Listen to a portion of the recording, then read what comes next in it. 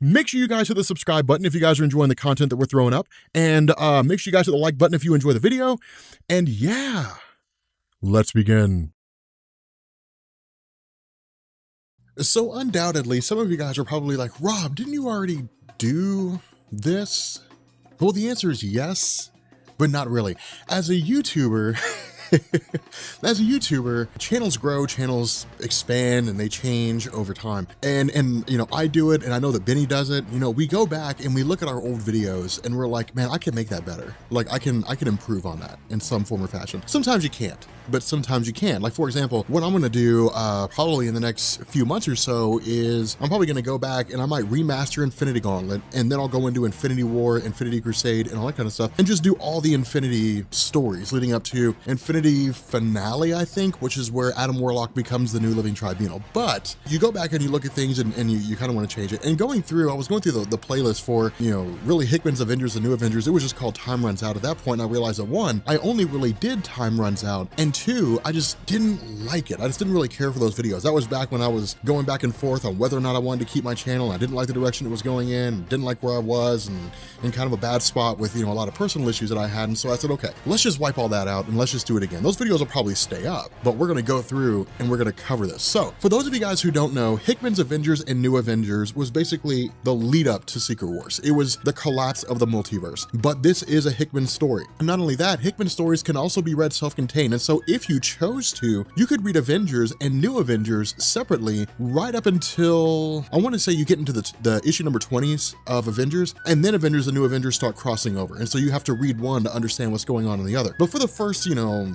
I'd say maybe 4 or 5 volumes of Avengers, you could really just read it by itself. You don't have to tie into New Avengers. But assuming that this has anybody cares, we're gonna do both. Now also keep in mind that with Hickman, we can read like Fantastic Four and then Secret Warriors and S.H.I.E.L.D., and then we can read Avengers and New Avengers by themselves. We don't have to read anything else on Marvel Comics, just those. But what he does in the first volume here with these only really 2 issues is he basically just like retells the origin of the Marvel Universe. And that's why I like this. That's why I think it's so good, because when it came to the idea of recreating or really just kind of eliminating the multiverse, things had to be started from scratch. It was really just working from the ground up. And that's why this is cool, is because you don't have to read anything prior to Hickman's Avengers and New Avengers to understand what's going on. What he tells us is that in the beginning of all things, there was suddenly just darkness. You know, it's pretty straightforward. There was darkness, there was light, things came into existence, you know, and then that was it. Now, what he's gonna do is go back and modify the history of the Marvel Universe a little bit, and we'll get to that here in a second. But what we end up doing is he kind of gives us this synopsis of like, here are things to come. Because remember, when Hickman writes stories, he starts at the end and works his way to the beginning. And so he already knew how all the things were gonna end. That's why we get things like, you know, the fall of the Avengers. We get Ex Nihilo first and terraforming Mars. We have the war with the Shi'ar Empire. You know, the collapse of all things in existence, the death of Thor, Odin's son. We get all these really, really cool things, or I guess it was really the death of Odin's son and Hyperion. But what he says is that all this stuff it started with 2 men. It started with Tony Stark, and it started with Captain America. Now, the other cool thing about this too is that he kind of teases things a little bit, right? You know, when Tony Stark goes in and says, hey Cap, wake up, we need to have a conversation, the 2 of them start to talk, but Captain America kind of references some nightmares he's been having where he sees Reed Richards, Namor the Submariner, Black Bolt, and Black Panther. Now, we know just by virtue of having done this before, those guys are the Illuminati, and they'd effectively wiped the memory of Captain America. We'll find out why later on, but when Steve Rogers, you know, meets up with Tony Stark, what the 2 of them do is they basically start talking about expansion. They start talking about creating an Avengers world, because keep in mind, over the course of the history of the Avengers mythos, and this is really kind of going back, or really, you know, harkening back to the early days, the Avengers had started small, they grew into something huge, and they went small again. What I mean here is when the Avengers were first created in Marvel Comics, it was just a handful of guys. You had Hank Pym, Janet Van Dyne, the Incredible Hulk was there for a while, then he bailed out. You had Captain America, who was discovered later on. You had Thor, you had Tony Stark. You had maybe 6 or 7 people. That was it. But as time progressed and the Avengers became more and more popular, what Marvel started doing is they started using the Avengers team as a way to introduce new characters. And so they would create somebody new, they'd throw them on the Avengers roster for, you know, 10, 15 issues. And if people like that character,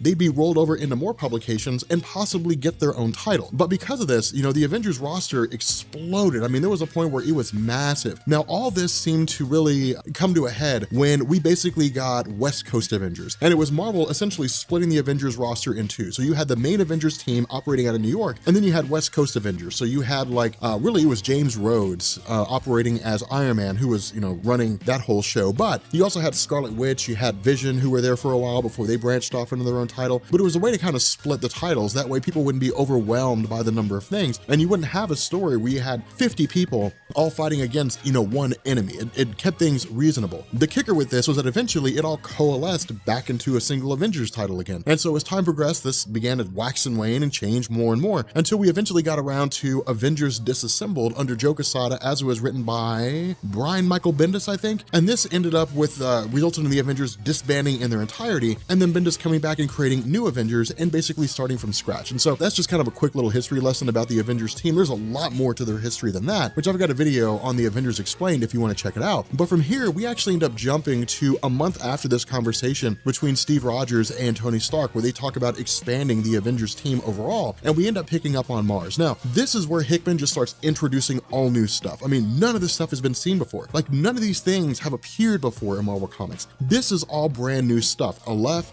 Ex Nihilo. I mean, this is all totally different, you know, totally a change. Abyss was also a really cool concept too. Now, Abyss, I think, may have appeared now that I think about it before, but at the very least, how we're seeing the character of Abyss in this story, how she's portrayed, is unique in and of itself to Hickman's writing. But what happens is Ex Nihilo, I wouldn't necessarily say is the leader here so much as he's the most vocal of the three, and they begin talking about the nature of Earth and what it is that they're doing on Mars, and it's come to the attention of Aleph, Ex Nihilo, and Abyss that Earth is sending Avengers to Mars. And so what we end up doing is picking up with, you know, Thor and Black Widow and Captain America, Iron Man, so on, as they make their way to Mars. The reason why they're there is because of the fact that these guys on Mars, Ex Nihilo and them, had actually started sending bombs to Earth that basically jump-started the evolution. Now, again, all this will start to make sense as we progress through this story, but of course we have Hulk and we have these different guys showing up, doing the best they can, but they're almost immediately defeated. Not only that, Abyss starts to tap into the mind of the Incredible Hulk, starts to manipulate him by saying, hey, look, you know, you're under my influence now. Yes, I realize how powerful you are, and yes, Hulk is supposed to be the strongest one there is, but that guy Thor over there thinks he's stronger than you. That guy Thor believes he's the strongest one there is. Now, the reason why this works, and the reason why I think Hickman did such a damn good job writing this, is because in his Savage Hulk form, the Hulk's not that bright. He's easily manipulated. He's easily controlled. All you have to do is just kind of alter his perception of what's going on in the world. This isn't Joe Fixit, you know, this isn't, you know, Professor Hulk. This is Savage Hulk. This is just your force of nature, easy to manipulate Incredible Hulk. And so because of this, it's really just, you know, Hulk taking on Thor for a short amount of time. Now, of course, Captain America steps in, but then he's forced to go against Aleph. And so the idea is that they all seem to be, you know, getting decimated in some form or another, getting absolutely crushed. But what they also end up doing, and this is actually one of the coolest parts of the story, is when all these Avengers are defeated, they take Captain America, they take his shield, they throw it on a ship, and they send it back to Earth. And what he says is that this is a warning. We're going to send him back to Earth and show your best and brightest could not stand against us. These greatest superheroes, the most capable superheroes, the bravest ones you have, cannot stand against us. What we are bringing to your planet is something that cannot be stopped. And so again, what we end up having here is Steve Rogers realizing what they're up against, and he effectively activates Avengers World in the sense that he starts calling in everybody. It's literally this Wake the World initiative, and it's so cool because then we start getting Hyperion, we get Captain Universe. I mean, it's anyone who has ever been part of the Avengers roster, or at least the more powerful of them, end up being grabbed and brought in here. Now, initially, we're not really told exactly how this came together. We're not told, you know, how these different people were picked. But what happens is we're actually given this explanation as time goes on throughout this particular story, especially once we get into, you know, the second issue here. Initially, it picks up with these Avengers being held captive, you know, the Prime Avengers being held captive. Now, the coolest thing about this, and this is really what I like about Hickman, Hickman's really, really good at drawing on previous stories that were majorly impactful. For example, Giant Size X-Men issue #1. That was the landmark X-Men story. You ask anybody, you go out and talk to anybody, say, hey, what is the most significant story in the history of the X-Men? They're gonna give you a handful of answers. You can count them on one hand. They'll give you Days of Future Past. They'll give you Giant Size X-Men issue #1. They might even give you the original X-Men issue #1. They'll give you things like maybe House of M or something like that. But Giant Size X-Men issue #1 in my mind is the most important of the X-Men stories because that was a transition. That was the Len Wein, Chris Claremont transition from the old style Jack Kirby Stan Lee X-Men to the new generation of Chris Claremont's run on the X-Men. But that original story centered on the new generation of X-Men, Wolverine, Storm, Colossus, Nightcrawler, so on and so forth, being led by Cyclops to basically go back and save the original X-Men. That's exactly what's happening here with Hickman. Now, he does it in his own style, he does it in his own way, and it works really, really well. Not only that, as they're going through and they're analyzing these different members of the Avengers, they analyze Thor, and they come to the realization that he's not a traditional Earthling. He's not an Earth-born superhero. He's from Asgard. He's a god. Now, the cool thing about this with Ex Nihilo asking these questions is Ex Nihilo is like, do you have a creation story? You know, what awaits you when it comes to your life? You know, how does your primitive mind view the universe? Was there a time when your universe came into existence? And is there a time where the universe will end and you'll be reborn? Or is it just apocalypse? You'll die and you'll never come back. Now, we know that Thor has Ragnarok. Now, to sidetrack here for a second, and this is why I love this, because when it comes to Hickman's stories, it's what he doesn't say that makes the story so much more impactful. Thor just gives Ex Nihilo a look, but behind his eyes and behind the scenes in his mind, we know there's Ragnarok. In Marvel Comics, for years and years and years and years and years, Marvel teased Ragnarok forever. They were like, oh, is Ragnarok coming? Ragnarok might be coming, and it was this crazy thing, we never knew if it was actually going to happen. But what ends up taking place in the Thor disassembled story in Ragnarok is we actually learn that it's a real thing, that Odin is basically defeated by Surtur and is effectively dead. Loki takes Surtur alongside with a host of Asgard's greatest enemies, the giants and the rock giants and so on and so forth, and leads them in an invasion against Asgard. Thor calls in Captain America and Iron Man. They're able to fight off the forces of Loki, but Thor ends up undertaking this task, becomes Rune King Thor, where he's like multiversally powerful. But at the end of the story, we learned that Ragnarok was a repeating cycle, that for however many millennia, since the very beginning of all things that have ever existed, that Asgard existed. Ragnarok happened, that everybody in Asgard died, they were reborn, and the entire cycle kept repeating itself over and over and over again. And this destruction of Asgard and rebirth of Asgard was letting off life energy that was absorbed by the ones who sit above in shadow. And so that was one of the really cool things. Like, Hickman really just draws on this and doesn't even tell us that. He doesn't even tell us Thor's thinking about Ragnarok. But if we know about Thor, we're like, yes, Thor's thinking about Ragnarok. And so what happens is Ex Nihilo goes back and he says, okay, here's how things work, all right? And this is why things work with Jonathan Hickman, because in a lot of ways, he requires us to sort of know, or at the very least to do our own bit of research, but that's why I'm here. So what he says is that, at the dawn of everything, at the dawn of all existence, that the oldest and most ancient race were the builders. Now, this is him retconning things to a degree. This is him changing things to a degree. We know that in Marvel Comics that, Earth 1 really is, or I guess Earth 0, whatever you want to call it, the universe prior to the main Marvel universe was where Galen came from. He was a space explorer, you had the Dweller in Darkness, the Imkron crystal was cracked, all that kind of good stuff, but it resulted in the universe being destroyed, coalescing back into a singular source of energy, which Galen was absorbed into, whereby it, brewed and stirred into a cosmic egg, and it exploded out into a new universe, which gave birth to the main Marvel universe as we know it prior to Secret Wars, of course, giving us Galactus and so on and so forth. Hickman keeps that. Hickman keeps that origin. He says, okay, that's still in continuity, but somewhere along the line, these builders came into existence. Now, everything else spiraled out into existence as well. Now, he's going to go back and change a few things a little bit more as time goes on, because this is just given to us directly from Ex Nihilo. But for this story, for this point right now, the origin of the universe and the birth of Galactus is still in continuity. But he says that in the early days of their existence, the builders had essentially worshipped the universe itself. Now, what Hickman means here will become clear in the next little bit. But the result is that as time progressed, like any society that lives long enough, it moves away from religion and starts focusing on science to exploration. And because of this, the builders basically took to the stars. And when they did this, they created what were called alephs, or gardeners, and then they created people to tend these gardens. And so what happened is one of these gardeners, one of these guys, Aleph, had undertaken the same process that all the other gardeners did, where they would basically go through and they would examine different planets. If the planets were moving along their evolutionary path adequately, they'd basically be left alone. But if the planets housed, life that was considered to be a failure, where they just didn't see it as being worthy of continued evolution, they would essentially wipe those planets clean. They would quite literally just cleanse them and then start all over again. And so that's what happened with one of these worlds, that,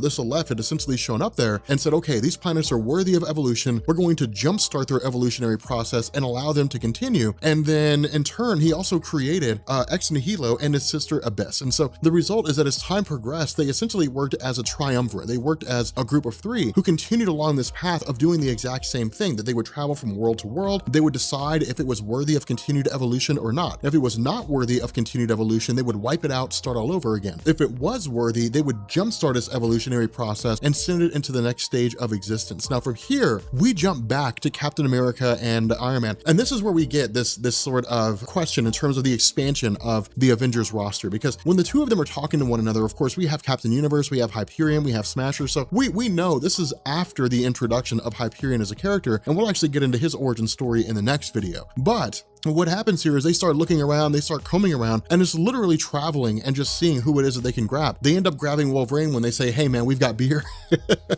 which makes sense. They grab Spider-Man when Tony Stark says, you know, we have money. They end up grabbing virtually everybody they can, you know, Shang-Chi, the whole 9 yards, because the idea is to create a worldwide Avengers team to deal with threats all across the world. So think of what's happening right now with regards to Tony Stark and Captain America as the Marvel equivalent or the Avengers equivalent to like Batman Incorporated. You know, kind of like a superhero team worldwide, or, you know, Batman team worldwide, something along those lines. But what we end up doing here is we actually jump to a guy named Eden. Now, Eden is a really, really cool character. He is he's a mutant that really goes by the codename Manifold, but he quite literally bends space and time. Now, this does not mean that he warps reality. He does not do that. What he does is he can teleport to any location by literally treating space as a piece of paper and folding the ends to meet. And so he can teleport from one side of the universe to the other almost instantaneously because he's able to bend the fabric of reality and space and time. And so just think of him as like a universal teleporter is really his thing. But from here, of course, you know, we end up seeing Spider-Woman.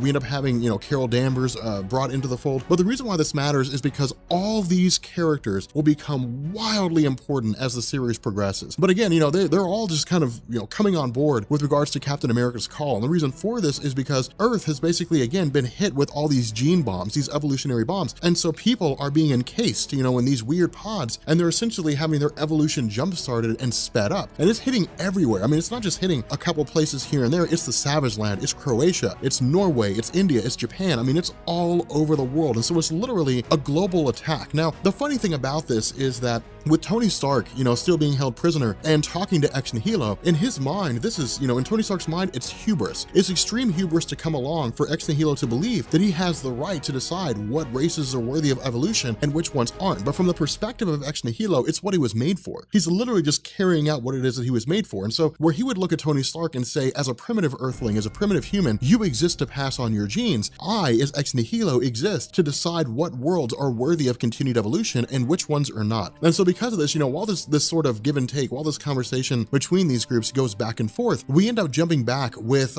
Captain America. Now from here, the story moves forward pretty quickly. I mean, it's pretty straightforward in terms of how things progress. Not only that, we also begin to see the introduction of Night Mask. So for those of you guys who have always been kind of curious about like Starbrand and Night Mask, where they come from, this is where they begin. You know, Night Mask begins with this Avengers story. Now, Starbrand is actually tied into Warren Ellis's New Universal, and Hickman's actually going to grab that when he launches the story, The Last White Event, which is one of the best stories of his run on Avengers and New Avengers. It's nothing short of spectacular. But when Captain America and his Avengers team show up here, they also show up in the midst of this birth, you know, basically of Night Mask. Now, what Ex Nihilo's done is he's effectively, you know, created Night Mask from scratch based off the human genome. Now, that wouldn't normally be something huge, but it is actually going to be a major focal point as we get towards the end of this. But when Night Mask initially shows up, or I guess really his name's just Adam, he starts speaking builder machine code. And no one really knows what that means. And in fact, you know, it's kind of weird how it's explained, but it's basically, it seems like it's a code that only builders understand. The issue with this is that once Ex Nihilo begins to try to decipher what it is that Adam is saying, they're immediately attacked by the arrival of Captain America. And so from here, we get one of the coolest fights in the entire story, where it's like the Incredible Hulk versus Hyperion, and it's badass because Hyperion is about as close as we get to, well, really to Superman in Marvel Comics. You know, different characters represent different facets, but in terms of like the overall, you know, well-rounded equivalent to Superman in Marvel, Hyperion's about as close as we get between origin stories, powers, so on and so forth. But, you know, it's essentially, you know, Captain America calling in the reserve, Spider-Woman, Wolverine, Carol Danvers, Captain Universe, so on and so forth. Now, Captain Universe is is one of the most important characters here. And the reason why is because Captain Universe, again, is not a singular superhero. Captain Universe binds itself to superheroes. And in fact, we actually see this taking place when the current host shows up and doesn't even know how she got there, doesn't even know what's going on here. She's just kind of like, well, it's weird, you know, I felt like I blacked out and then suddenly I'm here. The battle's pretty straightforward in terms of people fighting. Of course, Thor summons his hammer, you know, and starts doing as best he can, holding off the different people as best he can. But it's really funny to see this entire event unfold because all this is just groundwork. It's setting the stage. But in the midst of all this, in the midst of this fighting, in the midst of all these battles, Adam is continuing to speak his builder machine code. And then suddenly,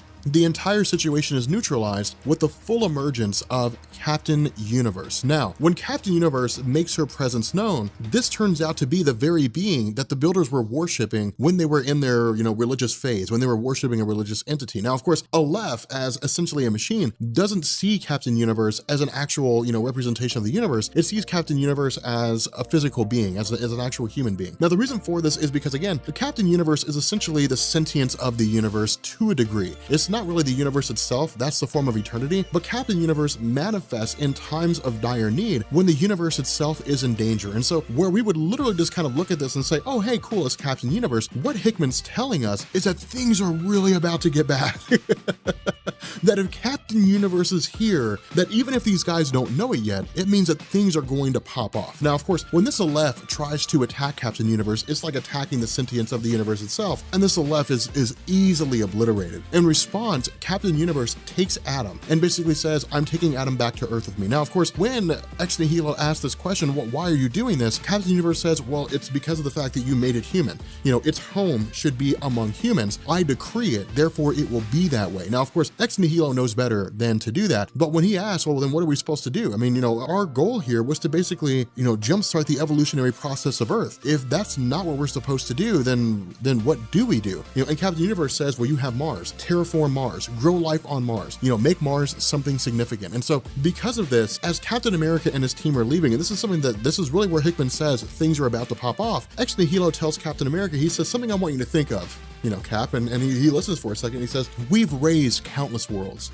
We've cleansed planet after planet after planet, but yours is the only one that Captain Universe stepped in to protect. Why do you think that is? Now, it's a rhetorical question. It's not a question that's meant to be answered. It's a question that's meant to be pondered. Now, Captain America says it's because it's an Avengers world, but we're actually going to learn there's a lot more to this than is currently going on right now. But of course, again, this is really just Hickman setting the stage because this is what he does. This story may seem like it doesn't really lead into the collapse of the universe, and in and of itself, it doesn't. What the story was designed to do is to say, here's what the Avengers are. Here's where we stand when it comes to the Avengers mythos. Here is some of the most notable members of the team. It's him giving us a baseline. It's giving us a foundation by which to build. And damn, does he build. But anyway, guys, if you're new here to Comics Explained, make sure you hit the sub button to become part of the Rob Corps. If you guys enjoyed this video, make sure you drop a like, and yeah, leave a comment down below. Let me know what you guys think about Hickman's Avengers, because it's, God, man, I'm just thinking about all the stuff that comes later on, like when Hank Pym sees all the cosmic entities destroyed, and when the Illuminati reforms, when Black Panther has to bring the Illuminati back together, and when Captain America learns the truth about the Illuminati, and then when he's hunting the Illuminati, and then Infinity, like the Infinity event, and I'm just thinking of all these things, like the return of Thanos. It is Jonathan Hickman's Avengers and New Avengers is probably one of the greatest stories ever told. I'm just gonna throw it out there. Like, to me, it is incredible. I feel like Hickman writes the stories as like a book and then turns it in as a script, and then somebody actually does the lettering, and then somebody, you know, does the, it's amazing the way this gets done, because it tells such an incredible story. Now, here's a funny thing. This whole idea, again, basically starts the whole play of the collapse of the multiverse, which is to say the end of the Marvel universe, and then the starting of all new, all different Marvel. So it goes into Secret Wars and all that kind of good stuff. But like I said, it's a huge epic. So things just get crazy and crazy and crazy as time goes on. But initially what we do is we pick up in Wakanda about a day before really the current events. And so what we end up doing is, of course, we follow the technologically advanced nature of Wakanda. Now, for those of you guys who are new to Marvel Comics, who are new to like the Black Panther mythos, things like that, whether it's because you're getting into the movies or what have you, Wakanda is the most advanced city in the world. It's technologically advanced on a multitude of different platforms. And the reason for this is because Wakanda is the only source of Wakandan vibranium. Remember, there's two types. There's anti-metal vibranium, which basically breaks down metal on the atomic level, which is what you find in the Antarctic or the Arctic or something along those lines. Wakandan vibranium can absorb sound and also amplify magic. And so because of that, it's actually the most sought after form of vibranium. But because Wakanda is the only place to get it, they can charge just insane rates for people to get a hold of it. But not to mention that they have like tons and tons of it. Now, keep in mind, this comes after Doom War. And so really with the events of Doom War taking place, Dr. Doom invading Wakanda, and of course you'll find that video down in the description, but Dr. Doom invading Wakanda for the purpose of basically trying to find a way to steal all the vibranium and amplify his own magical abilities for world domination. The response to this, the result, is that Black Panther rendered all vibranium across the world completely inert. Now the reason why that matters is because with vibranium being rendered useless, Wakanda basically destroyed his entire country's like social and economic structure. They had no means to generate money. They were just a country out there in Africa somewhere. And so because of this, Black Panther, in addition to the Doom War events, had actually let his sister Shuri take his place, and she became the new Black Panther. And the result was that T'Challa actually just became somewhat of a figurehead. But when the time came for him to basically retake his crown, it really wasn't there. It was, you destroyed everything that made our country what it is, you're not going to be Black Panther again. And so in this instance, because he's basically the smartest person in his country, his role's been confined more to like an advisory position and really more of like teaching and instruction. Now, because Wakanda's so advanced, they've charted all these aspects of the spaceways. I mean, they're not really launching ships into space, but they've charted all these different aspects of the spaceways. Their knowledge of science and technology is well beyond normal humans. And that's what this does. It initially emphasizes the idea that they're focusing on, expanding their own, knowledge and so on and so forth. But what ends up happening is that in the midst of all this, T'Challa is actually sidetracked by the arrival of an Earth from presumably another dimension. Now, this is where things start to get kind of crazy and start to get kind of hairy because we don't know where this Earth came from. All we know is that this Earth is there. And so the question is, where did it come from? Well, this comes with the arrival of a character known as Black Swan. Now, this is when we start to get into like Thanos's Black Order to a degree.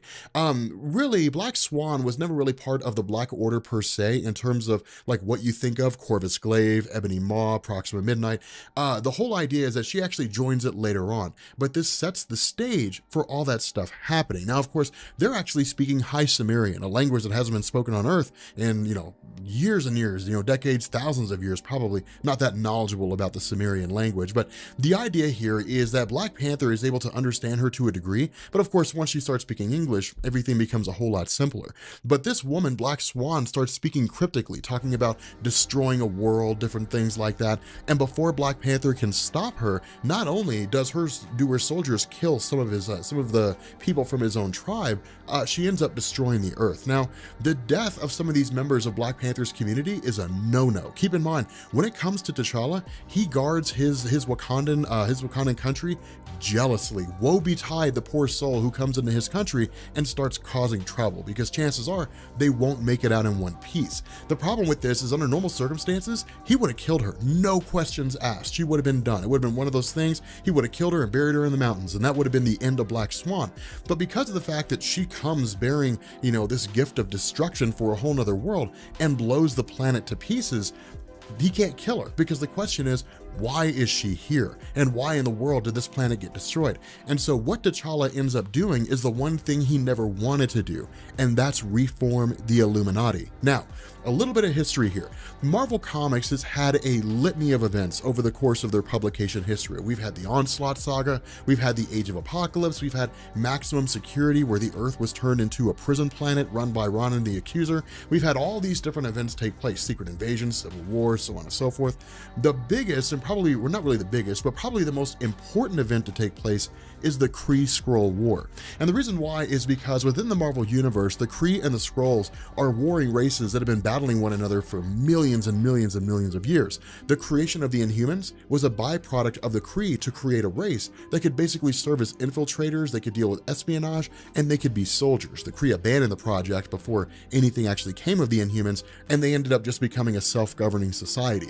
But these groups had been warring forever. Now, the Kree-Skrull War came dangerously close to impacting Earth, and what ended up happening is Iron Man Tony Stark came to the realization that Doctor Strange, that Reed Richards of the Fantastic Four, Black Bolt of the Inhumans, that these characters knew about the Kree-Skrull War. Professor X, they knew about what was going on, and each of them had a piece of the information that, if brought together, would have allowed them to basically stave off any and all efforts of the Kree or the Skrulls to impact Earth. And so what Tony Stark did is he formed a group called the Illuminati. And the idea is that because the Inhumans are so isolated, because Doctor Strange is isolated, because Reed Richards and the Fantastic Four are usually off exploring space, because Professor X and the mutants are largely isolated within Westchester, or at least they were at the time, the result is that they basically began coming together and pooling their information so that if any one major crisis took place, the Illuminati would be able to operate behind the scenes. Now, the other half of this is that the Illuminati was very hush-hush. Nobody was supposed to know that they exist. But another introduction into the story is that Captain America was part of the Illuminati, and that was never originally the case. Originally, it was basically everyone you see here except Captain America. So this is a new bit of information, and it's actually pretty huge because he's going to be the voice of reason here for the most part. Now, of course, what this also does is it comes from the fallout of Avengers versus X-Men. Remember, that story, of course, you'll find that in the description as well. That story dealt with the return of the Phoenix Force. It resulted in Tony Stark trying to destroy the Phoenix Force. It dispersed itself among Emma Frost, Colossus, Colossus' sister, Illyana Rasputin. But the most important part of this is Namor the Submariner. Because of the fact that Namor, as part of the Phoenix Five, had basically launched an attack against Wakanda and obliterated most of the city itself, this created a huge amount of animosity between Black Panther and between Namor the Submariner. The issue with this is that there was a little bit of trying to figure out what was going on. Namor was not really himself, and so while T'Challa wanted to hold him accountable, to a degree he couldn't. At the same time, it was the rebuilding phase, so any desire he had for revenge had to be put on hold while Wakanda was being rebuilt, because again, T'Challa's first and most important effort is put towards his people, and then everything else is secondary. And so because of this, the relationship between Black Panther and T'Challa is tenuous at best, and there's a lot of hatred between the two of them.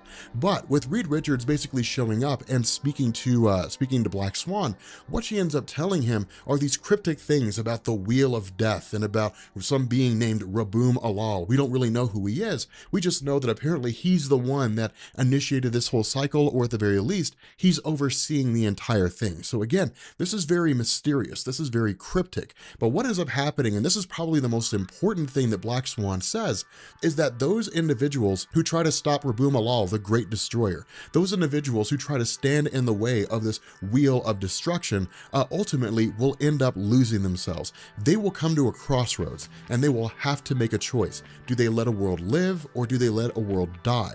And ultimately, if they choose to live, if they want to continue their lives, they're gonna have to kill a world. And what it does is it breaks them on the emotional level, because what this means now is no longer are they protectors. Instead, they're killers, because when you destroy a world, you're destroying everybody on that world. You're destroying billions and billions of people. And that's the choice that has to be made here. Now, of course, Black Swan also hits at the idea that she's done this multiple times, and she herself has lost her way. She's lost who it was that made her who she is, but that's the sacrifice she makes in order to be a Black Swan. So again, with Reed Richards basically coming back to the Illuminati with everything he's learned, what we end up finding out is this is basically a domino effect. Somewhere along the line, a universe was destroyed. We don't know how, and we don't know why, but we know a universe was destroyed. Now, it works like this.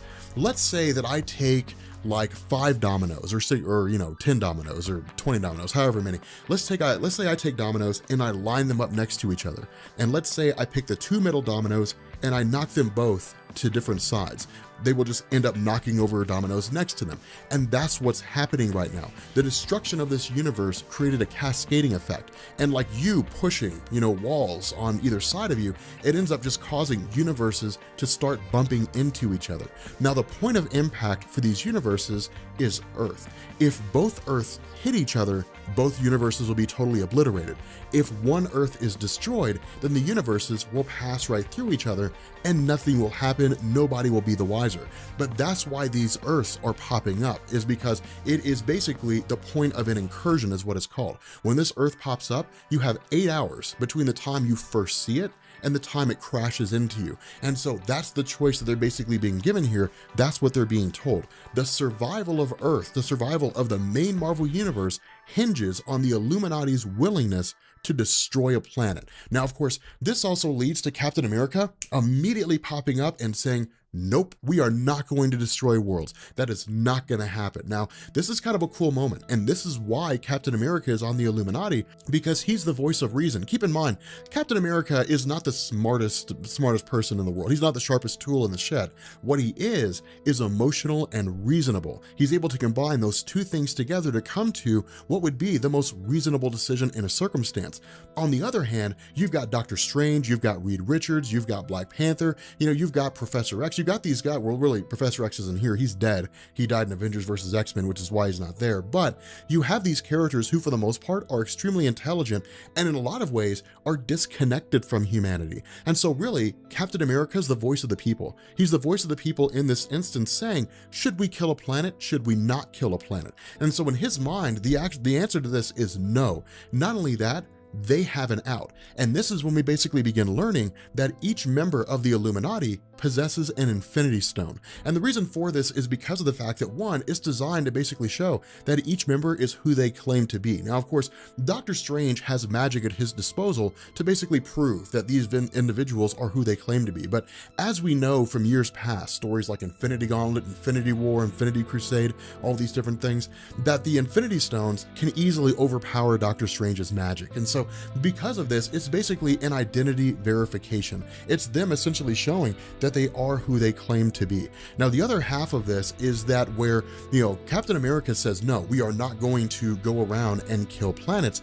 At the end of the day, the other members of the Illuminati behind Captain America's back are like, look, it's nice that he has that idea, but if it comes down to it, we will kill a world. We will obliterate a planet to save our own. That's just the way it is. Either he can be on board or he can get the boot. Now, this is huge because remember, when it comes to Captain America as a character, at least before the whole Secret Empire thing, Captain America's word in a lot of ways was law. When superheroes came along and they said, okay, like we're in this crazy situation, Spider-Man, what do you think that we should do? Well, I think we should do this. Reed Richards, what do you think we should do? Well, I think we should do this. Captain America, what do you think? I think we're going to do this. Done. That's the way it worked in Marvel Comics. When Captain America said, we're doing something, it got done for the most part. I mean, there were a few instances where it wasn't necessarily the case, but that's the respect that superheroes in the Marvel Universe have for Steve Rogers. And so what we end up doing is we basically pick up with this aftermath of sorts of Avengers versus X-Men because of the fact that it created a rift, because Cyclops is largely considered to be untrustworthy among the X-Men team, because of the fact that, again, following the events of Schism and so on and so forth, we end up having Hank McCoy, who takes up the role as being the guy that basically runs the Xavier Institute, or at least to a degree, is kind of the guy who's running the Xavier Institute. What this means is that he's actually the person who inherits a piece of the will of Charles Xavier. Now, the funny thing about this is that Xavier just basically gives him an envelope, or at least he's handed an envelope created by Xavier that just says remember. And what this does is it triggers a psychic memory. Now, this is pretty cool, and it's actually pretty ingenuitive.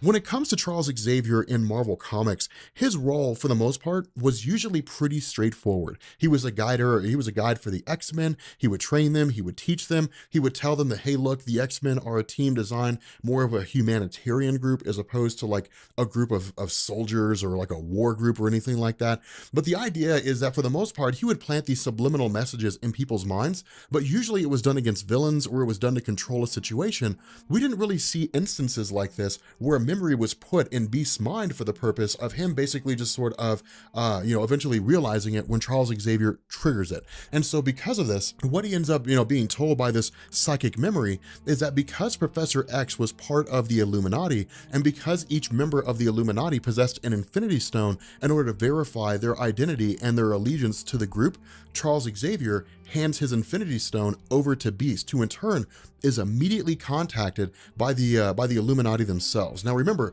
one of the things that was established in the Illuminati miniseries is that where it was previously believed that the Infinity Stones were just these items that just kind of existed out there, instead, they're actually inherently drawn to one another. The Infinity Stones always want to be brought together again. And so really it was more like this stone was like a tracking device, if anything, with the Illuminati in possession of the other 5 stones and then Beast having his, they immediately knew where to go find it. They immediately knew where it was located at. Now, of course, this brings Hank McCoy into the situation with the question of, is he okay with what the Illuminati is looking to do? More so than that, it's actually pretty ingenious in the sense that some devices have been constructed that will basically activate when an incursion is happening or when an incursion is about to happen anywhere on the world. So if the Illuminati are off with their own respective teams and they're off doing their own thing and they're out in space or something along those lines and their palms start blinking red, they immediately know to head back to Earth. Now, of course, this all ends up being a moot point anyway as the story progresses, just because of the fact that things sort of end up popping off. But the other funny thing about this is that Reed Richards initially goes to Black Swan with the idea of, hey, we have this idea to basically destroy or to stop the incursions from happening. And when they tell her their idea is to use the Infinity Gauntlet, Black Swan's response is, that's not going to work because other people have tried. We know what the Infinity Stones are. From her universe, she knows what they are. And she's been to universes where people have tried to use them.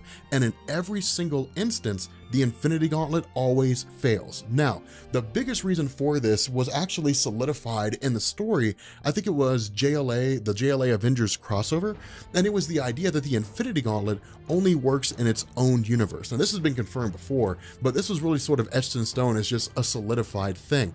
If you are in the main Marvel universe, the Infinity Gauntlet only works in that universe. If you're in the Ultimate Universe, the Infinity Gauntlet only works in that universe. You can't take the Infinity Gauntlet from one universe into another and expect it to work. It doesn't happen. And because of the fact that these are universes crossing over and crashing into one another, ultimately it proves to be unsuccessful. Not only that, it's one heck of a show, because what ends up happening is with the Infinity Gauntlet being reformed, the question becomes, who's the one who's going to wield it? Well, again, this taps into the whole idea, the respect of Captain America, because where the Watcher realizes the Infinity Gauntlet's been reformed, Galactus, especially Thanos, where they all realize this gauntlet's been reassembled, undoubtedly, the only person that the Illuminati deem worthy of wielding it is Captain America, and it is crazy because he's so overwhelmed with power. But here's the difference. Captain America's will is completely unshakable. His resolve usually cannot be questioned. The only instance where I've ever seen Captain America seem to give up was in like Age of Ultron, when Ultron had basically just conquered the Earth and Captain America didn't know what to do. He was just like, I have no plan. Like, I don't know how to respond. There's nothing we can do. All we can do is wait it out and hope we survive to see tomorrow. It was the most defeated thing that I've ever seen in the history of Marvel. But in this instance, Captain America's will is basically unstoppable. And so where other members like Reed Richards, for example, got the Infinity Gauntlet and were corrupted by it, Captain America immediately knows how to control it and is immediately able to dominate it. Now, of course, this is his effort to basically push this incursing Earth away and try to get it to move away as far as he can, send that universe back. The problem with this is that the amount of energy, the sheer amount of energy that it takes in order to pull this off is more than the Infinity Gauntlet can handle. And the result is that all the Infinity Stones, except for the Time Stone, shatter into pieces. The Time Stone actually just vanishes. It disappears. But in the mind of the Illuminati, this is it. there's no hope here. Like, there's no way they can pull it off, because remember, in the Marvel Universe, the Infinity Gauntlet's the most powerful artifact in existence. He who wields the Infinity Gauntlet controls all things that there is. And so because of this, if the Infinity Gauntlet gets destroyed, then there's no way for them to win. And so once they go back and they begin trying to figure out a next way to, what this next step is, everybody in the Illuminati, except for Captain America, basically begins saying, if we couldn't use the Infinity Gauntlet to destroy these incursing Earths or to push them away, then the only option we have is to blow these planets up. That's it. Black Swan was right when she said, we're going to have to destroy worlds. We're going to have to destroy each and every one of these incursing worlds. And so in this moment where Captain America basically says, no, I cannot abide this, I cannot side with this, we have to find another way. Ultimately, what ends up happening is Doctor Strange, under the direction of Tony Stark, wipes the mind of Captain America, eliminating every little bit of knowledge that he's ever had that he was ever part of the Illuminati, allowing the Illuminati to go forward with the purpose of destroying worlds. Okay, so as much as I love talking about movies, we got a little carried away. Like, the Infinity War trailer came out and I was like, movie stuff, let's talk about movie stuff. And I got really excited for like 4 days. It was just cranking out movie stuff. But we are Comics Explained, so we explain comics.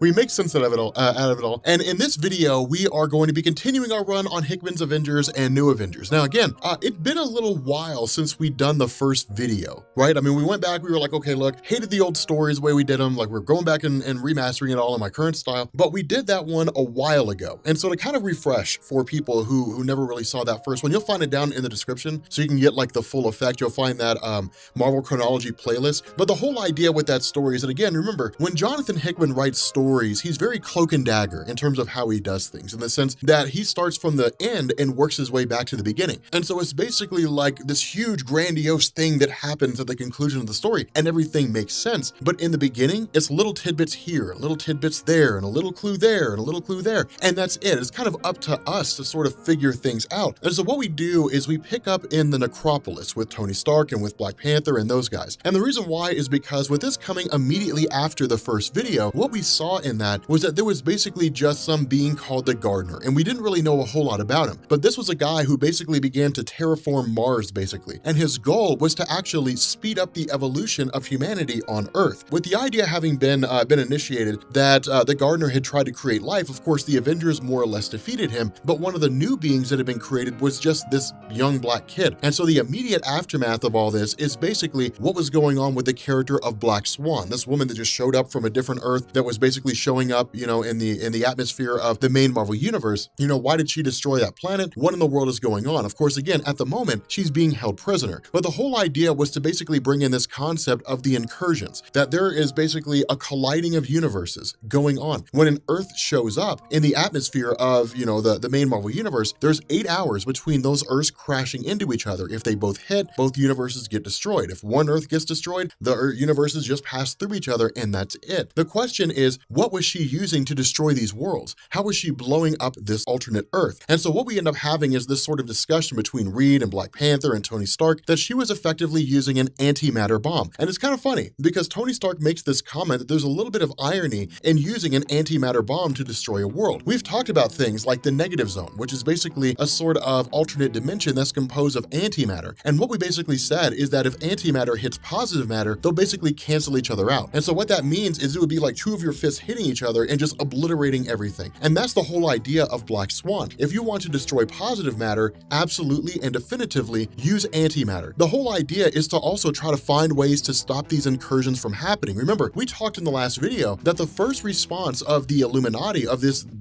group that we're reading about right now, their first response was to use the Infinity Gauntlet. Historically speaking, the Infinity Gauntlet is the most powerful artifact that any of these characters have used. Now again, there is the heart of the universe, but the Marvel brass, the various top editors, Tom Brevoort, so on and so forth, they've all come out and said that story's not in continuity. So it's not really an arguable point. But in this instance, the Infinity Gauntlet has been the most powerful artifact that's ever existed. The fact that the Infinity Stones were destroyed when they were trying to stop an incursion means that now it's a mad dash to try to keep it from happening. And so while all these various individuals have begun putting together these different plans and so on and so forth, Tony Stark's idea is to actually form a Dyson sphere.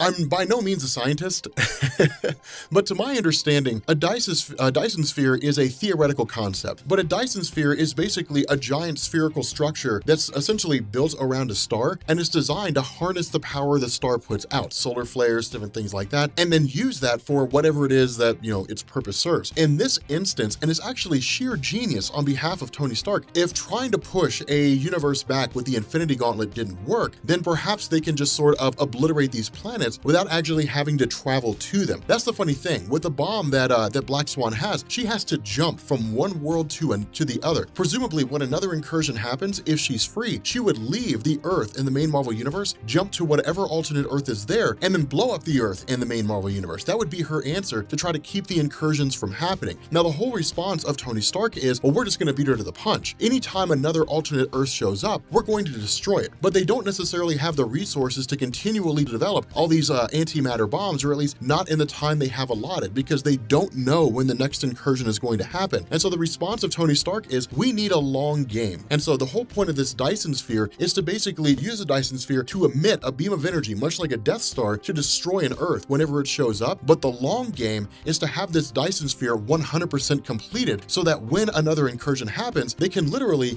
push the whole thing away. But it's cool because the name that Reed Richards gives this is Saul's Hammer. This is why I say all the Jonathan Hickman stories are completely and totally cohesive. And Jonathan Hickman's run on the Fantastic Four, when the Mad Celestials from another universe invaded the main Marvel universe with the intention of conquering this entire reality, Reed Richards developed a massive gun, more or less, that could be used to blast the Celestials and blow them to pieces, and it was called Saul's Anvil. The other half of this is, remember, the Illuminati is composed of Reed Richards and Black Panther. It was all these different characters that are there, but you also have Doctor Strange. Now, Doctor Strange, his specialty is the mystic arts. He's got nothing to offer when it comes to Dyson spheres and technology and so on and so forth. And so his idea is to basically use his various magics to try to find a way to end the incursions. The problem with this and with Doctor Strange is he's delving into black magic that, if invoked and if misused, can lead to the arrival of beings like Dormammu, Nightmare, all these different, wildly powerful demonic entities that could easily lay waste to all the Earth's superheroes. So again, Doctor Strange is walking a very tight rope here. And so ultimately what they end up having is another incursion that takes place. And so what ends up going on is there's basically this incursion that takes place in Ellis Island in New York. So everyone around there sees this Earth. And so when the Illuminati take off and they basically run over to Ellis Island, and their immediate response is to jump to that Earth and to figure out what's going on. Once they arrive, they say, okay, we have to figure out what the scenario is. Once they basically get there, we end up finding that Galactus from this alternate reality is on this alternate Earth building a megastructure. Now remember, Galactus, with all the other superheroes that existed here, Hickman just kind of leaves it to us to figure out what's going on. They know about the incursions, and that's huge because the response of Galactus's herald at the time, Terrax the Enlightened, basically says, we know about the incursions. We're aware these Earths are going to crash into each other. We're taking care of this one. Your Earth will be safe, but we won't be there forever. But what it means is that the Illuminati learning about the incursions, Black Swan showing up, destroying Earth, it's not a small thing. And that's what we're going to find out as we go through this, that there are thousands of people who are out there. There are all these hundreds and dozens and thousands of iterations of the main Marvel characters in different universes who all know about the incursions and are all trying to stop it. Eventually, it'll come down to three main groups. The Illuminati is one of them. We're not going to go over the other ones because I don't want to spoil anything. What we end up finding out is that by extension of the actions of Galactus, this is a multiversal effort to stop the incursions from happening. Everybody realizes the end of the multiverse is at hand if the incursions are allowed to continue going on. And so that's kind of the funny thing, is because one of the other things that Terrax the Enlightened says is that there have been people who have been fleeing from universes, traveling to other universes. There are some people that reside in this universe who came from other universes, and there were whispers and there were rumors about a collapse of the multiverse, incursions happening, Earths crashing into each other, all these, scenarios that have been unfolding, all these things that have been going on where people are just fleeing, just trying to get out as best they can before their universe comes to an end. Terrax teases this idea.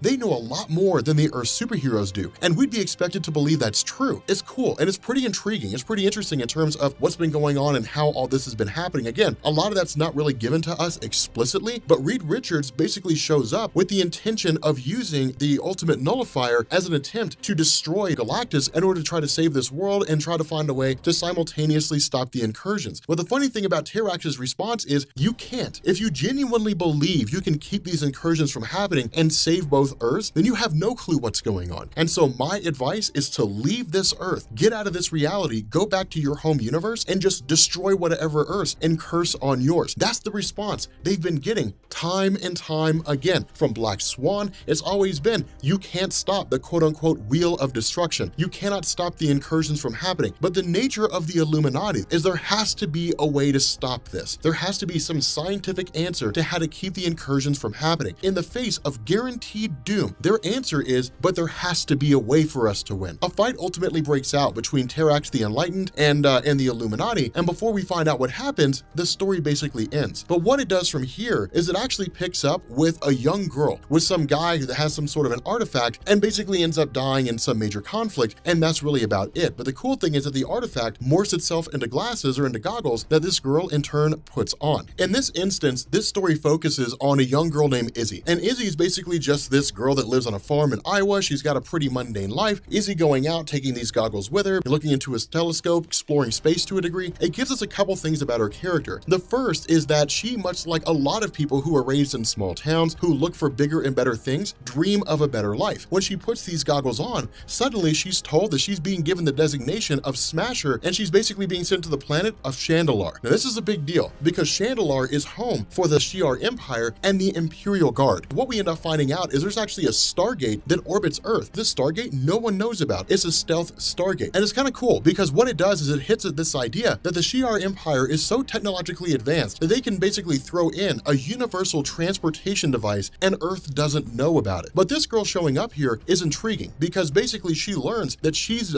being brought in to be one of the recruits for the Imperial Guard. Now we'll talk about them here in a second, but before we do, what we end up doing here is switching over to Avengers Tower. Now remember, because of the fact that the stories of Jonathan Hickman's run is split between Avengers and New Avengers is designed to tell the story of the Illuminati. Avengers is their front face. It's the face they put on for the rest of the world, and that's why you'll see them in both stories. In this instance, you have Tony Stark, and everybody's basically trying to figure out who this young kid is that was created during the events of the Avengers World storyline. He basically says his name is Black Veil, or at least that's the indication that's given, because what he's doing is he's speaking builder machine code. Might as well be Greek for, all the good it does, and these guys trying to figure it out. The best they can do is try to decipher it by a combination of just guessing their intelligence and then whatever little assistance they can get. And so they come to the conclusion that this kid's name is basically Black Veil. That's the name that he's calling himself. The other half of this is that the Avengers are starting to get an SOS from some various forces that are going on, or various conflict that's taking place basically out in the galactic rim of the Shi'ar Empire. Now remember, in Marvel Comics, the Shi'ar Empire is an amalgamation of all these races that swear loyalty to the Magister or the Magistrix, whoever it is that's running it at the time. At this moment right now, it's Gladiator, the leader of the Imperial Guard. And the whole idea behind this is that with the Shi'ar Empire governing its empire very, very jealously, they never really allow anybody in unless they're invited or unless they're conquered. But what's going on here is some race, some alien society has basically begun infringing on the galactic rim of the Shi'ar Empire's territory. And so what ends up happening is we actually have Falcon along with a handful of Avengers who respond to these sort of SOSs and begin showing up and basically getting involved in everything. At the same time, it's also the character of Izzy who jumps into the conflict as well. This is designed to give us this sort of universal calamity, or at least this small skirmish, through the eyes of a new person. This is all new to her, and in her first run out in terms of becoming an actual superhero fighting alongside these Shi'ar soldiers, she's suddenly thrown out into the middle of everything. But notice how she handles it. She takes it in stride, and that's designed to basically reiterate the fact that Izzy's ability to function as the character of Smasher and basically as a hero goes beyond the simple powers that she has a strong character about her. With the Avengers showing up and everything, the Incredible Hulk emerging, we jump back to the first time that she first flew, when she first saw the planet of Chandalar. And what we end up finding out is that when she first put on those goggles, about a month had passed between the time that she had gone on her first exploration into space and the time that she returned back home. So again, she basically makes this comment about how easy it is to get lost in space, that time passes faster than you would expect it will. And so when she gets back, a couple of things go on. The first is that she basically has a conversation of sorts with her father, and she's basically told, look, your granddad's sick, which is kind of disappointing because the two of them were so close. But it's also her granddad basically giving her this piece of paper that basically says, I got this from a friend of mine when I was younger. His statement was basically, if you ever need anything,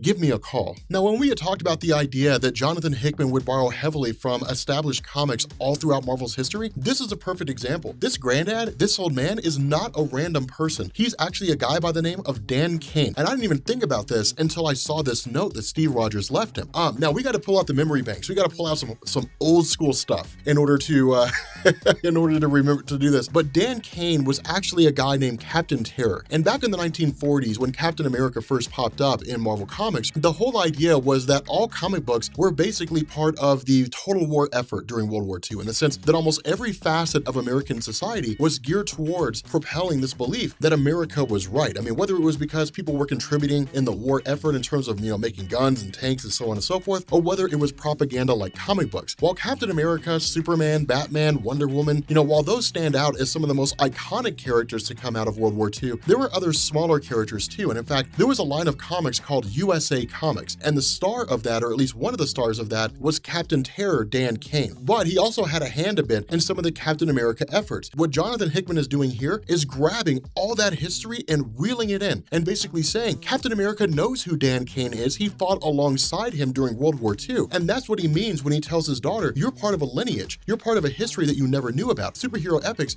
run in our blood. It's part of who we are. And he basically teaches her the most important lesson of what it means to be a superhero. That being a superhero basically means that you inspire other people to believe that they can do great things. And so it's beautifully done. And it's this incredible encounter, because what ends up happening is we actually have Gladiator of the Shi'ar Empire, the Magister, who shows up with the Imperial Guard, basically the most elite fighting force in the universe, who essentially eliminate, all these different alien threats. And because of the actions of Smasher and basically being able to hold the line as part of the Shi'ar military force, she's given an honorary position and made part of the Imperial Guard, the first human to achieve that. So it's cool. And so in response to this, what we do is we pick up with the last little tidbit of the story back on Chandelar. And it's basically the Shi'ar Empire more or less torturing this guy for information, doing whatever it is they have to do to get information out of him on why they were encroaching on the territory of the Shi'ar. And where, Gladiator believed it was an attempt at an invasion, what Oracle, their local telepath, does is she says it's nothing like that. Instead, it's worse than what we thought it was. They weren't looking to invade us, they were fleeing. This just happened to be where we caught them. But the only reason why they were here was because something was hunting them. Something drove them from their own home territory, their own galaxy or whatever it was, and it brought them here, and we destroyed them while they were in the midst of trying to get to safety.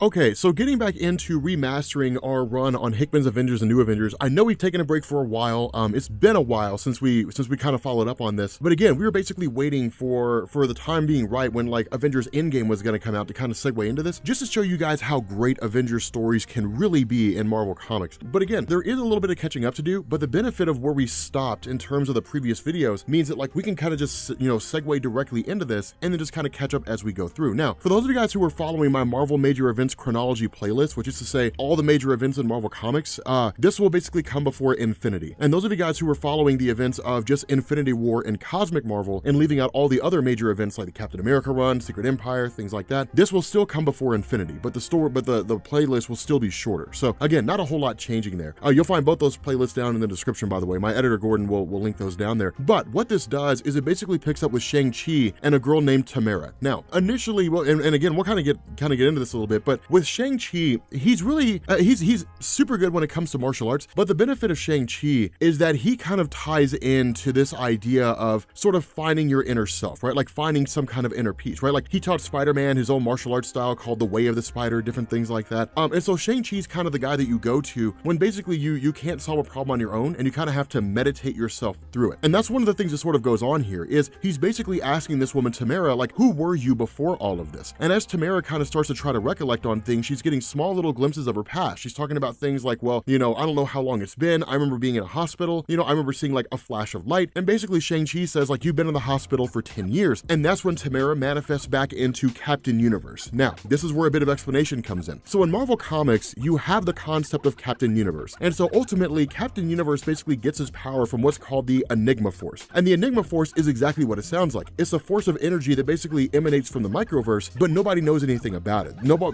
Marvel's never bothered to really explain it at all. But a person who's bestowed by the powers of Captain Universe, basically it only really manifests in times of dire need, right? When there's like a universal threat of some kind. But the power of Captain Universe is relative, and it can be extremely powerful, or it can just be not that powerful, right? Like when Spider-Man had the power of Captain Universe, he punched the Incredible Hulk into the atmosphere. This version of Captain Universe is astronomically powerful. So again, it's really just kind of based on what version of the character that we're talking about here. But basically what Captain Universe says is the universe is dying, like the universe is coming to an end, and it manifested itself and bonded itself directly to that woman because one, it was a person who was available, and two, this woman's situation mirrored the nature of the universe itself, right? Like Captain Universe is a protector of the universe is broken and dying, this girl is broken and dying, therefore it makes sense for Captain Universe to bond itself to her. And so that's basically kind of how things segue into this. Now, from here we switch over to Tony Stark, and we basically have Captain Universe leaving Shang-Chi, going directly to Tony, and then speaking with Tony and Adam. Now, this kind of goes back to the first story arc of the Avengers that we talked about, which was Avengers World. And what we found out, or at least what we saw, was that there was a guy named Ex Nihilo, and there was a woman named Abyss. And basically, Ex Nihilo is what was called a gardener. The idea is that the gardeners travel from world to world, and they essentially try to like perfect life on those worlds. If they cannot perfect life there, then the robot they traveled with, which is called an Aleph, destroys the world. It'll just eliminate everything on the world and then destroy it. And so what happened is that in the first story arc, Ex Nihilo showed up on Mars, terraformed the planet, and then basically gave it an atmosphere and vegetation. And then after that, he targeted Earth. And what he tried to do, what he basically did is he shot an origin bomb at Earth, which essentially like jump-started the evolution of the planet. And so suddenly you had like all these crazy growths all over the world and different things like that. But the first humanoid to manifest itself as a result of the origin bomb and the super evolutionary process that was jump-started by Ex Nihilo was Adam. The issue is that Adam came out and basically just started speaking a language that nobody could understand. And so Tony Stark has been spending all his time here, or at least a huge amount of his time, trying to decipher a language he's never heard of before. And then when Captain Universe shows up, she basically says, you've got it all wrong. Because Tony Stark's idea was that his name was Blackveil. That's like the only thing he could decipher was Blackveil. But when Captain Universe shows up, she's like, no, you have no idea what you're talking about. Basically, this guy's name is Nightmask. And essentially, like, what he's doing is speaking something called Builder Machine Code. And so what ends up happening is Captain Universe basically modifies the speech patterns of Adam, giving him the ability to speak English. And he simply says, like, it's coming. And when the question is asked, what is it that's coming? You know, Nightmask says, like, it's the white event, the last white event in existence. Now, this is when things get really, really cool, is because what ends up happening is we switch over to something called the Superflow. Now, in Marvel Comics, what you have here, and it's really kind of strange the way it's depicted because it's been done different ways, so bear with me here. But in Marvel Comics, what you have is this multiverse, right? Like you got this huge multiversal space. And the way this works is that between the universes, you basically have like barriers. So think of them like an invisible wall, right? Like if you were to look at the barrier of the universe, it would look like it just kind of extends on forever. But if you found a way to transcend that barrier and to walk through it, you would end up in a different universe. So it's kind of an invisible wall that can only be broken by certain people. And so with that in mind, in between these different universes, it's been done one of two ways. This is Jonathan Hickman basically changing everything that we know about Marvel Comics. Because prior to this, what you had was basically just the space between. That much like having insulation between the walls in your house, that where one room would be a universe and another room would be a universe, and the space in between would be the insulation. That's insulation housed a group called the many-angled ones, which is basically what Shumagorath is, if you guys know that. If you don't know what the many-angled ones are, they're just these giant, huge tentacle monsters that are absurdly powerful, but they're confined to the space between universes. What Jonathan Hickman is doing here is wiping all that away and basically saying none of that applies anymore. That instead, what you basically have is like a giant fish tank, more or less, and you've got all these different universes just kind of floating around in this giant tank that makes up the multiverse, and the space in between the universes is the superflow. And so basically the superflow is like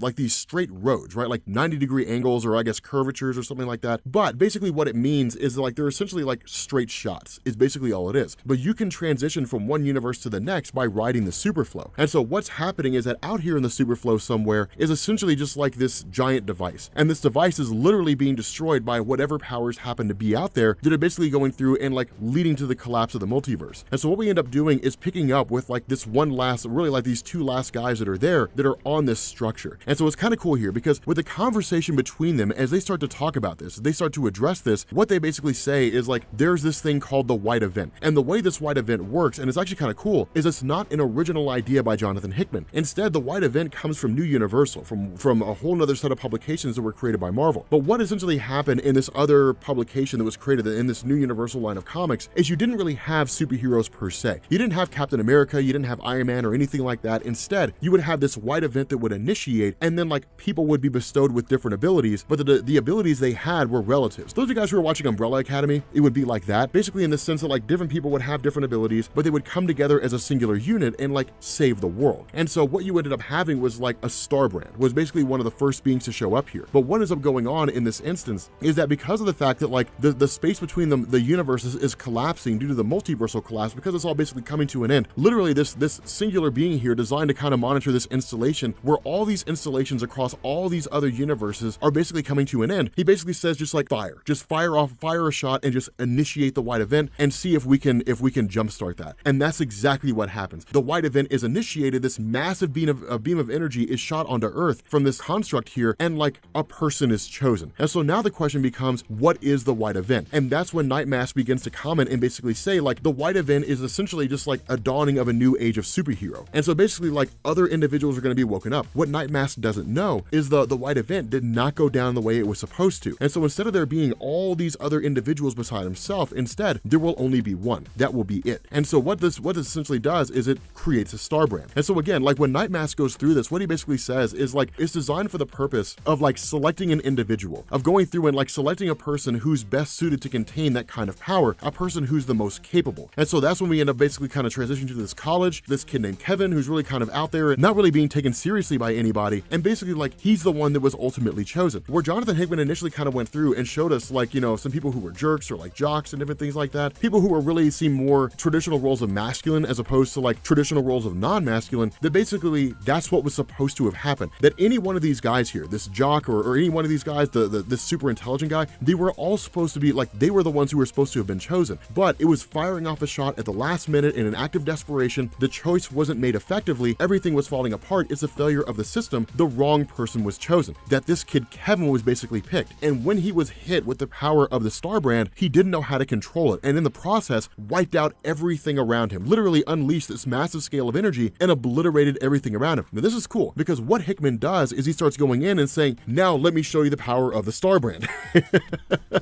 And this is where things get kind of hairy. We're going to kind of jump ahead a little bit, not really jump ahead, but kind of explain ahead a little bit. When the Starbrand faces off against the Incredible Hulk is immediately sent flying into the atmosphere. Like literally the Incredible Hulk has no real chance here. Hyperion shows up, Hyperion's the next one to be taken out. Everyone who faces off against Starbrand ends up getting wrecked, and no one can really hold off against the power this kid possesses. And the reason why is because at the outset, this is all uncontrollable. Kevin doesn't really know how to control this power he possesses or what he's able to do. But the caveat to the Starbrand is that the power is by definition outside of Kevin's control. He can harness it, but he can never control how much power he has at any point in time. The way this works is the Starbrand, as a protector of a singular system, as a protector of an Earth, is designed to basically have however much power he needs to defeat whatever enemy he's facing. That's a challenge to the Earth. If Galactus shows up to Earth, Starbrand could defeat Galactus. The kicker here is that if he doesn't know how to use it properly, then he can still be killed. So it's not like it's not a one-stop shop, right? Like it's not an end-all answer. Just because he has access to all this power doesn't mean he knows how to use all that power. So again, a guy with the ability to manipulate reality, if he doesn't know how to manipulate anything, can't do anything with it. It's useless, you know? So it's like having $1 million in a bank account that you cannot access. And so it's kind of cool because basically like Nightmask literally like takes Starbrand and whisks him away and says like, it's important that you understand what your role in this world is. And it's kind of a cool thing because when this happens, he kind of takes him on a tour, basically shows, hey, look, this is where you got your power from what's now a collapsed system. The space between universes is essentially collapsing now. There's really nothing keeping universes from crashing into each other, which we've known all along by the nature of the incursions. But again, like going through and showing these extreme displays of power, going through and showing like these extreme abilities is pretty cool because it means that like for the most part, Starbrand is not easily defeatable. When the Avengers catch back up to him again, and you've got Carol Danvers, Captain Marvel, you've got Hyperion, you've got Thor, you've got Captain America, you've got the Incredible Hulk, you have all these guys facing off against him, none of them are able to defeat him. Basically, his power is extreme, seemingly unrivaled, and no one has a chance against this kid. And so because his power is kind of running unchecked, the Avengers do the only thing they can do. They basically say, hey, look, we've got to keep the both of you in like a safer place. We've got to keep the both of you in a place where like you guys can't harm anyone. And so what they do, and really kind of like Kevin and Nightmask actually go along with it, but what they do is they throw them inside of a Dyson sphere, literally like put them inside of this cell out in the middle of space, and then basically leave them there until such a time as one, like the threat of the incursions can be dealt with, or two, the Avengers can figure out how to deal with their powers and their extreme abilities. But again, you know, just kind of continuing on to Hickman's, you know, Avengers and New Avengers, remastering the whole thing, and yeah. Okay, so in addition to our regular videos, I want to be a little bit dangerous this week, right? I want to try something. I want to see if there's still any interest from people with regards to remastering the Avengers and the new Avengers stories, right? Because here's the thing, this is probably my favorite comic book story ever written, right? Like it's amazing. Like it's so huge and it's drawn out and it's amazing, right? So for those of you guys who want to get caught up, because this is really all just kind of Jonathan Hickman. And one of the things that I tell people a lot, we've talked about this in previous videos. One of the things that I tell people a lot, and I get this question all the time, is what's the reading order for Hickman? I usually tell people just go with like Hickman's Fantastic Four and then go into his Secret Warriors and then go into Avengers and New Avengers, which is what this is. But you'll find that playlist down in the description, right? Now it'll probably be bigger than simply just this because I'm calling it the best comic book stories ever playlist, right? So it'll have like other stuff besides this, right? Like big story arcs, different things like that. But for those of you guys who don't want to watch all those videos and get caught up, what we're basically dealing with right now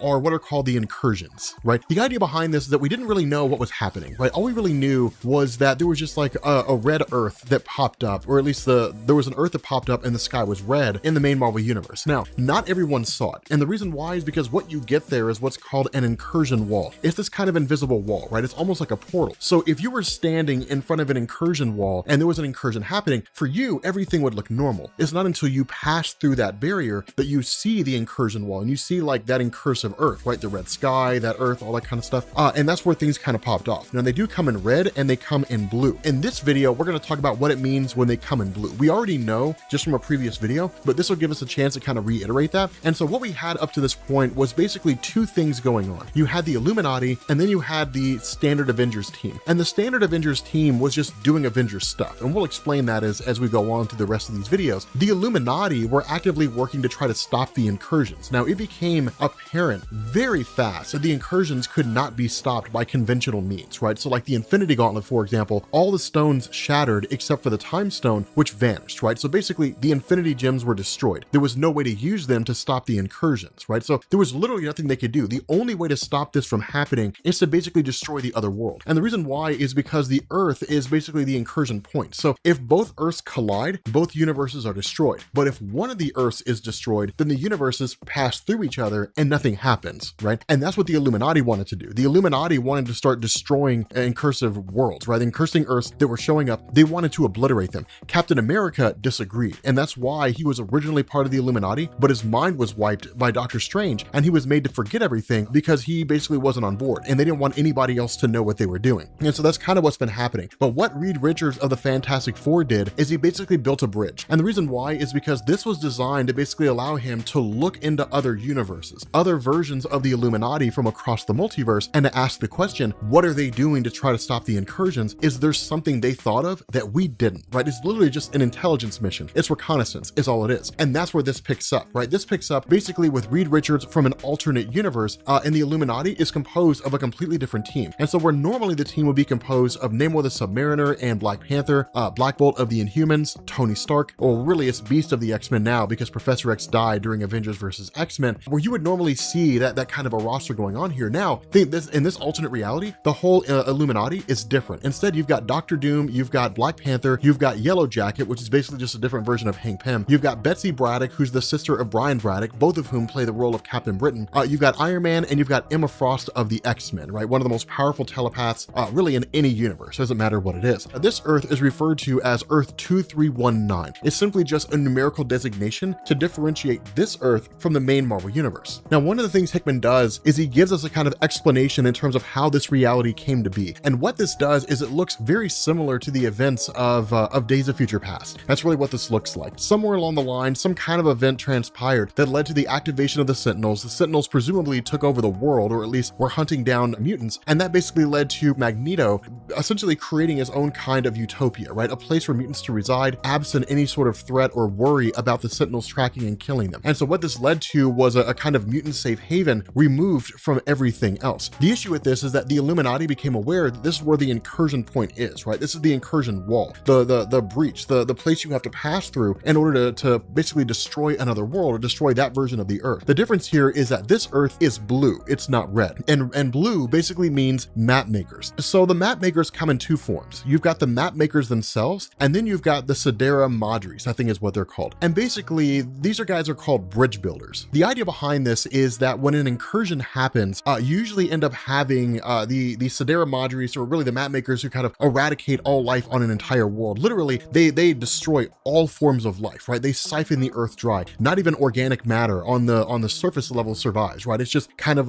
it's a husk of a world, right? Just completely and totally drained dry. And so what happens is that the map makers themselves don't have the ability to kind of jump around, right? They can't just travel through multiversal space arbitrarily. And so what they do is they basically leave these Sidera Madres on a world, right? So in this particular instance, this world, this blue earth, was completely and totally destroyed by the map makers. They left the Sidera Madres here so that what would happen is that when another incursion happened and they came upon another world, the bridge builders, the Sidera Madres, will basically come to this earth, and then what they'll do is they'll destabilize that blue world. And what'll happen is a chunk of that blue world will come crashing down onto this world, and it's basically sending out a signal. It's more or less making a phone call to the map makers saying, hey, trace our signal, we found a new world. And the map makers will travel to this world, right? And then they'll basically eradicate all life there. The funny thing about this is, as powerful as the Sidera Madres are, the map makers are even more powerful than they are, which is kind of the funny thing. But before we get into that, what we do here is we jump to a place called the Lost Lands. And the reason why is because Stephen Strange realized he didn't have enough power in and of himself to stop the incursions. And so what he's done here is he's traveled to a place called the Sinner's Market. And the idea is that you can buy pretty much anything that you want here. He's even warned, right? He's told by his guide, be careful because the market tends to change the longer that you're here, right? So it's not that it physically changes, it's simply that you just become more aware of what's going on, right? So like if you know, like when you go outside, or like when you're walking by something and you just happen to get a glimpse of it and you see a tree and it's like, oh, there's a tree there. And then you look at it a little bit longer, then you realize there's people and there's a dog and there's different things. That's how this market works, right? The longer you stay here, the more you become aware of what's there. The reason why that matters is because the only way to really bargain anything is to bargain either magical power or bargain yourself. And that's what Stephen Strange does, where he's asked, what is it that you're looking for? Are you looking for longevity? Do you want to live longer? Do you want to live forever? Are you looking for eternal bliss? Are you looking for love? You know, and Stephen Strange says, I don't want any of these things. I want power. And when he's told, but you have so much power already, his response is, I need more. I need even more power. Now, the reason why you see this here is because what Stephen Strange is looking to do is get to his classic self. So Stephen Strange has two versions over the course of Marvel's history. There's the original Doctor Strange, who had the power to do anything. And then there's modern day Doctor Strange, who's far less powerful. And the way you get from one to the other was a conflict that involved a group called the Vishanti, which is where Doctor Strange gets most of his power from, right?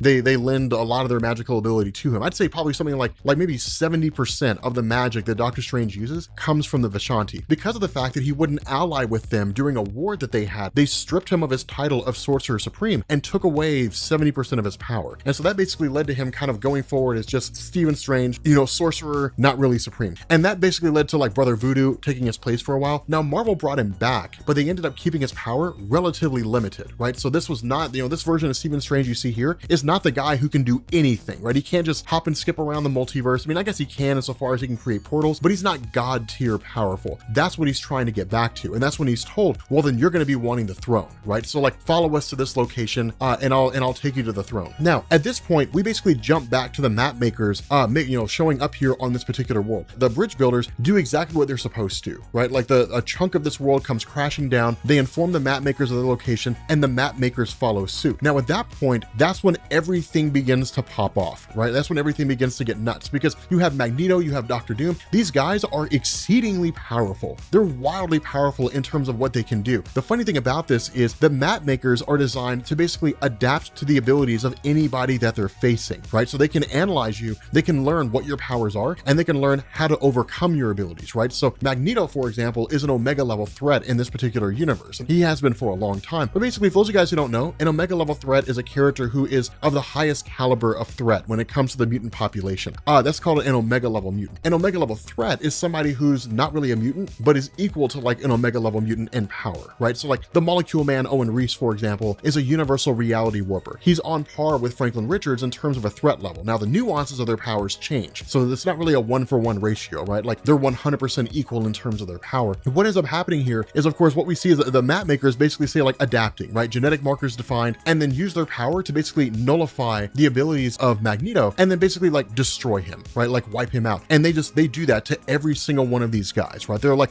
initial threat contained, and then they begin the process of just destabilizing the world, right? Siphoning all this energy off the world. From there, you have like a bunch of other superheroes who jump in and do what they can. can, but none of it makes any difference, right? You got Black Panther, you've got Captain Britain, you've got Yellow Jacket, you've got Iron Man that jumps in. Every last one of them are completely and totally destroyed, and the only one left is Doctor Doom, right? Dr. Doom literally rips one of the map makers apart, which is something that's not necessarily supposed to be able to happen because they perceive themselves as being so far above everybody else, and in a lot of ways they are, right? They pretty much are in that realm. And so of course Dr. Doom's powers analyzed. Dr. Doom realizes this is basically the end, and the map makers completely and totally destroy him, right? And so pick up with Reed Richards and the Illuminati in the main Marvel universe watching all this happen, and they realize everybody just kind of continues to fall. And so jump over to Stephen Strange meeting in the throne room, where everybody's kind of watching because everybody's kind of curious, like, is this guy really going to do it? And he approaches the throne and he's asked by one of the priests, what are you looking for? Like what is it you want to achieve here? And Doctor Strange's response is, I have come for power. And what they end up saying is this transaction is not as simple as you think it is. You don't just get absolute power. What you need here is you have to bargain a part of yourself in order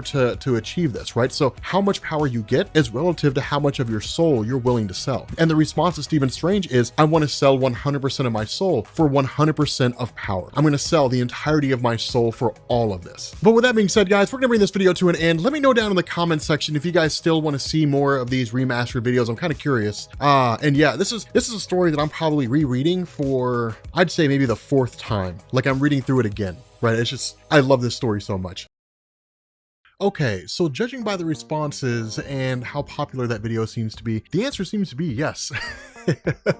People are very much interested in me continuing the remaster of the Avengers and New Avengers videos that I did back in the day. Here's a cool thing. We're actually going to include stuff in these videos that we didn't do the first time around because they didn't really seem to be important, only for me to turn around and realize they were important. Perfect example, this story. So this story this is cool, right? Because if you guys remember, when it comes to Jonathan Hickman, he's all about, like, he'll tell some great big huge, like 6-issue story or a one-shot story or something like that. And that story will basically just be a series of things that happen. But one thing in that story will be incredibly important and play a role later on down the line. But what this does here is it picks up with a character named Zhang, who's not exceedingly important, right? I mean, I guess a little bit important, but not exceedingly important. Instead, the big thing that's taking place here is you basically have essentially these soldiers more or less trying to break into this facility that Zhang and presumably Iron Man occupy for whatever reason, right? They seem to be up to something that they're not supposed to be allowed to do. But the big thing that comes out of this is where the door initially gets smashed down and work is being done exceedingly fast, right? Where things are being done as fast as they can in order to initiate this mission, we're suddenly met by the arrival of the future Franklin Richards. Now, here's the important thing to understand here. Franklin Richards from the future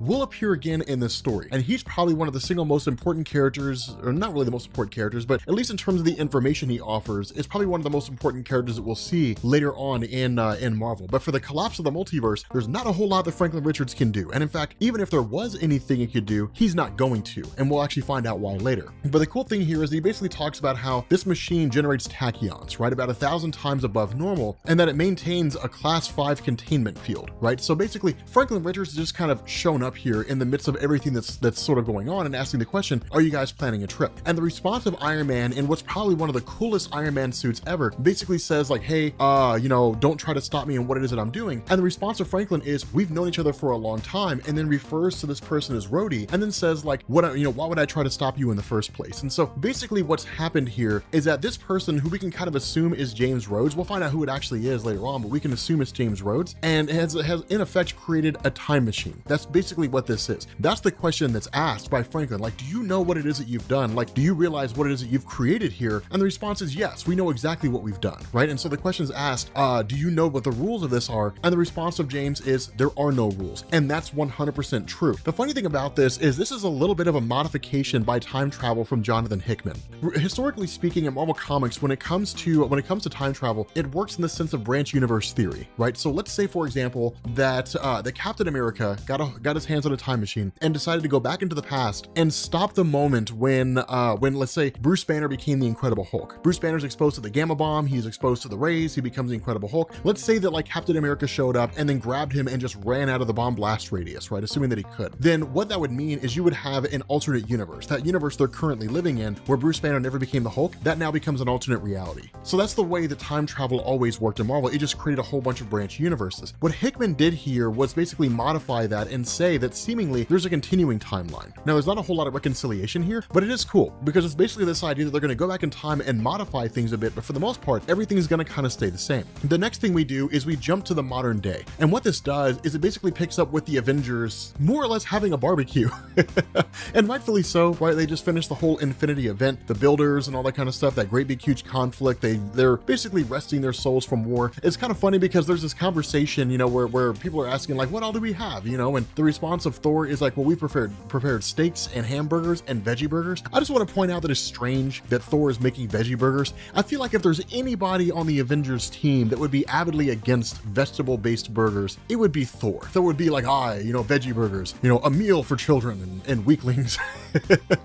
I feel like that'd be the response of Thor. Thor would be like, give me meat, not fake meat, not the Impossible Whopper. You know, like that's how I'm sorry, I don't need to offend anybody. I'm just saying, right? Like if Thor rolled up at Burger King and ordered an Impossible Whopper, not knowing what he was getting, he would take a bite of it, throw it on the ground, and say, what devilry is this? Right? Like I feel like that's what would happen. But it's kind of cool because you end up having like this kind of conversation where Captain Universe shows up, right? Now Captain Universe, again, you know, we've talked about her before, but because of the fact that we haven't done this in a little while, I'll do a little bit of a rehash here. Captain Universe is basically the name given to a person who possesses what's called the Enigma Force. And the Enigma Force hails from the microverse, right? This itty bitty microscopic universe inside the main Marvel universe. And the Enigma Force only ever really manifests itself in times of dire need. And it bonds itself to an individual, right? Now, once that person's bond with the Enigma Force, then they're christened as Captain Universe. In this instance, it was bonded to a woman who was basically involved in a car wreck. And the full-on origin of her can be found down in the playlist down in the description, so you can kind of be kept aware of what's going on. But she was basically kind of bonded with the Captain Universe, and this is really just kind of Jonathan Hickman having her here for the purpose of showing how drastic things are, right? Because it's one of these scenarios where Captain Universe is not all-encompassing. It's not this being that can basically destroy anything it wants to in the entirety of the universe. There are beings out there that are vastly more powerful than Captain Universe, right? Matthew Malloy's a good example, the Marquis of Death easily,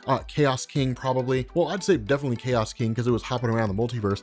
The Star Brand, depending on what kind of threat they're facing off against, but it's not some indestructible thing. It's more of a symbolic being, right? They're like, things are that bad because the universe basically has its own defense system in the form of Captain Universe, and they still can't save anything. And now again, at this point, they're not fully aware of that. You know, we are more or less as the audience because of the fact that, you know, this story's 6 years old, but it's kind of a cool thing because when the question's asked by Captain Universe, do you have any pie? The response of Thor is yes, right? We have made ready such pastries and have done so with vigor.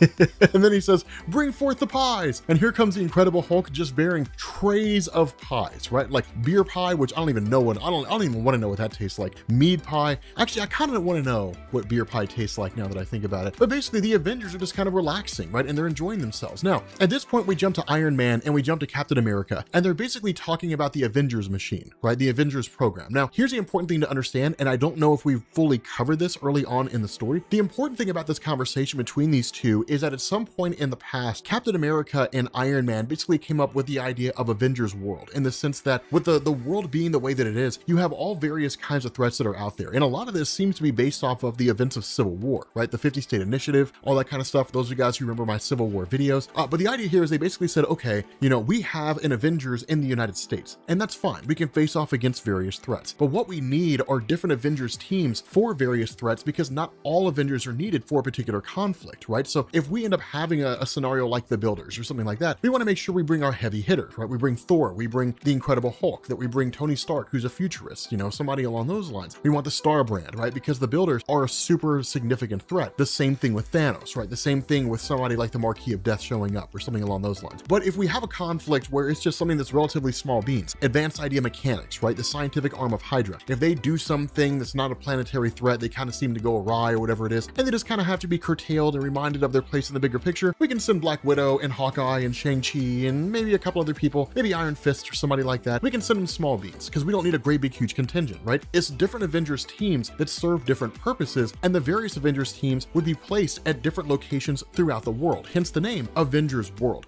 And that's why they're having this conversation where you have Captain America talking about Wolverine and saying, we're gonna move Wolverine off the board, right? He has too much going on, and he does. At the time this story was written, the X-Men had just come out of Schism, right? So you had Wolverine, who broke off the X-Men team and went to go form the Jean Grey School of Higher Learning. You had Cyclops, who stayed after having killed Charles Xavier and had the Xavier School for Gifted Youngsters. So you basically had two different X-Men schools. You got Wolverine's time on the Avengers, plus you have Wolverine's own ongoing story taking place, right? So it was just kind of removing him, and it's a great way for Jonathan Hickman to kind of look at the character of Wolverine brain with everything he's doing in Marvel Comics and basically say, we're taking him off the Avengers for the moment because he's just got too much going on. And there's kind of a funny thing because Tony Stark looks at Captain America and says, you're thinking about this in too rigid of a capacity. It's not a chess game, right? It's not my move, your move, my move, your move. It's not necessarily like that, right? This is one of these things where it's a living organism. The teams fluctuate, they change. Just because we have an Avengers team on one side of the world and an Avengers team here in the States does not mean that roster never changes. It doesn't mean that we don't switch people off those teams and put them into different locations. That's kind of the important thing that's going on here, right? It's these two guys creating a worldwide Avengers team with constantly moving parts. They can shift around as they need to based on the particular conflict. Now, that's one of the most important things to come out of the story because we're going to find out later on, this becomes a lot bigger than a planetary Avengers team. But the other part of this is that they're suddenly met by the arrival of this version of Iron Man from the future. And what of course this version of Iron Man does is really kind of hit up two things. The first is that they're a little bit off target insofar as the time travel they've engaged in, that they're not as far back as they're supposed to be. And the other thing is that they know that because there's a Hyperion here, right? It's important to say, to look at how this is phrased, there shouldn't be a Hyperion here. In Marvel Comics, those of you guys who are not familiar with this, in Marvel Comics, Hyperion is the closest allegory Marvel has to Superman in DC Comics, right? In this run by Hickman, you actually get this amazing sort of one-shot with Hyperion, where he basically kind of outlines all the powers Hyperion has and what he can do. And he is almost a shot-for-shot remake of Superman. The only person that's closer than that is the Sun God, when we're basically looking at like the bridge and the alternate realities and so on. But this version of Iron Man kind of looks around and is met, of course, by Tony Stark. And Tony Stark's like, what in the world is going on here? And why do you look like you have my armor? And basically this version of Iron Man shuts down the suit of Tony Stark, right? Like shuts the whole thing down. And then it's just kind of like, okay, like what in the heck is happening, right? Tony Stark's like, what in the world is going on? And this version of Iron Man basically says there's still time and basically explains that a rogue planet is headed towards Earth. Now, this seems insignificant insofar as saying there's a rogue planet on its way. It seems unimportant.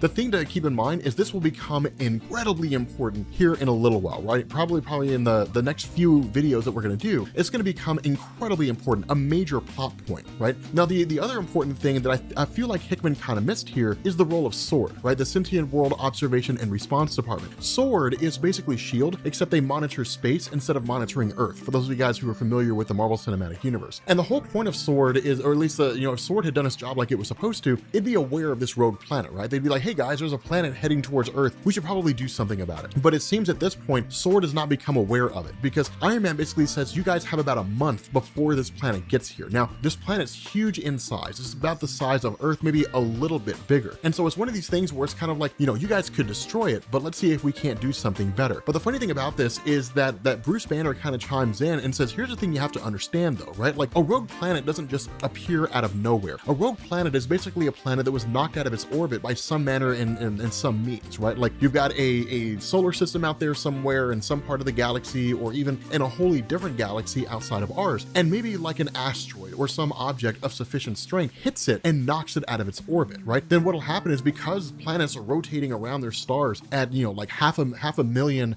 miles per hour, then if it gets hit, then it has the impact of whatever hit it, which actually speeds up how fast it's moving. And then it gets pushed, out in some direction. And so basically this thing was knocked out of its orbit and it's been traveling towards Earth at 500,000 miles per hour. But the important thing to understand here is that it's doing it in a straight line. And that's what Bruce Banner and Tony Stark pick up on, right? The idea is that if it's moving in a straight line, that means somebody sent it towards Earth. Now, it takes time for objects to travel from like one side of the galaxy to another. And even if something's traveling at 500,000 miles per second, it's going to take light years for it to get here. And Bruce Banner hits up on this idea that, if this thing was shot in a straight line, then it means that thousands or millions of years ago, somebody basically sent this thing towards our direction. And so the amount of planning that it would take for a person to know that they would have to knock a planet out of orbit, send it towards the Earth, and that it would actually collide with Earth at some point in time, the calculations would be insane. It's almost impossible. You'd have to see the future. It's nuts. And then Iron Man kind of asked the question, well, what makes you think that it's being sent here from like, a few million years ago? What makes you think that somebody didn't just, it was a rogue planet that was kind of making its way, somebody didn't just show up recently and send it on a path towards us, right? This is the importance of Tony Stark, three-dimensional thinking, right? Thinking on multiple levels and with multiple variables, right?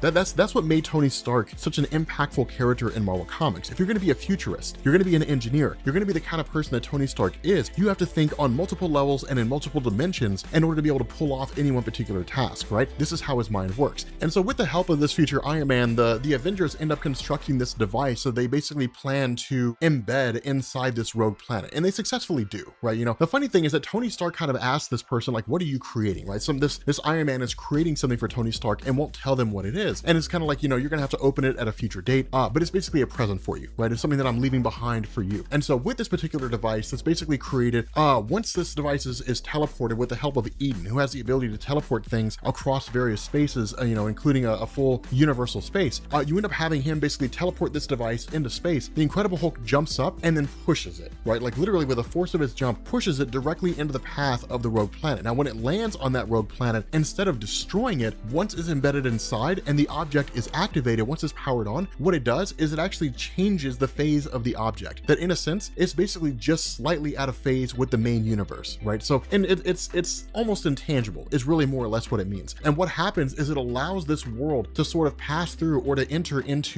to Earth's orbit, right? So they're basically the Earth and this rogue planet occupying the same space at the same time. And then once everything is all done, once the device is set to where it's supposed to be, then basically it allows the two worlds to more or less occupy the same space at the same time and more or less marry. Now, the reason why that matters is explained with this future version of Iron Man, that when they take their helmet off, this person reveals themselves to be the granddaughter of Tony Stark. It looks like, because of the fact that they're referred to as Rhodey, it looks like it's the actual daughter of James Rhodes or the granddaughter of James Rhodes, that it's not actually the biological child of Tony Stark, but we can kind of assume that it is, right? Probably because James Rhodes died and Tony Stark took her to raise and basically, raised her as his own daughter, and she came to see him as a father. That's more or less what happened here. But basically, she kind of explains that having these two worlds occupy the same space at the same time will provide an infinite amount of energy for Earth to basically do almost anything they want to. And the reason why this was done was because this will be important later on, that where these circumstances originally played out with the Avengers and so on becoming aware of the rogue planet and then ultimately destroying it, then instead this will provide an energy source that's much needed. Now again, we're going to find out why that matters once we get to the whole segment about the return of Franklin Richards. But basically, this future version of Tony says, it's important that you take time to celebrate what's happening here right now, that you enjoy your life at the moment, because everything is about to get exceedingly dark. All the Avengers are about to know what you've been secretly doing alongside the Illuminati. Everything, all this time is about to run out. Everything that you know is about to completely and totally come to an end.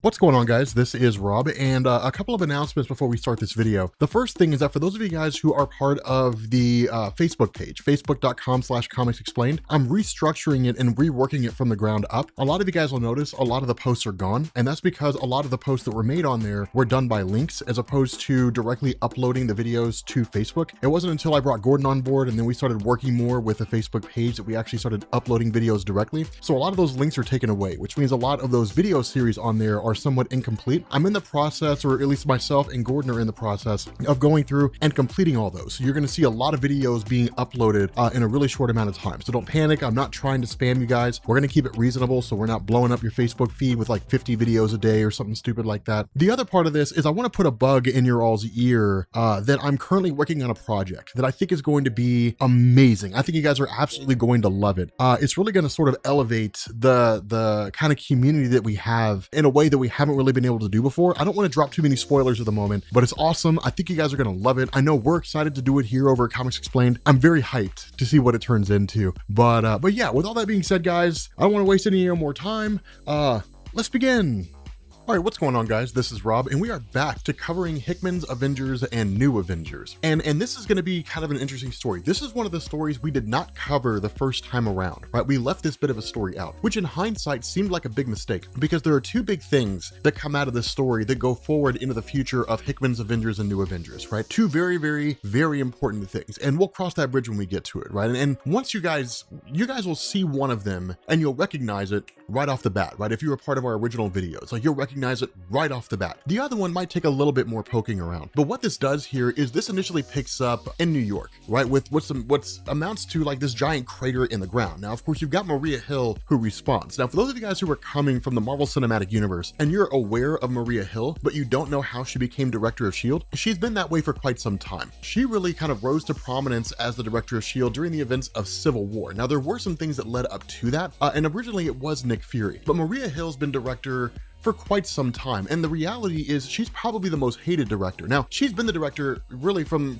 the events of Civil War running all the way up until the modern era. And it wasn't really even directly Civil War. It kind of was Civil War. And then Tony Stark basically ended up more or less winning, quote unquote, the Civil War conflict, for lack of a better word. And that led to him becoming director of S.H.I.E.L.D. And then when he was more or less forced out and the whole thing was disbanded, then it was reformed under Norman Osborn, the Green Goblin, and then he was defeated. That led to the reinstatement of Maria Hill as a director of S.H.I.E.L.D. But basically what this means here is that she's kind of been running S.H.I.E.L.D. for quite some time. During Civil War, she was hated, right? But like, I hated her. I was like, dude, she's a terrible person, right? But it was cool for Marvel to be able to write her in such a way to where, you know, I had an extremely emotional reaction to her character in the sense of like disdain, right? Like, it was just great writing on behalf of Marvel. But the reason why they're here is because, of course, there's this massive crater. You've got S.H.I.E.L.D. agents who are on site basically responding to it and essentially telling her, hey, like, we called you here for a particular reason. And that's because the body of Hank Pym was found here, right? The body of Ant-Man was found at this location. And so what we end up doing here is kind of jumping back by 4 hours and picking up with AIM Island. Now, AIM is an organization we've talked about before, but we haven't really gone super in depth. So AIM stands for Advanced Idea Mechanics. And this is an organization that was originally part of Hydra, right? So Hydra was basically formed by Baron von Strucker with a little bit of a throw in from the Hand in Japan. AIM was a scientific arm of Hydra, right? Where Hydra was kind of like this overarching force. AIM were the ones who focused on the science side. And they had a whole bunch of different events over the course of the years, right? AIM, for example, they were the first ones to tap into and create a cosmic cube. Advanced Idea Mechanics has had some pretty notable roles, but what's happening here is they've basically managed to capture a kind of artifact, right? To pull an artifact through their you know, technological device, right? Their portal, more or less. And the whole thing is being watched over by Minister Superia. Now, Superia is an old school character. When I say old school, I mean relative, right? She was created in the Captain America comics in 1991. Originally, she was a character who formed a group called the Femizons, right? The idea was that she wanted to basically dominate all the men across the world. Her campaign was put to an end pretty fast, right? She wasn't really a major villain. She's never been a major player, right? But at the moment, she's currently the Scientist Supreme. Now, the role of Scientist Supreme in Marvel Comics exists in a couple different forms. You've got the Scientist Supreme of AIM, which is basically what they call their leader. And then you have your Scientist Supreme of Earth, which is where this kind of recognized as the best scientific mind on Earth. And it's usually recognized by a higher power beyond the Advanced Idea Mechanics. You know, for example, Hank Pym was recognized as the Scientist Supreme. He's the scientific equivalent of Doctor Strange, basically. And so it's kind of a cool little thing. It's important to differentiate between those two things so you don't get them confused. But the whole thing's being watched over by her. And this whole kind of portal, this whole kind of device they have is designed to basically reach into alternate realities. Now, the reason why this matters is because the device really only ever seems to encounter beings in alternate realities when their universe is ending, right? Because remember, the incursions are happening. And so Advanced Idea Mechanics is aware of them. They're aware of these incursions and everything going on. And so this device that they use to pull things in is the same device that was used to pull Hyperion from his dying reality. And so with that happening, with the portal basically being open, the device going in and basically opening up and allowing beings to pass through, what we end up getting are what initially looked like the classic Avengers. And it's kind of crazy because if the device can reach through space, then it can reach through time, right? Because time and space are the same thing, right? You can't, you know, adjust one without adjusting the other. And so it's kind of cool because this kind of group here is sort of looking at the situation and it's kind of like, okay, this is Advanced Idea Mechanics, like this is kind of crazy. And initially, like, they kind of have a little bit of a conversation of sorts. And it's kind of like, okay, like when Advanced Idea Mechanics reveals like, hey, you're on AIM Island, then like it almost kind of breaks out into a bit of a skirmish. And in fact, the Hulk almost begins to launch an attack against them, but then he's basically told to stand down by the Avengers, which he ultimately does. They go back into the portal and then they basically leave. But the funny thing about this is they don't teleport back to their universe. Instead, they end up elsewhere in the main Marvel universe. They end up in New York. And so of course you've got Ant-Man, you've got Thor, you've got Hulk, you've got pretty much the classic Avengers roster as we knew them, right? This is the original, not really the original, this is Avengers number 4 going forward. And the reason why I say Avengers number 4 is because that's where you ended up having the discovery of Captain America. The only person that's major and absent here, I would say, is probably Namor the Submariner. The cool thing is that they kind of harken back to their own reality and basically realizing that like that universe was coming to an end between what they were told by Advanced Idea Mechanics and between what they've kind of figured out here, or at least recalled insofar as like when basically an incursion was about to take place and their universe was about to be destroyed, that the portal opened up and they were basically kind of yanked through, right? They ended up basically jumping through to save themselves. As they start to make their way around, Thor looks a lot more nefarious, right? And he kind of looks at these people around here and it's like, why are you not kneeling before me? Well, if you're not going to kneel, then that's fine. Let me give you a taste of what it means to be a god, and uses his power and kills people. And it's kind of like, okay, like this is a little bit bonkers, right? So jump back to the present moment right now. You've got Maria Hill, who's basically there in SHIELD headquarters, or at least SHIELD scientific base. She's talking to the Avengers and she asked the question, like,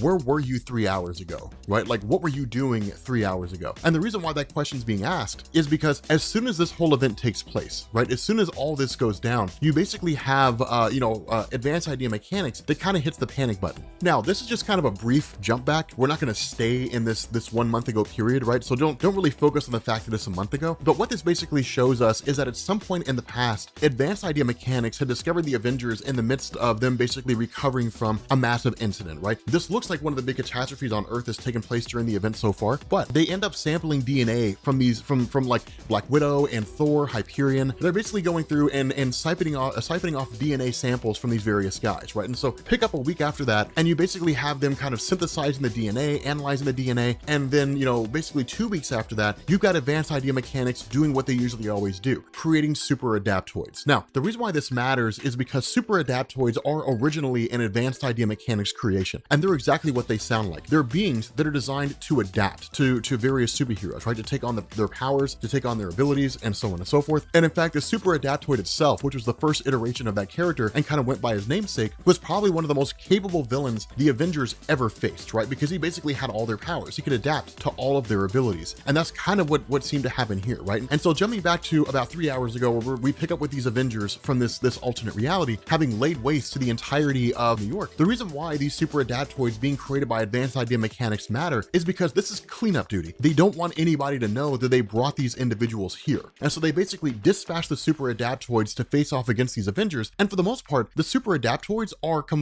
almost completely and totally overwhelmed. The difference here is that the super adaptoids were programmed to basically subdue the Avengers and bring them in. Now, one of the other things that goes on here is that you've got Bruce Banner, you got the controller that's being used by Wasp, and it basically, like, when it's destroyed, the Incredible Hulk reverts back into Bruce Banner. That matters. We'll talk about that here in a minute. But one of the super adaptoids begins to basically kind of violate his own programming. That instead of bringing in Hank Pym, the super adaptoid actually kills him. But the death of Hank Pym, this is one of the single most important things to happen in this comic. And this is one of the things that you kind of get into when it's Jonathan Hickman tying into everything else, right? But the long and short of this is that's where the body of Hank Pym comes from. That the Avengers basically managed to get away, and that the super adaptoids are recalled by advanced idea mechanics. And so the whole attempt to basically capture the Avengers is considered to be a failure. And so what this does is it picks back up in the current moment right now with the proper Avengers, right? The Avengers that we all know being questioned by Maria Hill and basically saying, like, 3 hours ago, like, Black Widow was getting her nails done and Carol Danvers was working out, Thor was drinking, Iron Man's like, I was getting my nails done.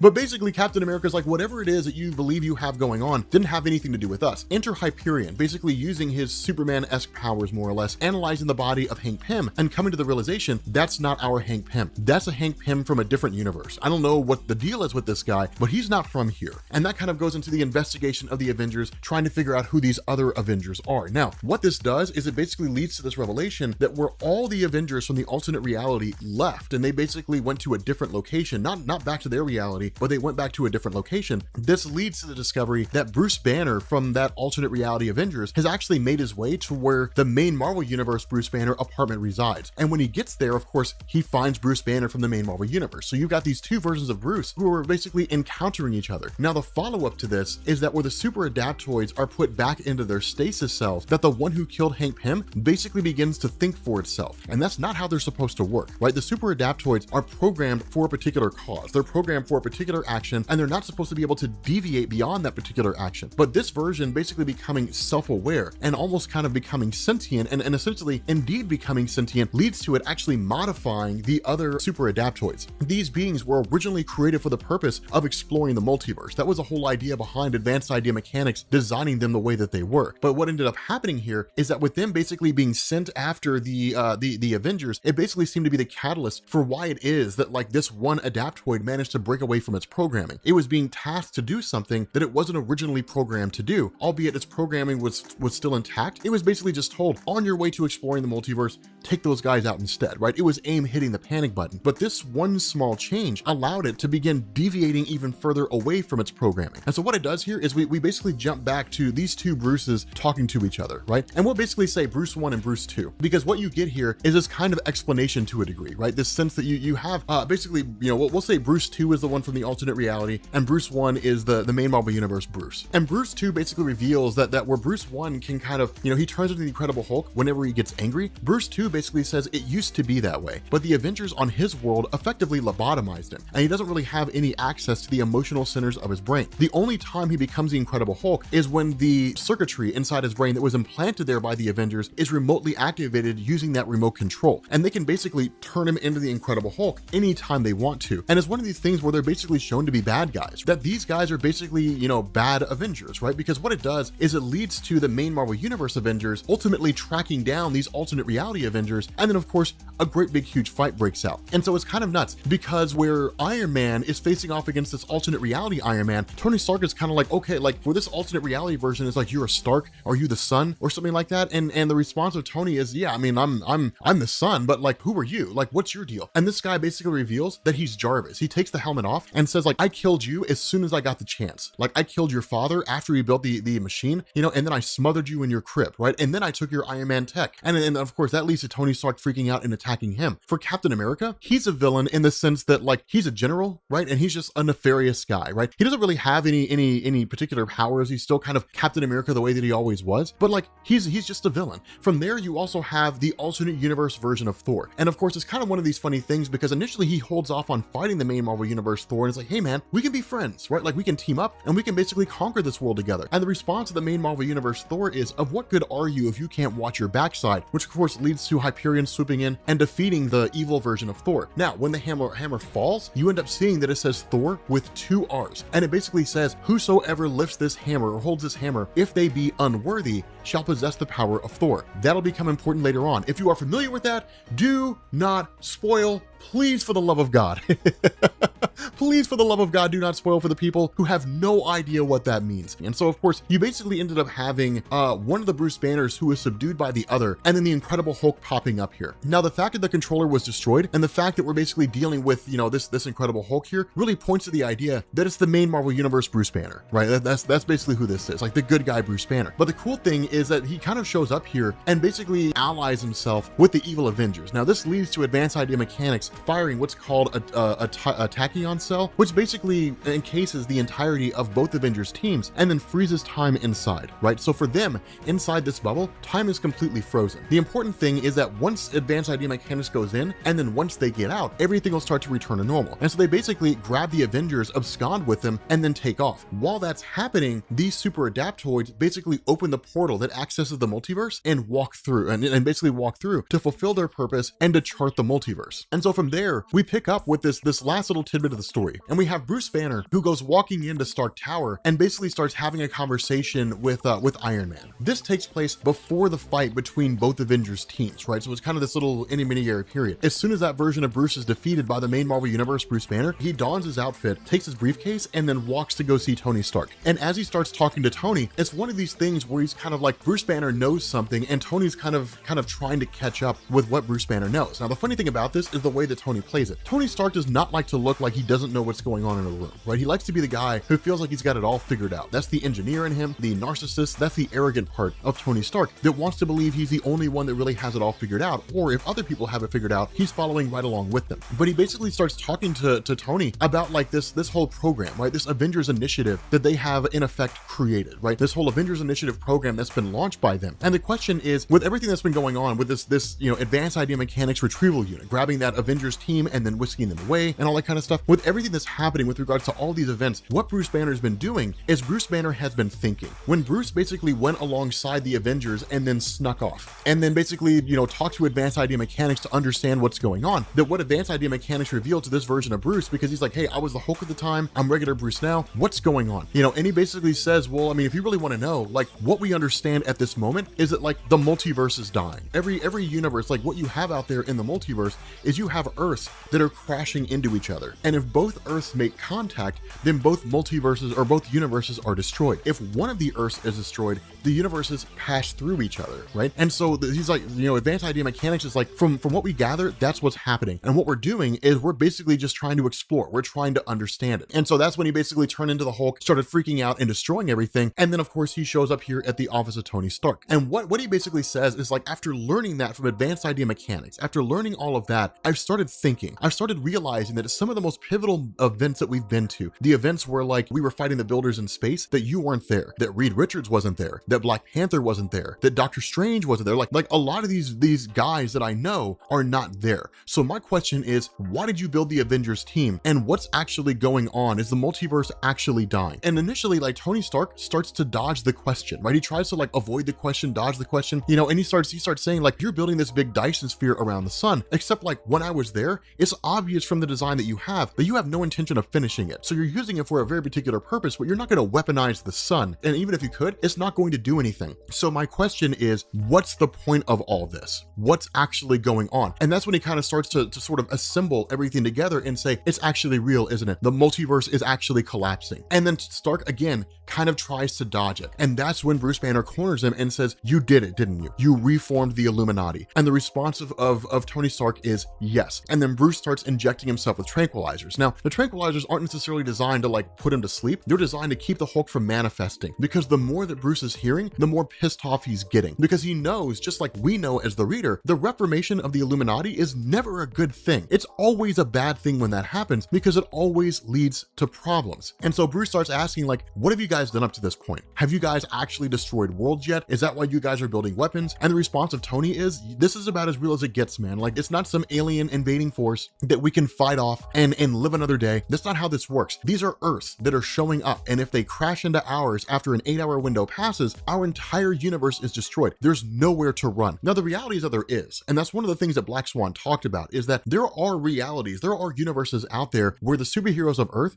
bailed on that universe. They basically opened a portal to a different dimension and then took off, and they left that Earth to die along with everybody with it, and then took off to an alternate reality. Sometimes they encountered worlds where there were superheroes. Sometimes they encountered worlds where there were no superheroes. That was the case with the evil Avengers that showed up from the alternate reality that Advanced Idea Mechanics brought in. They were sent to a different world where there were no Avengers. They would just kind of jump into a new world, and literally it's just jumping a sinking ship. That's what it's called. It's considered to be a cowardly thing to do, but there are people out there who did it. There are other instances in other realities where superheroes on Earth actually destroyed their own planet to keep the universe from dying, and then took up residence on a different planet inside the universe, right? So there's been different people who have reacted in different ways. But the question of Bruce Banner is, what's going on with your plans? What have you done? You know, and that's where Tony basically says, we haven't really destroyed a world yet. We haven't had to, or at least we haven't destroyed an inhabited Earth yet. We have not been met with an Earth that has superheroes and has human beings living on it that we've actually destroyed. We've been lucky. But the reality is, if it comes to that, I don't know if that's something that I'm able to do. And the response of Tony in saying that, in saying like, I don't really know if it's something that I am or am not willing to do, means he's preparing himself to do that. And that's the reality of it, is that time is going to come when they're going to have to destroy an inhabited world in order to save their own. And so with Bruce basically realizing this, that's when he starts to get angry, and that's when he starts to freak out, and he says, what am I supposed to do with this? Like, what am I supposed to do with this information? Am I supposed to keep it to myself? The fact that the multiverse is basically dying, that like the potential is going to be there for you guys to destroy an inhabited world with billions of innocent lives to save our own? Is that something that I'm supposed to be okay with? Like, do I hide this from Steve Rogers? Do I hide this from like Betty Ross, you know, or like Thunderbolt Ross? Do I hide this from people? You know, do I keep this to myself? And so what this does is it basically leads to this alternate reality Bruce Banner basically, you know, kind of showing up here, or at least being met by Tony Stark. And what Tony ends up doing is basically saying, hey, look, you know, Banner's pumped full of tranquilizers. You know, we got to kind of keep him on ice until things are okay. Tony attaches a device to the back of his neck that basically keeps him from being able to talk. And so this Bruce is just kind of more or less hidden away, right? He's basically just taken away and locked in a cell where he can never become the Incredible Hulk again. And that's where this whole thing dead ends into the Necropolis. Now, the Necropolis, as most of you guys probably know from the previous videos, is the Wakandan city of the dead, right? That during Jonathan Hickman's Fantastic Four run, because of the story Doom War, basically showing that T'Challa lost the role of Black Panther to his sister Shuri, you know, he was basically just a guy who was there. And so when he went to visit the Panther god Bast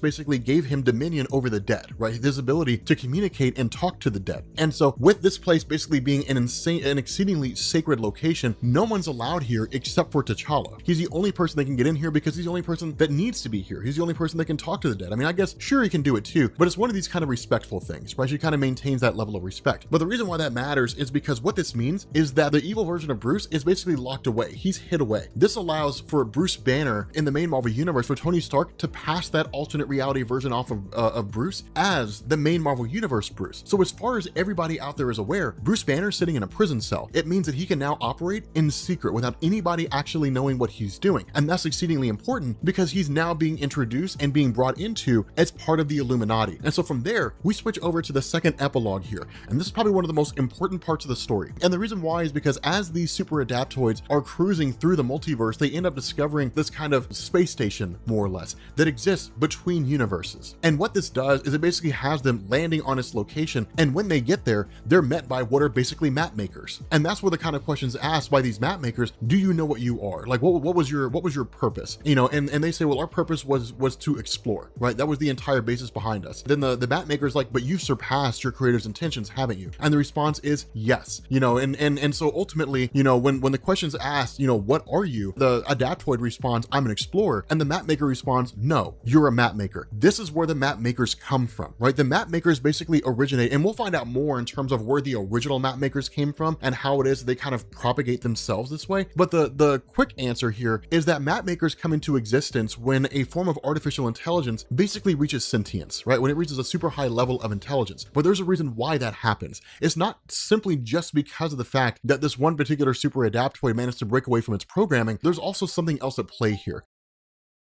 Okay, so we are back again with our coverage of Avengers. Now, this is where things really begin to pick up, right? This is where things get really, really cool. And that was one of the big issues that I think I kind of had with Hickman's Avengers run, is it starts off super strong. And then there comes a point where it looks like Marvel was just wanting Hickman to kill time for a little while, which is kind of what he did, right? Now, some of it was him setting things up, but for the most part, it was just like a small little thing here and there, right? Like you guys saw the alternate reality evil version of Thor, you saw his hammer, you saw the alternate reality version of Bruce. Those two things will come back later, but it was by no means necessary to write like a full-on 4-issue story in order to achieve that, right? That could have been done in the blink of an eye. But what this particular part of the story does is it really sort of, it's kind of the shifting of the status quo, right? How things used to be versus how things are, or at least how things are going forward. And what we end up doing here is basically picking up with Steve Rogers having a dream, right? Now, this dream is basically the sequence of events that we saw in the very beginning of the story, right? When we saw the first New Avengers arc where the Infinity Gauntlet was destroyed and all that kind of stuff. That's what this is, right? It's Captain America getting the Infinity Gauntlet when the group was first reformed in order to face off against the incursions. And you know, of course, as all the gems were basically destroyed except for the time gem just disappeared. But the idea here is that this is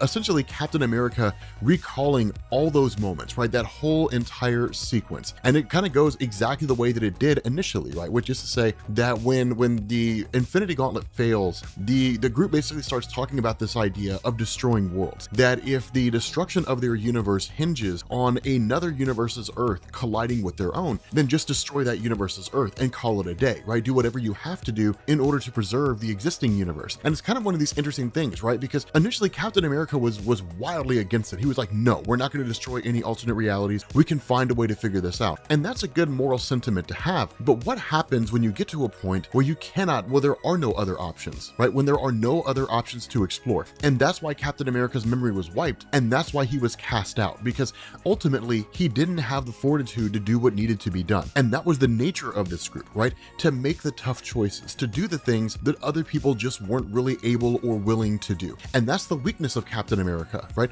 Call it moral righteousness, call it him doing the right thing, you know, whatever the case is. At the end of the day, when it hits the fan and you have to make the choice that's going to lead to other people being sacrificed, Captain America can't do it. And that's what made things so intriguing, is because he's there for kind of the moral support, but he's not one of the heavy hitters when it comes to the thinking power, when it comes to brain power. He's not on par with Tony Stark or Reed Richards or T'Challa. He's not the leader of a kingdom like Namor the Submariner who's willing to do whatever it takes to preserve the kingdom of Atlantis, right? He's not that kind of a guy. He's a guy who'll do whatever he can to make sure other people survive. But at the end of the day, if the survival of others means the death of himself, then that's a problem as far as this group's concerned, right? Like Captain America would spare another universe and sacrifice his own. That kind of seems to be the case. And that sort of selflessness cannot survive in this kind of scenario. And that's why his mind was wiped, he was banished, and that was the end of that. The problem with this is that Captain America now remembers everything. Now, the reason why this happens, and it's important to explain this, the reason why this happens is because of an event that Marvel had called Original Sin. Now, Original Sin is one of these events that Marvel created whereby it was a means to either kind of propel existing stories, you know, into a more suitable direction, or to just kind of, you know, introduce new concepts. For example, you had a guy by the name of Midas, right? And it was like the Midas Empire. This guy could touch stuff and turn to gold. One of the dumbest things to come out of that was like his daughter took over. Nobody cared, right? Nobody cared about that. What made Original Sin cool is all the small little things that we got, right? Because with Original Sin, what you ended up getting was the death of the Watcher, and one of the Watcher's eyes was secured by a villain called the Orb. Now, the Orb was dumb. He was just a giant eyeball, right? He was basically a really useless villain. But he, you know, when you had like all the various superheroes facing off against him, he ended up revealing the eye and then blasting them with the secrets of the Watcher, basically being that the Watcher sees everything, right? A lot of you guys probably know who the Watcher is. Uatu the Watcher, he sits on the moon. He doesn't really act, right? He's the guy that basically told the Fantastic Four Galactus is coming, that kind of a thing, at least in the original Galactus trilogy. But Uatu sees everything. So the lies people tell themselves, the secrets that have been kept, everything that this group's been doing behind the back of the Avengers, right? Like traveling from world to world, and the map makers, and the you know, the rumor of the Ivory Kings, and the Black Priests and all that kind of stuff. While all that's been hidden, the Watcher saw it and knows about all of it, right? And so with Captain America basically having his mind wiped by Doctor Strange, the fact that that happened has been revealed to him through the events of Original Sin. Now you can find the whole Original Sin playlist on the YouTube channel, right? You know, on the Comics Explained YouTube channel, you can find it all there, you know, and it works, you know, for what it is. But the idea here is that with Steve Rogers basically waking up, he realizes that in the aftermath of what's happened, at least his mind being wiped, between the time that happened and the current moment, he's figured out a few things, right? And so what he ends up doing is, of course, grabbing Hawkeye and grabbing Black Widow, who will be exceedingly important to the future of the story, along with Thor, Hyperion, and Starbrand. Now, to face off against Tony Stark, this may seem overkill, but it's not. Right? It's actually not. And the reason why is because once they get into the lab of Tony Stark and he's confronted by Steve Rogers, then all this gets an explanation, right? The response to Steve is, you've been lying to us. It's time the lies stop, right? It's time that all these lies come to an end. And when Tony's kind of like, what are you talking about? The response to Steve is, I remember. And that's when Tony Stark begins to pick up on what Steve's talking about, that he recalls everything that happened in the very beginning of this story. Tony's response is, okay, let's go talk about it, man. And Steve's just kind of like, you've done it, haven't you? Like, you've destroyed worlds. Like you've had other Earths that have shown up here from other realities, and you've destroyed them to save our own. And again, I side with that, right? I side with that idea. Like, yeah, I mean, hey, look, it kind of sucks, but sorry about your luck. It's just, it's the way things work. You don't fix a sandwich for the hungry kids across the street if your kids are hungry at home, right? Charity starts at home. My home. That's the way it works. You can call it selfish if you want to. Not really, right? I mean, if you're a superhero and you're occupying Earth and you realize that like your Earth and your entire universe could be destroyed if another Earth crashes into it, well then I'm sorry about those guys, but you gotta go. That's just the way it is, right? Practical. It's the reasonable thing to do, and it makes sense. And so because of that, you know, with Captain America asking the question, whose moral compass was it that cracked first, right? Who was it that broke first? The response of Tony is, you did, because you didn't have the fortitude to do what needed to be done. You're a half measure. And Captain America freaks, right? Immediately just like punches the crap out of Tony Stark. And then when everybody's like, what in the world is going on? That's when he revealed they've reformed, right? Like, the Illuminati's return. And that's what makes things so crazy, is because he basically ends up saying, he ends up revealing to Hyperion, to Starbrand, all these guys in their spare time that like Reed Richards and Black Panther and Namor the Submariner and Black Bolt, Doctor Strange, Tony Stark, and even now, well, he doesn't really know about Bruce Banner at the moment, but like they've been jumping around from universe to like just destroying other worlds, right? That's what's been happening here. And the other crazy thing about that is that you know, Steve Rogers kind of hits on the idea that Tony Stark's been using them. And that's true, all right? Here's you know, and that's why I've kind of waited up to this point to basically explain exactly what's going on here and why this all shifts. So the way this works is, as you guys have noticed, you have the Avengers set of events, and then you have the new Avengers set of events, right? The incursions, the map makers, all that kind of stuff. You've had basically two stories going on at the same time. The whole creation of the Avengers machine by Tony Stark, which is to say a project that he was working on with Steve Rogers to expand the Avengers roster to face off against various threats, that was a distraction. So long as Captain America's doing that, he's not paying attention to anything else. He's not noticing the events of like the incursions and so on and so forth, because from Tony Stark's perspective, Captain America is basically a two-dimensional guy, and in a lot of ways he is. Captain America's basic and he's two-dimensional. He's not really smart, right? He's really good at like rallying troops and leading them towards a particular cause, but at the end of the day, he's a soldier, right? He does what he's told to do. That's basically what it is. What Tony Stark had to do was engineer a situation to where Captain America was doing what he was instructed to do without realizing it, to basically say like, it's Steve Rogers' idea, right? To kind of curtail scale his thinking process, to sort of, move things and put the pieces in a particular way, so that when Captain America looked back on the whole Avengers machine, he saw it as kind of a reflection of his ideals that Tony Stark was able to bring into fruition, right? That's how it was all engineered by Tony. It's probably the single greatest act of manipulation in the entire history of the Marvel universe, right? It's huge. And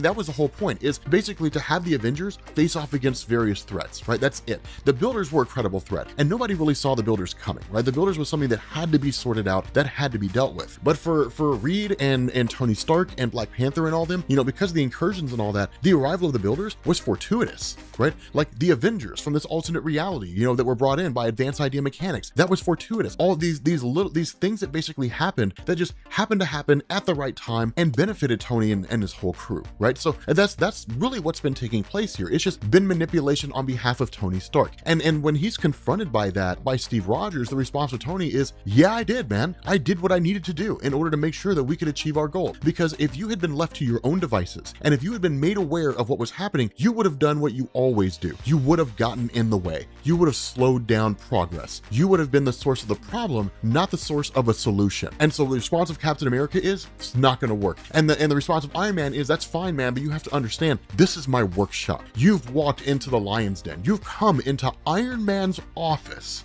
into the place where he works, and challenged me to a fight. Understand, my friend, when you fight me in my workshop like this, you're not fighting me. You're fighting a legion of me. And every single Iron Man armor comes pouring out, right? Every single one. And it's cool to see, because these are enough guys to basically take those Iron Man suits down, but it's just so many versions of these Iron Man suits with so many wild abilities. The problem with that is that when that happens, suddenly the time stone pops up. At the most inopportune time, the time stone pops up. It snatches up Captain America, and it snatches up Black Widow, and it snatches up Hawkeye, and it whisks them 48 years into the future.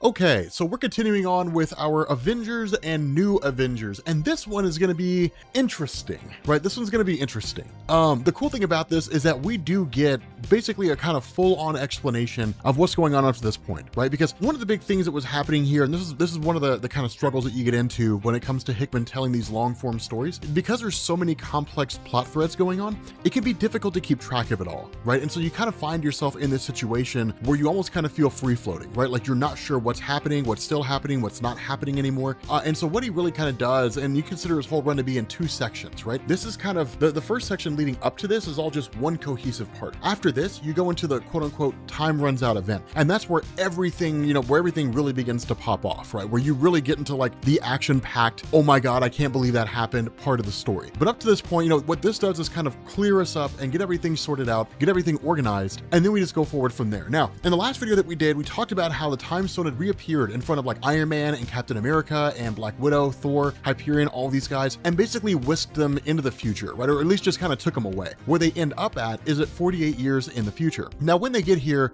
they're immediately set upon by what look like more or less Avengers of sorts, right? And basically these guys are taken out relatively fast. And as soon as this ends, then suddenly it's a realization that's brought upon by a combination of Hyperion being able to just kind of look at organic matter, the buildings around them, things like that, as well as the power of Starbrand, and coming to the realization that they're about 48 years into the future, right? Now, for them, for the most part, it's kind of a guess, right? But when you end up having Hawkeye, as well as the future version of Thor and the future version of Hyperion, Starbrand, who all show up, then it's kind of like, okay, you're basically about 50 years in the future. That's kind of the explanation that's given. Now, the funny thing about this is you kind of have this little bit of a standoff between Hawkeye, his older self and his younger self. Now, as soon as they both fire off arrows and they both hit the others, that's how they know that like each one is legit, right? Future Hawkeye knows that this is actually his younger self and so on. But the funny thing is that future Hawkeye kind of knows what's going on, right? Like he's aware of the idea that the time stone popped up, that it whisked them 50 years into the future, and that what he's doing here is kind of explaining a little bit to Captain America insofar that there's a lot going on, right? There's a lot of things that are taking place. You're going to go further into the future than where you already are right now. Now, at that point, of course, he whispers something into the ear of Captain America, and we will find out here in a little while, but he basically says, like, there were two things that I was told to say, right? The first one was what he said to Captain America, and the second thing, when when Clint Barton was like, when present day Hawkeye was like, what's the thing you were supposed to say? Future Hawkeye basically attacks Tony Stark and says like, this is for everybody who died and all of us who lived through it, right? So whatever it is that happens, at least whatever it is that Iron Man does, is huge, right? It's a pretty significant thing because it seems to bring pain and torment to everybody around them. But before Captain America can ask the question like, what was all that about? Or at least before he can get an answer, the time stone pops up and its shattered pieces, it restructures itself and begins to whisk them away. And when Hawkeye's asked the question, what's going to happen next? His response is, I don't know. This is as far as I made it. I never made it beyond this point, right? And so ultimately, Hawkeye never really gets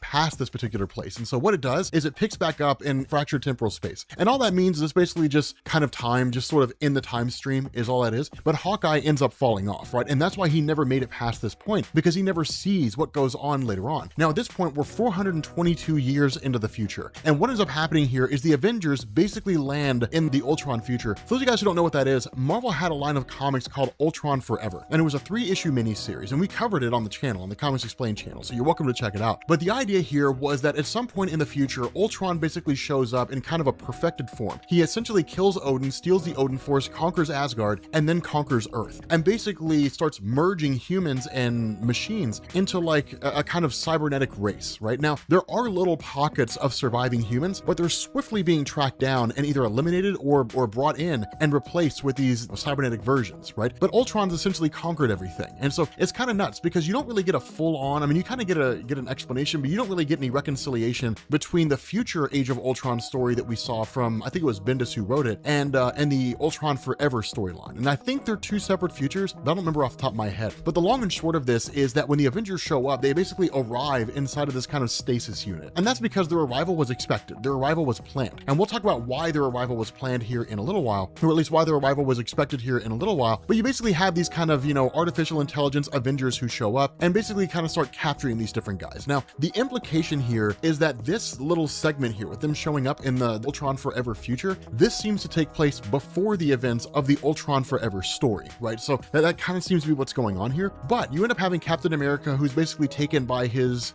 cybernetic counterpart, who actually hates his role, right? He hates the idea that he's been programmed for this purpose. And that's kind of the way this works, right? When a human is taken and they're basically assigned to an Avengers role, they're basically programmed with all the mannerisms, right? All the personalities of those guys. The only difference is they know what they've been programmed with, so they don't really believe that they're those individual characters, right? So this, cybernetic counterpart to Captain America doesn't actually believe he's Captain America. It's just the role he's been assigned. But he hates being that person, which kind of rightfully so. Captain America's okay, but at the end of the day, he can't really do anything, right? Like if I were going to be anybody, I'd want to be like Blue Marvel or Hyperion or like Molecule Man, like somebody cool, right? Somebody interesting. But what ends up happening is this future version basically ends up taking a kind of bomb device more or less and planting it in the eye of Captain America, right? Basically planting it inside of his own head and saying like, you're going to a place to where this bomb is going to be needed, right? This is going to be necessary. It's not for you in the here and now. The other part of this is that you have Black Widow, who of course has been taken and she's communicating with her cybernetic counterpart. And this cybernetic version basically says like she wants to live. She wants to survive. She doesn't want to more or less perish whenever it is that this,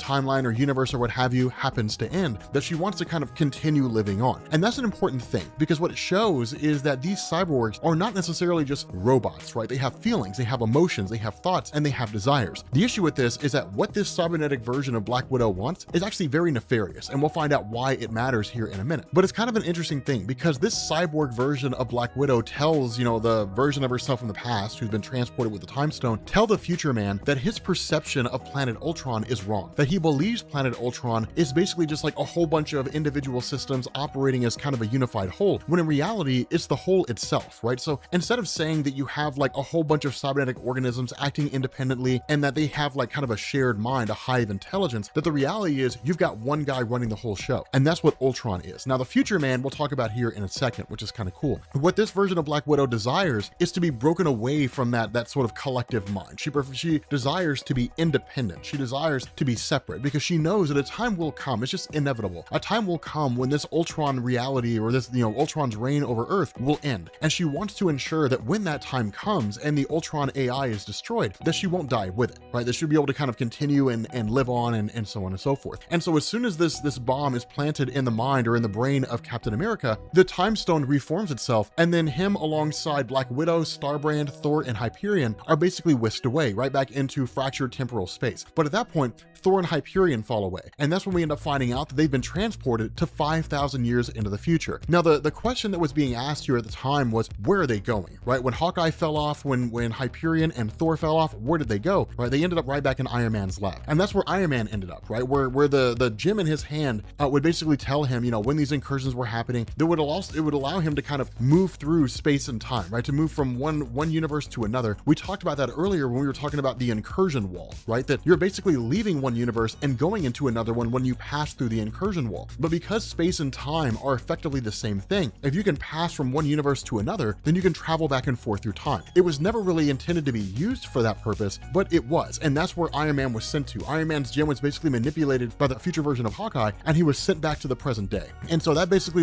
really only leaves here Starbrand, Black Widow, and Steve Rogers. And once they arrive here, they kind of end up on this kind of garden of sorts with this colossal tree growing in the middle of it. And that's what's kind of crazy is they try to figure out what's happening, right? There's a lot of kind of estimation, kind of guessing going on here. The fact that there's long growth vegetation, the tree's absolutely massive because it takes so long for trees to grow. The response of Black Widow is she thinks it's around, you know, a few hundred years from where they were before. Captain America's frustrated because he doesn't really grasp the whole notion of time travel, right? So he feels like he's just a fish out of water. But at the end of the day, you know, the kind of idea is this is some sort of a garden, right? There's life growing here, there's plants, so on and so forth. And that's when they're met by the Future Man, also known as Franklin Richards. Now, for those of you guys who are not familiar with the work of Jonathan Hickman, this is the same future version of Franklin Richards from Hickman's Fantastic Four, right? The one who resurrected Galactus from the dead and turned him into his herald. That's this version of Franklin Richards, right? This guy is from that far in the future, right? He's from that far along the timeline. With that being the case, you kind of have Captain America who doesn't know who this is, right? He doesn't know that it's future Franklin because remember, Captain America's never met Franklin Richards from the future. He's only ever met Franklin when he was a little kid. And so the response is, okay, who is this guy?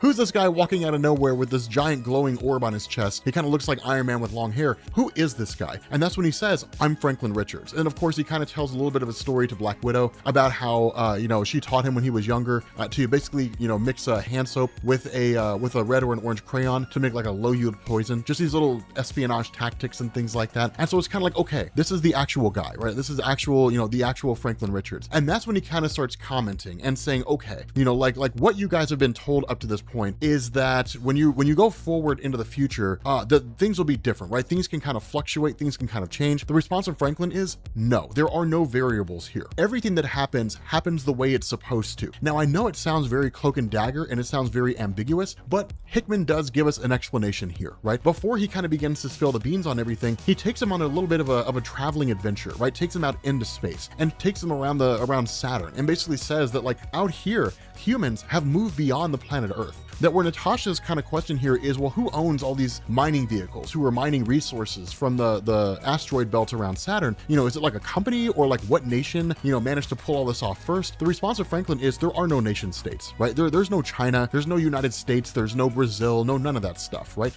All you have is just a planet of human beings. And he says that at some point along the line, humanity reached that point, that humanity got to the point where it said these artificial boundaries that we create between one nation and another, creating like methods of currency, different things along those lines, that it was a handicap, that it was getting in the way of our actual progress. It's very Star Trek-esque in that way, right? For those of you guys who saw First Contact, there was an explanation there from Captain Picard who basically told the character of Lily that humanity abandoned money, right? That the acquisition of wealth is no longer the driving force in people's lives, that people simply just exist to better themselves. And that's what this is, right? People have just kind of moved beyond these base, you know, artificial means. And it's just humanity exploring and trying to become the best version of itself that it possibly can be. The crazy thing is that at this moment right now, there's around 30 billion people who are living on the moon right now. In terms of the ability to live on the moon, it's not just limited to colonies, right? Keep in mind, the moon has the blue area, which is an oxygen-rich section of the moon. It's not colossal, but most likely all humanity managed to do was find a way to harness that and then expand it across the moon to basically make it an oxygen-rich environment, which really begs the question, how would that impact the moon's orbit around the Earth? Comic book logic. Not something that needs to be worried about. But finally, Franklin gets around to saying, okay, Captain, what do you want to know, right? Do you want to to know who, like how the incursion started? Do you want to know like what led to all this, right? Like who's behind all this, these universes crashing into each other? And the response of Captain America is, I want to start with Tony Stark, and I want to know how to defeat them. I want to know how to stop them from doing what they're doing, trying to wipe out incursive Earths, different things like that. And the response of Franklin is, okay, that cannot be done. He kind of gives us a little bit of an explanation and says, it's important that you understand what I'm going to tell you so you can understand what I tell you later. And he says, what you have here in this place that we're living in this future, 5,000 years in the future, that there is no, I mean, you do have Earth to a degree, but this rogue planet, that red planet that basically came crashing towards Earth, that you guys managed to stop and that you guys managed to basically phase in with the Earth itself, that was sent by us. And that was sent because you needed it, right? We're filling a loop. Like that rogue planet basically comes and hits Earth, and it hits Earth, or at least it comes towards Earth because we sent it there, right? We're kind of fulfilling this sort of cause and effect loop. But more so than that, and what's exceedingly important here, is this Avengers machine that was created by Captain America and Tony Stark. We're initially started with the idea of, okay, Tony Stark wanted to distract Captain America and all them so that if they're facing off against threats and Captain America's focusing on expanding the Avengers roster to make it, something that was worldwide, that they wouldn't be worrying about the incursions or wouldn't be asking questions like, what's Tony Stark doing or anything like that. That it actually kind of grew and expanded and became its own kind of thing. And now what you have is called Avengers World. It's this massive planetary space station that serves nothing more than the purpose of just having Avengers protect the universe, right? The Avengers have moved beyond Earth and they now protect the entire universe in a wide array of different capacities. But that's the important of it all, because when Captain America kind of reiterates, like, I want to know how to stop, stop the new Avengers from doing what they're doing, the response of Franklin is, you can't. There's no way for you to stop them. That what's going to happen is going to happen. That time is not some thing where like some event takes place in the future, but if you go back in time and you prevent that event from happening, then everything's okay. It doesn't work that way. Everything kind of branches off. So sure, you could go back in time and you could stop the Illuminati, you could stop the new Avengers from doing what they're doing, but it's not going to change anything. Your timeline is going to continue on just like normal. You're just going to have an alternate reality out there where the Illuminati were stopped, but it wouldn't make any difference because the multiverse is still collapsing. No matter what you do, there's nothing you can do to save the day. The multiverse is going to die. There are universes out there where you went back in time and you destroyed the Illuminati and your world still dies, right? There's nothing you can do to end this. It's inevitable. It's always going to happen. And so that's what makes it kind of crazy, is because he asks him, he's like, do you remember what it was that Hawkeye told you? And the response of Captain America is, yes, I do recall that. And he basically says, you should ignore it, but you won't, because your fate is your fate. You are who you are because of the choices that you've made. The choice that you made over the course of your life led you here. And understand, Captain America, this is not the first time you've been here. And where he's kind of like, what? Like, what are you talking about? The time gem pops up and whisks him away. The time gem basically yanks him away. The other cool thing that you end up finding out here is the tree is actually Groot. That's the other thing that you end up finding out here, right? Like, the tree is Groot. Like, when Franklin asks, like, do you think he heard what I was trying to tell him? The tree's just like, I am Groot. And he's like, yeah, me neither. So Groot basically ends up growing into a giant tree. But what this does is it basically picks up 51,000 years into the future. That Starbrand and Black Widow are basically dropped out from temporal space. So they end up back in Iron Man's workplace. And 51,000 years into the future, you've basically just got like this giant planetary space, right? With this massive kind of obelisk, sitting, at a kind of off in the distance. And Captain America's guided towards this obelisk and then basically identifies himself, right? He puts his hand up to the wall and then identifies himself. And when he walks in, it's basically told, put your hands on the bars, and that way we can identify who you are. When that happens, of course, he's hit with all these, prongs and things like that go through him. And it's just for the purpose of verifying, his DNA, really just like analyzing his DNA and seeing who he is. And that's when he's met by this massive world mind. And what we end up finding out here, and this is where things get crazy, the request of the cyborg Black Widow in the Ultron Forever universe was fulfilled by Franklin Richards, that she was basically given the kind of sentience she wanted to break off from the larger whole. But what that meant is that as time began to progress and things began to move forward, that her AI in this Avengers world began to kind of develop a sort of sentience. And so in effect, she, a part of Ultron still resides in her. And so what it meant is that in essence, Ultron more or less is the world mind now, right? It's a giant singular consciousness that exists inside this world. The problem with this is we don't really find out how far reaching it is, right? We don't really find out how far it goes. Instead, all that ends up happening is this kind of artificial intelligence appears to him as Black Widow because of the fact that it's somebody he would recognize along with these sort of Avengers-esque individuals, and states that the intention here is to basically take the mind of Captain America, upload it into their database, scrub it of anything regarding like individuality, right? So Captain America's feelings of righteousness, his desire to save people's lives, things like that, that's all going to be removed. And he's going to become part of this kind of artificial intelligence mind frame and just exist there. His physical the body, of course, will be destroyed. But then Captain America, of course, manages to break free. And the idea is that as he's fighting against these kind of holograms, there really isn't a whole lot he can do here, right? I mean, his shield is the most durable material in the Marvel Universe, right? So being able to break it is not really a feasible thing. But ultimately, this device planted inside the mind of Captain America comes to fruition. That what this was designed to do was basically leap out of his mind. When this artificial intelligence gave itself a physical form, that it would leap out of the mind of Iron Man and land on this individual, right? And as soon as that happened, it would start breaking down the computer core. Like, it's more or less introducing a virus into a worldwide computer system. And that's exactly what happens, right? It basically shuts down the entire system. It effectively dies. And so, of course, the time stone reforms around Captain America and then whisks him further into the future, or at least kind of sends him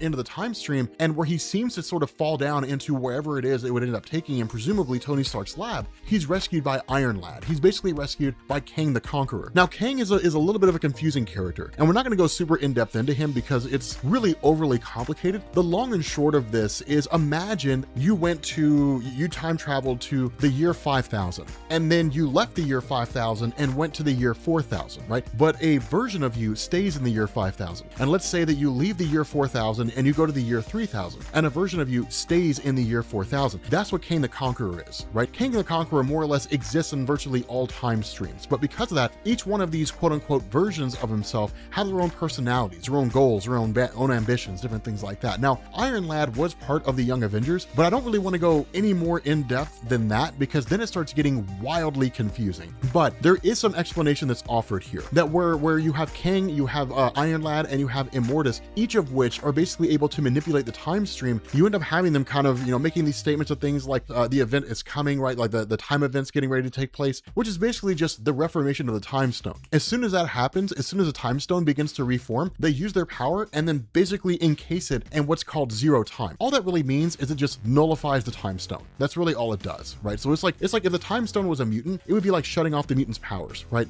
Temporarily. That's all that is. And it just kind of keeps the time stone in stasis there, and it cannot reform and yank anybody else through time. And that's when we really start to get this sort of explanation here. We kind of get this discussion of what's going on. The idea here is that these guys have basically brought Captain America this far into the future because of the fact that the incursions happen, right? The incursions are currently happening, the multiverse is collapsing, universes are crashing into each other. They have tried multiple times, right? Captain America has been yanked into the future like this multiple times. He's not aware of it, but basically it's happened multiple times. And the idea is they've always tried different approaches. Captain America's gone back in time and destroyed the Illuminati. Captain America's gone back in time and worked with the Illuminati. Captain America's gone back in time and reformed a cosmic cube to try to save the day. They've tried all these different things and none of them work. The multiverse always moves towards this inevitable end, and it always ends up collapsing. Now, the question you're probably asking here is, if the multiverse collapses and everybody dies, then how do they exist in the future? Okay, Jonathan Hickman answered this during the Fantastic Four run that he had. And the way this works is, it's not as though the incursions take place, right? Like the main Marvel universe is destroyed and then everything suddenly ceases to exist. It's almost like a tidal wave. So like, imagine a meteor crashing into the earth. It's not like the earth just suddenly explodes, right? It's not like everything around the earth just instantly bursts into flame. Then instead, what you have is you have this massive impact, and then you have fire that begins to just sort of spread out. That's how that works. When the universe collapses and when everything's destroyed, that would happen at some point in the past. And what that would mean is basically like a tidal wave would start making its way through the time stream from the time that initially happened, going both directions, right? And so basically it would move, into the past, and it would move into the present and basically make its way here. And so, if you had to assign a kind of time frame to it, you could say that like the main Marvel Universe Earth crashes into another Earth, and the main Marvel Universe is destroyed. When that initial point of destruction happens, then it would be like 10 minutes before everything's totally wiped out. At that point, we're just throwing out arbitrary numbers, but that's basically what that means, right? That's basically how that works. And so that's why they're here, is because technically the multiverse will be destroyed. We're just at that point, like Captain America's been transported to this moment before the future's been obliterated, right? So there's still a chance to kind of save the day. That's why they're here. But basically their whole response is, every time you go back, nothing ever works. And so we're going to do the only thing we know how to do, which is to keep you here. If we keep you here and we let the Illuminati do their job, then they'll basically destroy every single incursive Earth. And there's a chance that when that happens, that the main Marvel Universe will be the only universe in the entirety of the multiverse, because of the fact that the heroes were able to do everything they needed to do in order to save the day. But keep in mind, Franklin Richards, kind of talked about this and said it won't work.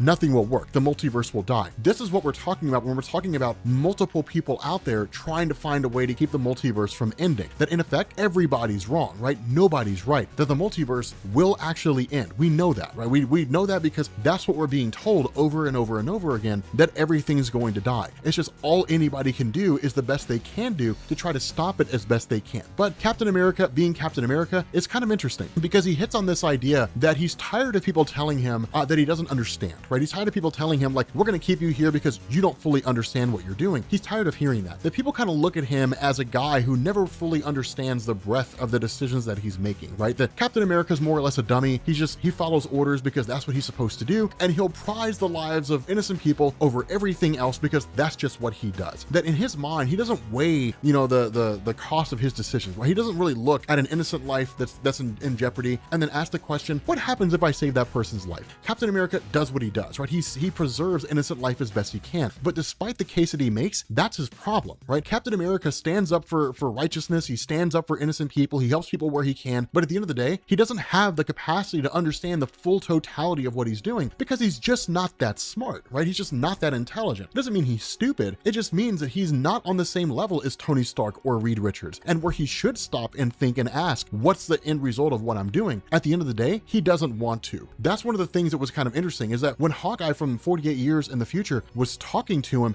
that what he said is when he gets to this point that he's going to be asked, he's going to be told, you only have two choices to make. The choice you're going to have is to, basically either do nothing or to help Tony Stark, right? To help him and the other members of the new Avengers destroy, alternate realities. But the third option is he could kill Tony Stark. He could destroy Tony Stark. And that's the option Captain America goes for. He basically grabs a shield, throws it, has it bounce off a couple of walls, destroy the barrier around the time stone. When it reforms around him, he's teleported back to the present day. He meets with the rest of the Avengers who were here. Tony Stark is already gone at that point, but he meets with the rest of the Avengers who were here and then basically tells them, we're going to do what we should have done the entire time, right? Now that we're aware of what's going on, we're going to do the only thing that we can do. We're tracking down the new Avengers. We're going to track down every single one of them. Tony Stark, Reed Richards, Doctor Strange, Beast, Black Bolt, T'Challa, Namor the Submariner. We're going to track them all down and we're going to take them into custody. We're going to stop them from doing what they're doing, right? At the end of the day, all Captain America's really doing here is becoming a hassle. That where the new Avengers are doing the right thing in destroying other realities in order to save their own, Captain America is going to get in the way of that.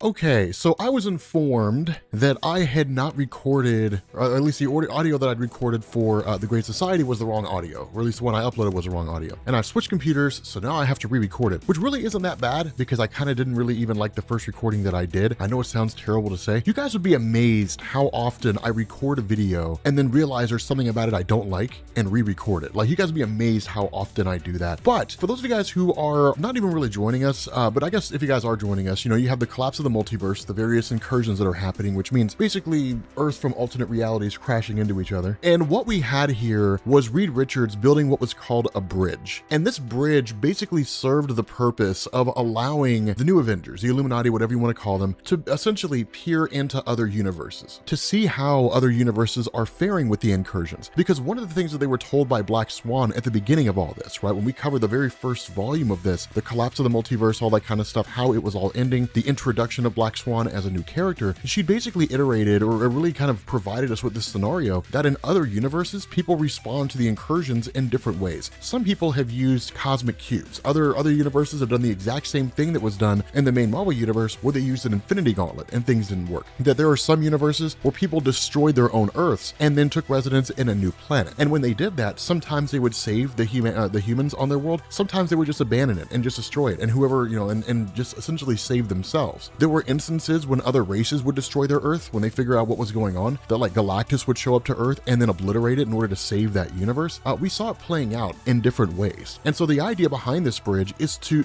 basically, in one way, verify the authenticity of what it was that Black Swan said. And then two, if there are other Earths out there that are basically solving the incursions, then figuring out how it is that they're doing that, right? Because maybe they thought of something that everybody here hasn't thought of yet. And so what it does is, of course, it basically brings together Namor the Submariner and Black Black Panther. Now, Black Panther is the one who, at the moment, is cataloging these various worlds, and what he's found is that world after world, the ones that he's seen really just kind of seem to fall the same way. That either they're destroyed by the map makers, they're destroyed by the Black Priests, which we haven't really talked about in depth yet, but we will. They're kind of a special scenario, and in reality, it wasn't really until Jonathan Hickman's Avengers and New Avengers ended that I actually realized what the Black Priests were, right? But we'll talk more about them once we cross that bridge. And then, of course, you basically end up having a lot of the worlds that are, or I'm sorry, a lot of the universes that are being destroyed when they're crashing into each other. But there is one particular world that T'Challa came across where they've survived not just one incursion, but two. And so the question is, how in the world did they manage to pull that off? And so what Hickman does is he gives us a little bit of backstory here. And what we end up finding out is this world is home to a group called the Great Society. Now, first things first, the Great Society is basically a stand-in for the Justice League, is really all they are. And I'll talk more about that here in a second. But the cool thing about this is that what you had at some point in time, really about 4 years prior to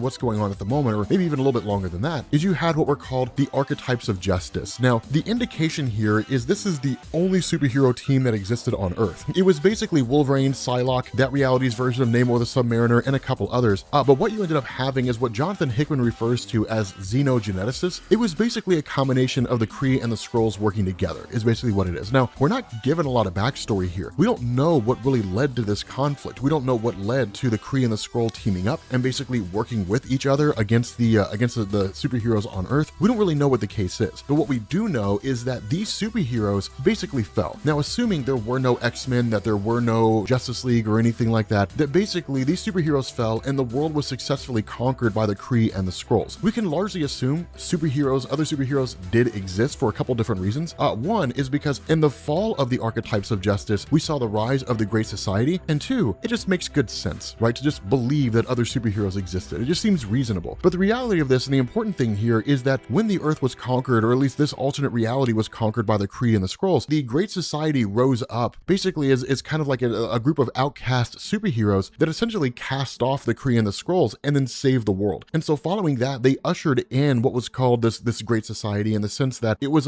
kind of in an age of enlightenment, right? So like the science games, championing the advancement of human potential, different things along those lines. And so these guys were basically the new wave, the new crop of superheroes, and have kind of been leading the world ever since, saving the planet from a multitude of different threats. But the important thing here is what we end up doing is basically picking up with a guy by the name of Wayne. Now, Wayne also goes by the name Ryder, and he is basically Batman in this particular universe. What we also know is that some kind of an event had basically taken place where about 100 men, women, and children had died. And the result of this is that Wayne routinely goes back and visits this marker as a way to honor their memory, right? So it seems to have been a mistake that he made that led to them dying. And this is a very important element, because what it does is it shows the humanity behind the characters. That with us not really knowing a whole lot about them, we wouldn't really know if they were good guys or bad guys, whatever the case was. If the rise of them in terms of saving the Earth led to them becoming these sort of, almost fascist kind of guys, we don't really know. But what we do know now is that they're basically good guys. Now, the other part of this is that a character by the name of the Norn had basically more or less told by virtue of his powers that another incursion was happening. So it's the Great Society's version of an early warning system. But the Norn is a stand-in for Dr. Fate. And so with this happening, of course, you have a coming together of the various guys who were here. And that's when we really sort of get this full-on explanation, or at least this full kind of depiction of the fact that they are more or less the Justice League, right? The Rider is Batman, Boundless is basically the Flash, the Jovian is Martian Manhunter, the Norn is Dr. Fate, Sun God is essentially Superman, and Dr. Spectrum is basically the Green Lantern. And so much like we've seen with the main Illuminati themselves, you kind of get a speech about, the collapse of the multiverse, but the difference here is that the Great Society looks at this from the perspective of everything lives, right? So they're far more optimistic. They really are just legitimate good guys. The other cool thing about this is that once they end up teleporting to what is essentially the incursion wall, which, as you guys recall, is a kind of barrier, right? So if your left hand is one universe and your right hand is another, what you have is a point where your hands are on the verge of touching. What the incursion wall does is it allows you to pass from your left hand to your right hand, right? It just allows you to move from one universe to the next. And so once they actually get inside that universe and they see that Earth, then now they realize it's an incursion of map makers. And this is important. This is hugely important, because one of the things to keep in mind is, again, again, the map makers are wildly powerful beings. And in every other alternate universe the Illuminati have looked at and they've seen the map makers arrive, it basically signals the absolute death of every superhero who's there. The map makers automatically react to the powers of the various people who are there. They augment themselves, modify themselves, they overcome those powers, and then they destroy them, and then they destroy the world. No one ever really succeeds in their conflict against the map makers, but the Great Society seems to know of them, and the Great Society has basically found a way to overcome them. And you would think that it would be virtue of some kind of scientific achievement, or they have something like the ultimate nullifier or something like that, you know, their reality's version of this device that can essentially obliterate anything from existence and basically make it as if it never was. You would think it would be something like that. No, it's just the sheer force of their power. That's all it is. It's just the complete and total power that they have. And so what you end up finding out is that one of these guys is actually donning a helmet of the Black Priest. And the reason why this matters is because they successfully managed to repel or at least destroy the bridge builders, right? The forerunners of the map makers. The bridge builders, for those of you guys who don't remember, are the ones who basically show up first. You know, whenever you have a blue Earth, they're the ones who basically show up on the new Earth. They basically wipe out all the superheroes, and then they basically tell the map makers, hey, here's a spot for you to come to. Then the map makers show up and essentially kill any superheroes that the bridge builders couldn't destroy. The bridge builders are obliterated, that blue Earth is destroyed, and then that leads to the arrival of the map makers. And more so than that, the map makers get totally destroyed. But what you end up finding out here is that the Great Society has actually figured things out. They figured out that like the ability for the map makers to adapt is based on a piece of technology inside their own bodies, right? That before they can adapt to their powers, to rip that out, to basically destroy the computer components inside their bodies, essentially, right? Their intelligence core, whatever you want to call it. But to rip that out before the map makers can respond is the best thing. That's one of the reasons why Boundless is so important here, because she's able to move so astronomically fast that she can basically act before the map makers have time to. From there, it turns to Sun God. And that's when you really get kind of a full-on display of this guy's power. Because if the fight goes on too long, these map makers would probably overpower the Great Society, right? They would kind of continue to adapt. But Sun God basically channels all the solar energy in his body and lets off this enormous flare, with the rest of the superhero team being protected by Dr. Spectrum. And then of course, all the map makers are completely and totally obliterated. And that's what makes things kind of bonkers here, is because you have Namor and you have T'Challa who are watching all this go down. And it's like, okay, so like these guys are for real. Like these guys are serious contenders. But notice, this is the funny thing that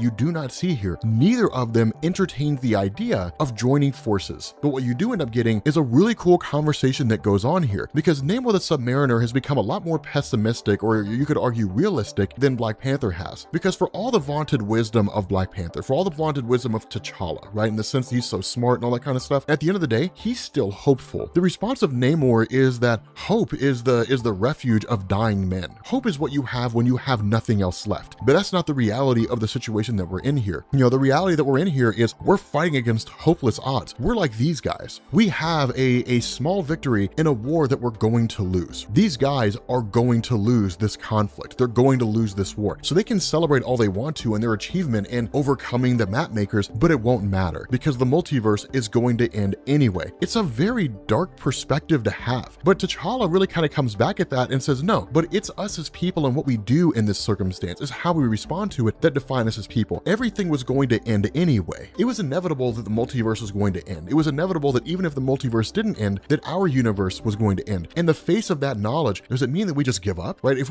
we knew with absolute certainty that the universe would end, which it will, does that mean that we just refuse to live, right? It'll be billions of years, billions and billions and billions of years before that happens, or at least under any normal circumstance, it would be. With the incursions, it shrinks it at a geometric rate, right? Like it shrinks it at a massive margin. But, you know, he's like, if we're born into this world and then we learn science and we realize that through that science that our universe is going to end at some point, does that mean that at whatever point we learn that, we just sit down and die? No, we live our lives, right? We become honorable people. We have families and all that kind of stuff because one, we know that we're not going to have to worry about seeing the death of those families anytime soon. But two, even though we know our family line will die, that life is still worth living, that it's still worth it to be an honorable and a good person. And that's really what it kind of hits at here, that you look at this as though because of the fact that all hope is lost, because of the fact that there really is no means to save the multiverse, you know, because it is inevitably going to die, that we should somehow just give up on who we are and just do whatever needs to be done in order to save the day. It's us as kings of our respective kingdoms that make us great men because of the actions and the deeds that we do. And Namor comes back with this amazing point and he says, yes, we were kings. And what are we now?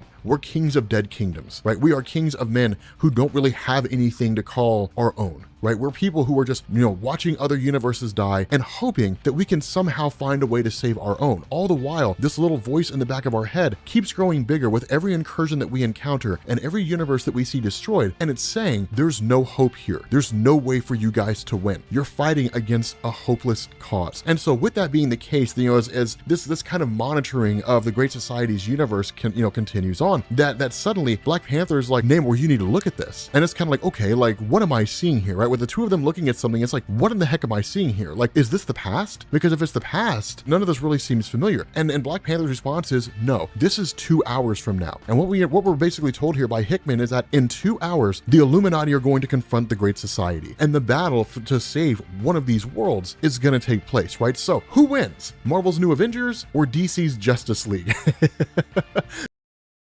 All right, what's going on, guys? This is Rob, and we are picking back up again with Avengers and New Avengers. And what we're doing here is we're picking up a little bit in the aftermath of Infinity, right? Not really immediately after Infinity took place, but specifically the whole detonation of the Terrigen bomb. Now, for those of you guys who never saw the Infinity event, you had two stories going on at the same time, right? The main story focused on Thanos, basically trying to acquire his son, ultimately locating him, and then once he was discovered, his son's, powers more or less activating when Black Bolt and Thanos fought. And the reason why that matters is because in the process, Black Bolt basically destroyed detonated the Terrigen bomb, which would spread the Terrigen mist across the world. And so those individuals out there in the world who were Inhumans and simply didn't know, suddenly had their Inhuman powers activated. Now, Thanos, of course, found his son, and you can find out what happens with the rest of that story down in the description. But the idea here is that in the aftermath of that, because Thanos had basically beat Black Bolt within an inch of his life, Black Bolt's been recovering with his aid, or with the aid of his brother, Maximus the Mad. And so with Black Bolt basically recovering, the idea here is that with all these different Inhumans waking up across the world, the intention is to basically travel around the world and to gather these Inhumans together and bring them under the control of the royal family. The funny thing about this is that you actually go into an event from Marvel Comics called Inhumanity and Inhuman,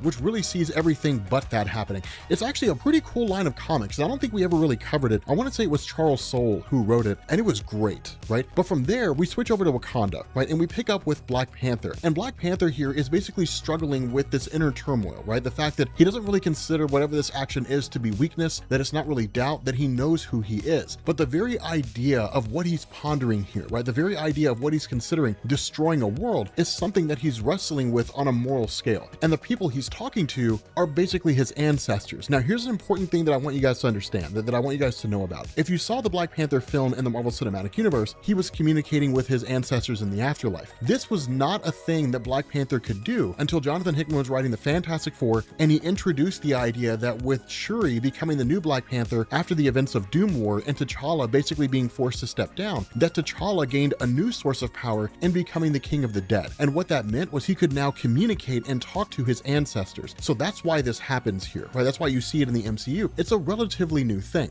And so communicating and talking to his ancestors is an interesting concept, because he basically kind of espouses this idea, and when they ask, what are you struggling with? He basically says, in the next hour, there's going to be another incursion. And when that happens, our world is going to face off, or is going to come face to face with another world that houses not villains or evil individuals, but people who are actually heroes like us. They're good guys. They've done good for their world. This will be the first time that we have an incursion where we have to face a threat like this. And my concern here is that we may end up having to destroy these people's worlds. And the response of his ancestors is, so? And it's like it's the coolest response, because he's like, what do you mean so, right? Like I've done murder, I've done terrible things, and I've done it in a way where I've been king and I've did what I needed to do. But there's a difference between taking out individuals who are a credible threat to Wakanda and taking out what are basically innocent people, right? Because the reality of this is, if they face off against the Great Society and a conflict breaks out and they have to destroy the world of the Great Society, it's not just those heroes who die. It's billions of men, women, and children across the surface, across that world, who die as well, right? People who don't even know what's going on, who are going about their normal lives, and then suddenly the world just ends, right? Like, that's what we're talking about here. And the response of this really comes by way of Black Panther's father himself, right? T'Chaka. And he basically says, here's the thing to understand, right? This is you are of Wakanda. You are a king of Wakanda. You have to understand the price that comes with that, right? Heavy is the head that wears the crown. The question you have to ask here is, over the time that our kingdom has been in existence, over the time that Wakanda has been alive, how many people have we turned away? How many people who were seeking refuge have we told you can't come here? Because it was important to keep our society safe and secret and hidden away from the world. How many times have we done that? And how many men, women, and children did we kill by virtue of that? But it's what was best for our kingdom. It's what was best for our people. And he says, that's what you're facing here. Anything that could be a threat to Wakanda is a threat worth destroying. That's the way it is. That's how Wakanda is. That's how the ancestors of Black Panther saw it. That's how Black Panther himself is being told to see it. If it's a threat to Wakanda, then it needs to go. So sure, you're going to wipe out a world of however many billions of people if you decide to detonate an antimatter bomb on that earth. But the reality is either it's them or it's you. And as a king, your job is to protect your people, which means to choose yourself. It means to choose our earth and destroy theirs in the process. If they have a problem with it, sorry about your luck. Wouldn't want to be in your shoes. That's just the way it goes. And so again, it's intriguing here because one of the things that's kind of asked here at the very last moment, you know, when all the other ancestors have basically departed, is T'Chaka pulls his son aside for a second and asks him, there's one last thing. Have you killed the Atlantean yet, right? Have you killed Namor the Submariner? Now, for those of you guys who don't know what that's about, we talked about that earlier when we began the Avengers and New Avengers series. You should check out the Avengers versus X-Men event. When Namor was part of the Phoenix Force, he basically destroyed a huge portion of Wakanda. So because he had committed such an offense against the Wakandan people, that's why the ancestors are asking. The other part of this is Doctor Strange basically reappears, right, after having been at the Sinner's Market. Now, we will learn more about that. What we end up doing at this point is we jump to Bruce Banner and we jump to Beast. Now, again, Bruce Banner is the new kid on the block. He was just recently brought into the Illuminati team in order to basically help them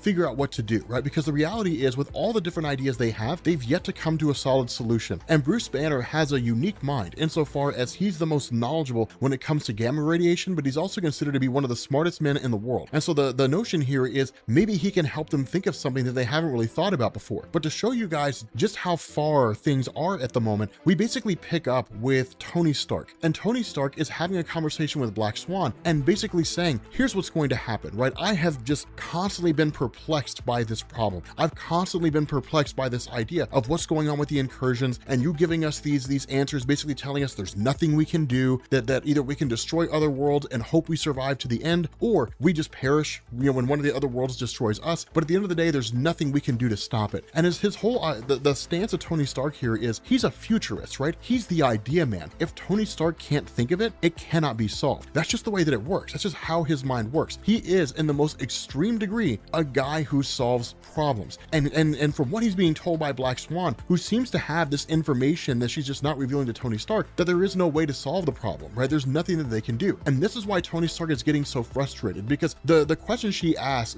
are you so sure that this is the problem, or do you think the real problem is that you're simply just in denial? You're simply refusing to accept the fact that there is nothing you can do, right? Every single threat you've ever faced in your life as a superhero up to this point has been some physical, tangible person you can fight against, right? You know, Galactus shows up on Earth and you guys threaten him with the ultimate nullifier, or you grab the help of the Silver Surfer, or just through sheer force of will, you manage to topple him, right? Thanos shows up, you guys fight him off. This villain shows up, you fight. This villain shows up, you fight. It's a tangible thing. That's been your life. You always overcome the odds. You always come out on top. But for the first time in your life, Tony Stark, you guys are facing off against a threat that cannot be solved with mathematical formulas. It cannot be fixed with some infinity gauntlet. There's nothing you can do. There's no day to be saved here. Your days are numbered. When that number comes to 0, there'll be nothing left. And you, along with everything that you know, is going to die. Tony just cannot accept that fact, right? And so what he basically, you know, really in his paranoia, I would say, ends up stepping up and saying, here's what's going to happen. We're going to deal with this incursion, right? We're going to cope with this incursion and do whatever in the hell we have to do in order to basically end it. But then following that, I'm going to bring in a telepath. I'm going to have somebody like Emma Frost come in here and probe your mind. I'm going to have them, you know, basically tear your mind apart and find out everything you know. We're going to go through every scrap of information. We're going to go through everything that we can to find out what this truth is. And her whole idea here is, I've never lied to any of you. I have never ever lied to a single one of you. And she gives the best response here, right? Tony asks, have you ever heard of lies of omission? And she says, yes. That's what the ignorant people call displays of their ignorance, right? You want to believe there's something there because you're too stupid to accept the fact that there's not. That's what's so cool about this, right? She's such a great character. She's so wildly interesting. And so of course, with Tony Stark storming off, this leads to Reed Richards being there, and he kind of asks her what in the world was going on. and she says, it's just a man coming to the end of himself, right? Tony Stark coming to the realization there's nothing he can do. There's nothing he can offer here, that all of his vaunted intelligence and all of his gadgets and all of his Iron Man armors, they're useless in the face of all this. And so from there, we pick up with basically the Illuminati team showing up on the alternate reality Earth, right? The Great Society Earth. And as soon as they arrive, it's kind of funny because the Great Society sort of looks up and says, okay, like we don't really know what this is, right? They're not black priests. They're not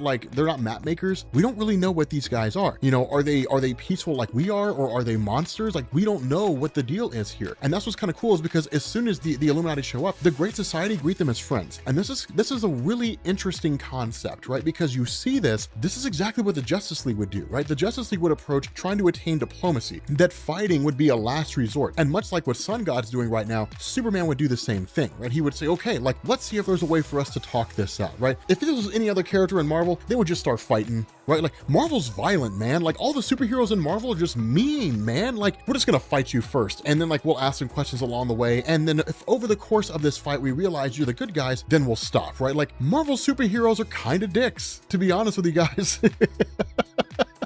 They really kind of are. I love Marvel to death, been reading them for 25 years, but they're kind of dicks. Like, it's just the way the superheroes are written, and I love it, right? So one of the things that kind of goes into this is you have, of course, Wayne, right? The pastiche of Batman, basically the Marvel version of Batman, who kind of says like, how can we trust you, right? And more important than that, how do you know you can trust us? And the response of Beast is, we've been watching you, right? We constructed a bridge that let us look into alternate realities, and we came across your world because you survived 2 incursions. And they say, no, we actually saw it. We survived 3. And it's kind of like, okay, but we only saw 2. So what you end up getting here is this little degree of an explanation that when the question's asked by Reed Richards, one of these incursions you survived by basically moving your universe out of phase, right? That you more or less made your universe intangible, right? The way the Vision makes himself intangible, so if you throw something at him, it'll just pass right through him. That's what they did with their universe. That instead of allowing the Earths to crash into each other, they moved their universe out of phase. So basically the other Earth and the other universe, they just passed right through each other. And when they asked, how do you do that? Like, how were you able to pull that off? They said, well, using something called the wishing box. Now, here's my mistake. I originally thought they were talking about a cosmic cube, and I totally forgot that like there are different, really alternate reality versions of Infinity Stones, right? And that's what they basically say, right? It's basically a cube that's made up of 6 planes of forever glass. Basically this kind of material that's made up of the fabric of the universe. It's an infinity gauntlet is really all it is. Now, this is why this is kind of cool, because in Marvel Comics, as far as I'm aware, this is the first time we've seen an alternate reality version of the Infinity Gauntlet that does not look like the Gauntlet. Traditionally in Marvel Comics, no matter what universe you're talking about, when Marvel references the Infinity Gauntlet,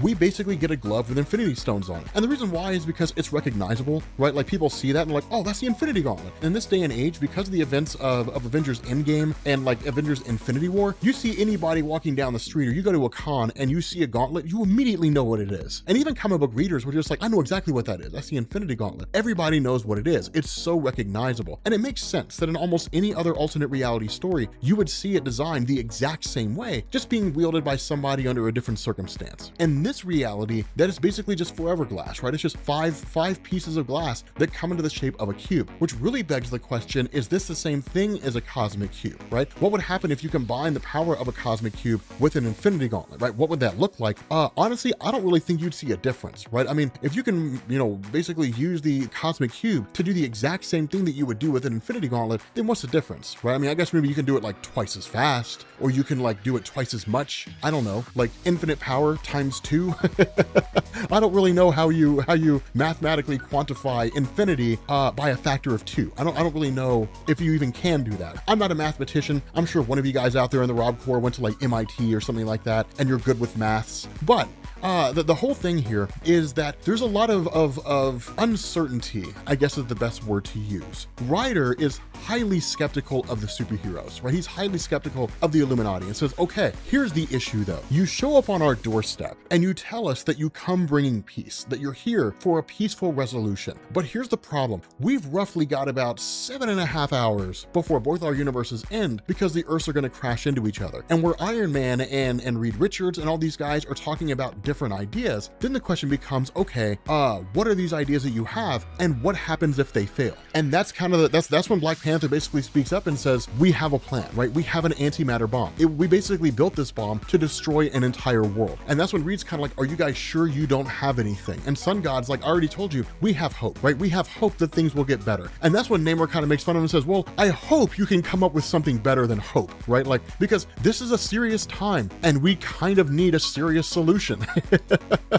We don't need this Justice League philosophy of resting on your laurels and just hoping things get better and that's enough. No, we need like actual solutions to a problem. And that's what makes this interesting, right? Kind of these, two diametrically opposing views. Now, something else that I want to throw to your attention that's kind of going on here at the same time. And it's very easy for us to kind of skip over it, but we're not going to. Maximus the Mad is a very interesting character. In reality, he is in a lot of ways similar to the Joker. His schemes don't really make sense to anybody but himself. But what he's come to realize is that with everything happening, they're going to need all hands on deck. And there are some individuals who had been defeated at the hands of the Avengers or whoever that are wildly powerful, albeit evil, and they are going to be needed. What Maximus the Mad does here is he basically fires up a high-powered laser, and with the help of Black Swan, starts to crack the containment device that holds Thanos and the Black Order. Maximus the Mad is freeing the Mad Titan and the Black Order. This is cool. Corvus Glaive, Proxima Midnight, all these characters, Maximus the Mad is setting them loose. Like, he's getting ready to just let them return back and do their thing. And so because of all this, with kind of switching back to the Avengers and I guess to the Illuminati and the Great Society, things kind of keep going back and forth, right? It's this constant kind of conversation that's going on. Namor is losing patience, right? Because you basically have them stalling the inevitable. Well, surely we can come up with an idea. Surely there's something we can do. We can talk this out. Well, what if we don't succeed? Are you going to destroy our world? Well, I mean, we don't want to destroy your world. And they're more or less beating around the bush, right? It's more or less the Illuminati kind of beating around the bush. And instead of outright saying, if things go south, we're going to blow your world to smithereens, it's kind of like, well, it won't come to that. We'll find a solution. We'll find a way to make it work. All this kind of going back and forth, Namor's getting very agitated and very irritated. And in that frustration, he takes his trident, throws it at Ryder, and basically says, here's what's going to happen, guys. I'm tired of waiting for the inevitable. The inevitable is that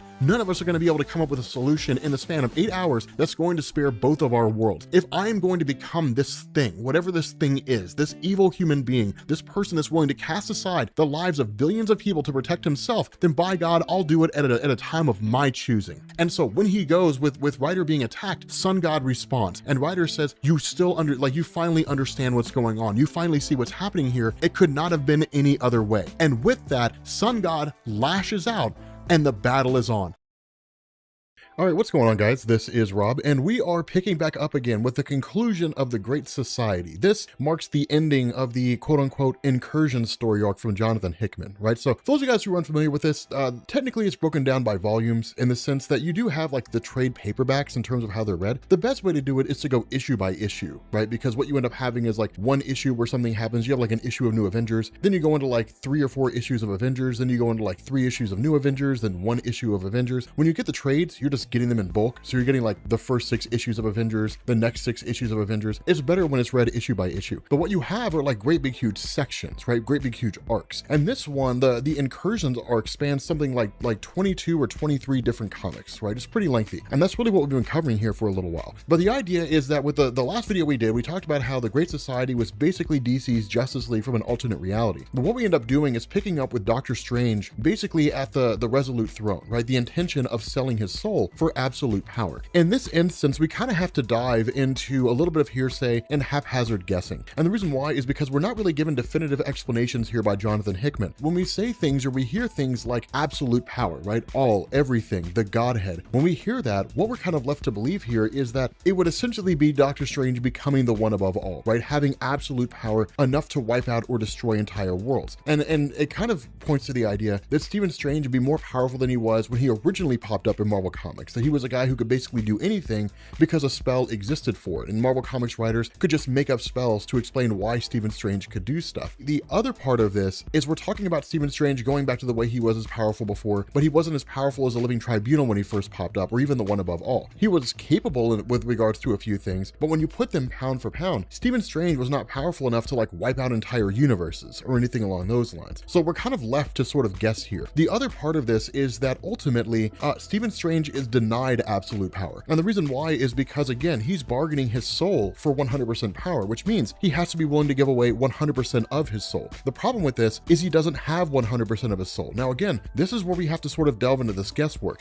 Jonathan Hickman doesn't give us a definitive explanation as to why this is the case. We're kind of left to sort of look at the nature of Stephen Strange and come to a decision on our own. The fortunate thing about this is that over the years of Marvel Comics, we've kind of gotten these explanations to a degree. We have seen things where you had like the mystical war between the Vishanti, and ultimately Doctor Strange chose not to take their side, which is where his power was reduced when they stripped him of his ability to use their magics. Ultimately, he ended up going back to himself, but only with a fraction of the power he had before. And it was a way for Marvel to basically just reduce his abilities, so he wasn't a guy who could just solve any problem by doing weird looking hand gestures and then the day was saved. It was designed to kind of prevent that stuff from happening. But over the years, Stephen Strange has delved into black magic. And on the whole, Stephen Strange doesn't normally do that because the conversation is always that when you delve into that kind of magic, there's a price to be paid. And the implication seems to be that Stephen Strange lost a piece of his soul every time that he did. That's the price that you pay. You lose a piece of yourself. And so over the years, with Stephen Strange delving into these dark magics, he's cost himself a portion of his soul each time. Hence the reason why he does not have 100% of his soul. And so as a result of that, what we end up doing is jumping back to the here and now. And we pick up with this battle between the Great Society and the Illuminati themselves. And you've got like the Norn, who again is basically Dr. Fate from DC Comics. And initially he scans the landscape trying to hunt for this bomb and realizes that it's not actually on this alternate reality Earth, that it's on the Earth where the Illuminati come from, the main Marvel Universe Earth. And it makes the most sense, right? If you were going to have like a fail-safe device, like a just-in-case backup plan, why would you bring it with you if you could just detonate it remotely or just like teleport it there, right? Something like that. It'd be a stupid decision to make. And so what ends up happening is that with the Norn figuring out where this is, he dispatches Spectrum, which is again Marvel's version of the Green Lantern, basically DC's Green Lantern. He dispatches Spectrum to go basically track it down, and Black Bolt follows Spectrum. From there, you get a little bit of trash talk with Namor the Submariner facing off against the Jovian, and the Jovian again is basically Martian Manhunter. And Namor kind of you know pokes him a little bit and says like, you know, it sucks that it kind of has to come to this, but it's just the way that it is. You know, you fight and you claw and you're desperate to survive. But the one thing you fail to understand is that in the end, there's really nothing you can do. And this kind of hopelessness that Namor the Submariner has to a degree, which will become stupendously important as we get further into this story, is countered by the hopeful nature of the Jovian in saying, it sucks that you view yourself this way. It sucks that you see yourself in such a way to where you don't really believe that the day can be saved, that you really are that hopeless, but allow me to correct you, right? And the Jovian in turn takes on its physical form, or really takes on more of like a shape-shifting form, right? From there, you switch over to Wayne, who's basically Batman, and he's facing off against Black Panther. Now, something that Hickman does here, which is really interesting, is Hickman has Black Panther make this offhanded comment that basically he's a great fighter, right? That Wayne is a great fighter and may very well be better than Black Panther. The reason why that matters is one of the most hotly debated topics in all of comicdom is who would win in a fight, Black Panther or Batman. Now, my vote goes to Black Panther for a few reasons. One, because of the enhanced abilities he has by virtue of the Panther God Bast. The next one is because of the various technologies he has, right? So the vibranium suit, which basically absorbs sound, the adamantium claws that he has as a part of his suit, the most durable metal, like the hardest metal in all of Marvel Comics, the only exception being Thor's hammer, which adamantium cannot cut, and Captain America's shield as well. Like, you know, having these kind of things at his disposal, I think would put Black Panther on top of Batman. But it's one of the reasons why you kind of see this, right? It's almost kind of like, hey, like maybe you are a better fighter than I am, you know, like here you go, Batman fans. We're not going to say it directly as Marvel Comics because, you know, like we're Marvel Comics and Black Panther is a Marvel property. But if we were going pound for pound, Batman will probably come out on top.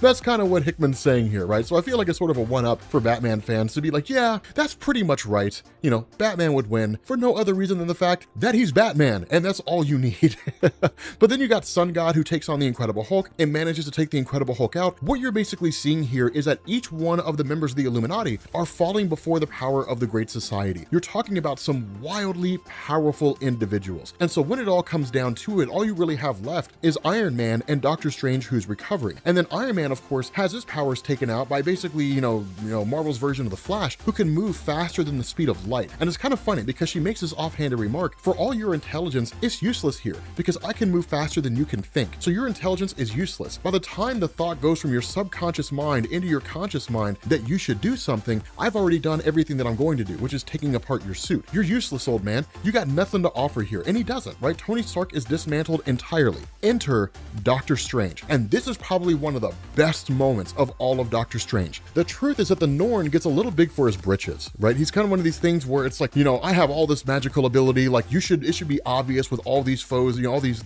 with my group, with the Great Society, you facing off against us, you can't win. And it was foolish for you to come here and to believe that you could somehow destroy us and then wipe our world out. And Doctor Strange responds by just starting to utter an incantation. And what this does is it basically transitions back to before this whole incursion took place, and Doctor Strange focusing on the Blood-Core. Now, the Blood-Core is an artifact that was introduced in this story, but given the nature of Doctor Strange, we can pretty much sort of get it right, that with Stephen Strange, what you have are basically different magical books that will grant him different magical abilities. Some spells will let him time travel, other spells will let him jump from one universe to another, other spells will grant him reality warping powers. It depends on what it is that he wants to do. But some spells that are out there come from dark books, and the Blood-Core is an example of that. This is a book that's composed of exceedingly dark spells, of evil and just terrible things. And what Doctor Strange is doing is basically summoning this demonic entity from the Blood-Core itself. This basically means that Stephen Strange is at a point of desperation, because if he didn't have to do this, he wouldn't. But ultimately, there's really nothing they can do. The other part of this is he confronts the Norn and says, I need you to understand something, right? Like, what I've noticed about you is you don't have any magical abilities. You look like you do, but you don't, right? You don't know the dark arts. You don't know what it costs you to be a magician, to be a practitioner of magic, to delve and to pull in these various forces from across the multiverse, each of which would take a piece of your soul every time that you do. You're a charlatan. You're a person who's captured these different artifacts from these different beings that you guys have encountered, whether it's, native villains on your own planet or the Black Priests when they showed up from an alternate reality, but you're fake. There's nothing about you that's real. And so ultimately he ends up casting aside all these different artifacts that the Norn has, and it's just some kid, right? It's just some young kid pretending to be somebody like Stephen Strange. And Stephen responds, let me show you what the dark arts really look like. Let me show you what happens when you're a person who can truly conjure demonic beasts, and let me show you what they look like. And this is when this demon starts to emerge, and his tentacles come out and start wrapping around everybody and just draining them all of their life force, right? Draining every single one of them of all of their life energies. The problem with this is that the longer Stephen Strange allows this demon to exist on this plane of existence, the more Stephen Strange becomes corrupted by it. And that's the danger of summoning beings like this. Now, the other question we kind of have to ask here is, why this guy, right? Why not summon someone like Shumagorath or something like that, or channel the power of Zom, right? We know Zom is a being that's wildly powerful. If Zom showed up in the main Marvel universe right now, nobody outside of like the Living Tribunal would be able to stop him, right? Just the Living Tribunal or like the One Above All. If they didn't step in, Zom would wipe out everything across the entirety of the universe, right? Dormammu, all these different characters, Eternity, Infinity, they would all be obliterated by the power of Zom. That's just how powerful he is. The reason why we kind of have to assume that is because, one, there's no guarantee that Zom would even lend his power to Stephen Strange in the first place. And as far as Shumagorath goes, if Doctor Strange unleashed him onto the Great Society, the first thing Shumagorath would try to do is basically take over the Illuminati, subjugate them, turn them into his servants, do the same thing with the Great Society, and then conquer that world. So it's not like Stephen Strange would be able to summon Shumagorath in the days saved. They'd have a massive threat to deal with on their own. And so that's why this particular monster was brought in here, right? Because it's powerful enough to overcome the Great Society, but not so dangerous that none of the Illuminati can overcome him if that's the case. And Stephen Strange is kind of betting on the Illuminati themselves, right? Because as he continues to allow this demon to exist, he begins to become corrupted by its influence and begins to go mad, right? He begins to go insane through this possession that he's experiencing. This leads to Tony Stark basically knocking him out using a part of his energy pulses, basically. And of course, back in the main Marvel universe, you have Black Bolt who catches up with Spectrum. He uses this quasi-sonic scream, basically like his powerful shout, to knock out Spectrum, and then takes the bomb and brings it back to the Great Society's Earth. And so with Stephen Strange knocked out and with the bomb back here, then the conversation turns to, okay, now it's time to consider destroying this world. And what you end up having, and it's probably one of the saddest moments here, is Sun God like approaches the heroes and says like, it doesn't have to be this way. Like, you don't have to destroy my world. You don't have to kill all these innocent people here, these billions and billions of humans who don't even know that this conflict's going on in the first place. You don't need to do any of this. And the response of Reed Richards and the Illuminati is, if we could get away without destroying your world, we would. But we're this close. We're hours away from this incursion completing, from your Earth hitting our Earth, and both of our realities being destroyed. So, I don't know what to tell you, man. Like, one of these Earths has to go, and it's not going to be ours, right? It's a tough decision to make. And Black Panther almost, kind of takes this trigger unto himself and says, I'll be the one to do it. And this is one of the coolest moments in the entirety of the story, because when this happens, happens, Black Panther is met by his ancestors, right, who basically say, you know what you have to do. But T'Challa is experiencing this massive inner turmoil, because it's one thing to say, I'm a king and I'm going to protect my kingdom of Wakanda from whatever threats may come, but more often than not, when you make that statement, you assume the threats are malicious. You assume it's somebody like Ulysses Claw who's trying to break into Wakanda and steal its technology. You assume that it's some external force out there like Dr. Doom that's trying to do what he did in Doom War, which is set up a coup d'etat and steal all the vibranium in Wakanda, which he successfully did. Like, you assume that it's some nefarious plot or something. You don't really think about it from the perspective of a world inhabited by billions of people through no fault of their own, setting on a collision course towards yours, and if both your Earths crash into each other, both realities get destroyed. And that's what T'Challa's weighing here, is it's not some evil threat. These are innocent people. They don't have control over this situation. But I'm sitting here plotting the concept of destroying their world anyway in order to save our own. His ancestors do not have this kind of struggle. Their response is destroy the world. It's a threat to Wakanda. And that's the difference between T'Challa and a lot of his ancestors, right? His ancestors were hardcore. Anything out there that's a credible threat to Wakanda has to go. It's got to be taken care of. It's got to be neutralized by hook or by crook. It doesn't matter. But for T'Challa, it's a little more nuanced than that. And ultimately, he ends up basically telling his father's spiritual form, I can't do it, right? I can't pull this trigger and I can't destroy all these people. In return, his father banishes him from the afterlife. What this basically means is that when T'Challa dies, he will not join his ancestors. He will not be among those former Black Panthers, because as far as they're concerned, they see him as a traitor, somebody who stood against Wakanda in a time when Wakanda needed to be saved, right? The role of a king is to protect his people by any means necessary. It doesn't matter where that threat comes from, and it doesn't matter who that threat is. If it's a threat, it gets destroyed. No questions asked. But the fact that T'Challa can't really do it is an indication to his ancestors he's no true king. He's no true Black Panther. He's a half measure. And so ultimately, he's banished from the eternal plane of all the Black Panthers. And so whatever Black Panthers come after him, when they go to speak with their ancestors, T'Challa will not be there. He will not be a Black Panther they can commune with. That's a pretty significant thing. In response to that, Namor the Submariner picks up the trigger and basically says, like, I'm the greatest man that I know. You know, compared to me, you guys are nothing. You guys are absolutely nothing. The reality of this is we knew it would come to this. And so if you can't do it, I will. And Namor the Submariner activates the trigger and blows the planet to pieces, right? Destroys that entire Earth and kills billions of people along with it. In response to this, he goes on like this sort of amazing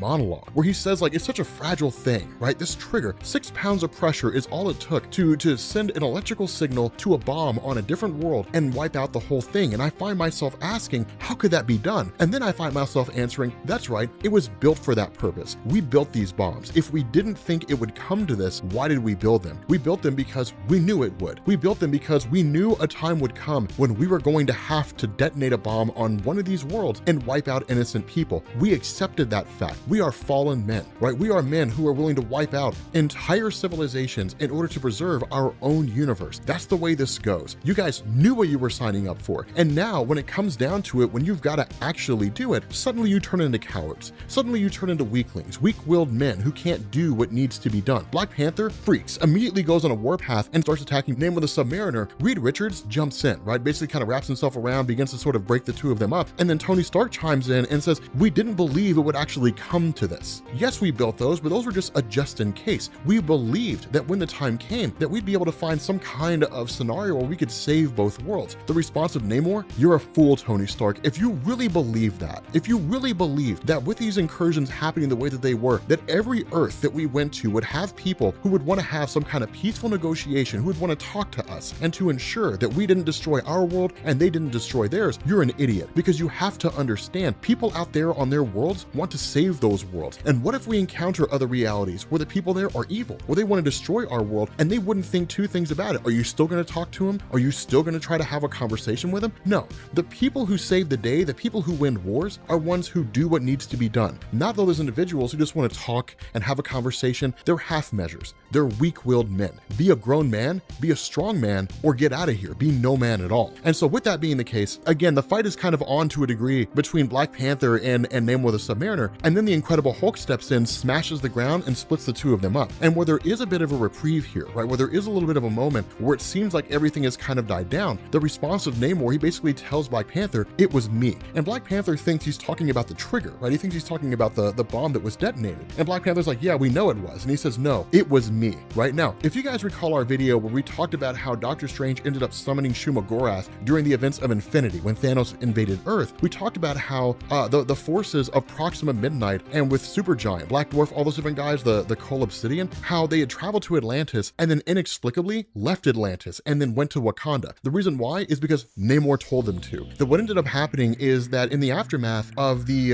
Avengers versus X-Men story arc, right? So Namor the Submariner becomes part of the Phoenix Force, and then he obliterates a huge portion of Wakanda that Wakanda was still recovering. But where T'Challa was no longer the Black Panther, and instead it was his sister Shuri, she decided to go to war with Atlantis. And so with that being the case, Wakandan Black Ops forces infiltrated Atlantis while Namor was away during these incursions, and then wiped out a huge portion of his people. When Namor finally got back there, he found his own kingdom completely decimated. And so when the Black Order of Thanos showed up on Earth looking for the Infinity Stones, and they showed up in Atlantis, Namor said, there are no Infinity Stones here, but I do know where you can find them. You can find them in Wakanda, right? He knew they weren't there. He knew there were no Infinity Stones there. What he wanted to do was see what was left of Wakanda laid waste by the Black Order of Thanos, which he knew they would most likely do. And that's exactly what they did. They showed up to Wakanda, all hell broke loose. Now fortunately, Wakanda managed to fight a lot of them off, but not without a whole bunch of deaths at the hands of the Black Order. And so with T'Challa realizing this, that Namor intentionally sent the forces of Thanos to Wakanda for no other reason than to basically get revenge and to see the death of his people. And with Namor the Submariner saying, I don't regret it, and if given the opportunity, I would watch your people die again, Black Panther is incensed and absolutely freaks. I mean, this guy is seeing red, because the reality of this is that where Black Panther, where T'Challa wasn't really in a position and didn't really want to destroy a world of innocent people, understand, it doesn't mean he doesn't care about his people. It doesn't mean he doesn't care about Wakanda. He'll do whatever he needs to do to protect them, with the exception of killing billions of innocents, right? People who would basically be collateral damage and no conflict of their own fault. And so with this being the case, he loses his mind, right? Absolutely freaks out and tries to destroy Namor. Now, Namor is sent away by Tony Stark, right? He's told, get out of here, like get out of here and do not come back. And so where you have the other members of the Illuminati who begin going their separate ways, right? Who begin basically leaving, suddenly Reed Richards' hand lights up because another incursion is happening in 7 hours and 55 minutes. They keep coming faster. They keep coming sooner, right? It's just the way this goes. And so what you end up having here is basically a countdown to the incursion time, right? We pick up, 7 hours before the incursion happens. You've got Bruce Banner, who's basically just kind of sitting there enjoying a beer and almost with his Incredible Hulk persona. And for the first time in a long time, Bruce Banner is actually at peace, knowing everything is going to end. He's at peace, right? He chills here for a few hours. So at this point, we're at 3 hours until the incursion point happens. You end up picking up with Doctor Strange, who's talking to Wong. And it's one of the coolest conversations, because when he's talking to his assistant Wong, he starts asking questions, saying things like, I don't know who I am anymore. I delved into the blood accord. I tried to sell 100% of my soul for 100% of absolute power. I've done dark things in my life. I've done it for the purpose of trying to save our universe, our reality, from threats like Dormammu and Nightmare and Satanish and like Shumagorath. I've done it over and over and over again, but I don't know if this makes me a good man. And he asks Wong, with all the evil that I've done in the name of good, am I a good person? And the response of Wong is, no, you're not. You are not a good person. Like, you're basically a bad guy now, right? You're willing to sacrifice the lives of innocent people, even if they are in a different reality, for the purpose of saving your own. From there, you transition to Tony Stark. 1 hour until the incursion happens, until both these worlds collide into each other, or until this Earth is destroyed, whatever the case is, but until like this reality is totally obliterated, right? So it's basically 1 hour until the end of this universe. You've got Tony Stark, who lines up a whole bunch of shots, and the initial thought is he's relapsing, right? He's going back into alcoholism. He's not. What he's doing is he's pouring all these different shots and says, okay, I couldn't save my universe, right? We've got 1 hour until the incursion. We've got no plan. We're not mobilized. Destroying that world like that really showed us what it is that we would have to do, and we're just not willing to do it. I'm done, right? Like, I'm not, if there's any one thing in this universe that I can beat, it's alcohol, right? I am not going to succumb to my alcoholism, even in my last days. That's not going to happen. And so what you do is you pick up with Reed Richards alongside Susan Storm. Now, one thing to understand, Susan Storm doesn't know what's going on, right? The wife of Reed Richards in the Fantastic Four, the Invisible Woman, she has no idea what's happening here. She doesn't know about the incursion. She doesn't know about the collapse of the multiverse. She doesn't know that their reality is something like 45 minutes away from coming to an end, from being totally obliterated, right? Reed Richards, on the other hand, has been acting in a way that looks frantic to Susan Storm, right? He looks manic. He's been traveling to go see Franklin Richards. He wanted to spend time with his son, to have a conversation with him, to have a heart-to-heart, to assure him that everything was going to be okay, with no real explanation that was given. He's gone here to Castle Doom, to Latveria, right, where Dr. Doom dwells, and basically wants to meet with his daughter Valeria, who's staying with Victor Von Doom for short time. And a lot of it just kind of seems wild, and it seems off the charts. It's things that Reed Richards wouldn't normally do. And you've got Dr. Doom talking to Susan and asking the question, do you know why Reed is here? Like, do you know why he came here in the middle of the night in order to talk to Valeria? And the response to Susan is, no, but I trust my husband implicitly. But again, when he asks, like, he gave you no answer whatsoever. She says, no, I don't know. You know, I really honestly have no clue why we're here or what's going on. And Dr. Doom asks, does that concern you as much as it concerns me? And she says, yes, because this is very uncharacteristic of Reed Richards. But Valeria is no slouch. Remember, she's one of the three smartest people in the Marvel Universe. You've got Valeria Richards, Reed Richards, and you've got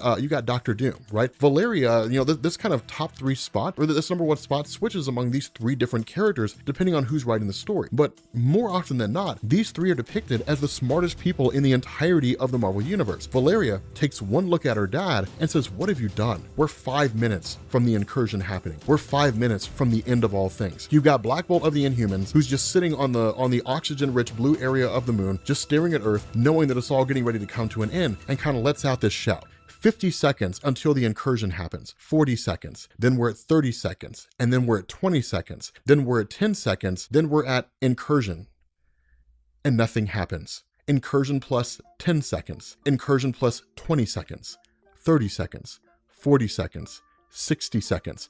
What in the world is going on here, right? Like like that's the response to Tony Stark. The world should be like, it should be the end. Our universe should just be blinked out of existence. Our Earth should be totally destroyed and the entire universe blown up along with it. Where is this incursive Earth? Why hasn't everything ended? It should be the end of all things, right? We should be done for. And so when the Illuminati meet back up again, right? This is probably the coolest moment of the incursion's arc, right? Where like everything's coming to an end. The Illuminati meet back up again and they're all kind of talking amongst each other, like, what in the world's going on? Like, are our devices wrong, right? Like, did we get a false positive? Were we told there was an incursion and there was no incursion at all? Like, what's going on here? And the response of Reed is, no, our devices are foolproof. They work every single time. If our devices said there was an incursion that was supposed to happen, then it means it was supposed to happen. And if we got to incursion and there was nothing going on, then something had to interfere. Something had to have stopped this incursion. And that's when you have Black Bolt of the Inhumans who asked the question, where's Namor the Submariner? From there, we switched to 4 hours before we got to 0 time with the incursions, right? And what you end up having is Namor the Submariner who's talking to Thanos and Proxima Midnight and Corvus Glaive and Terrax the Enlightened and Black Swan and Maximus the Mad. What he's done is he created a cabal. The reason why that incursion didn't happen is because the incursion was stopped. And the incursion was stopped when Namor and his cabal showed up on that Earth, obliterated all the superheroes, and then blew it to pieces.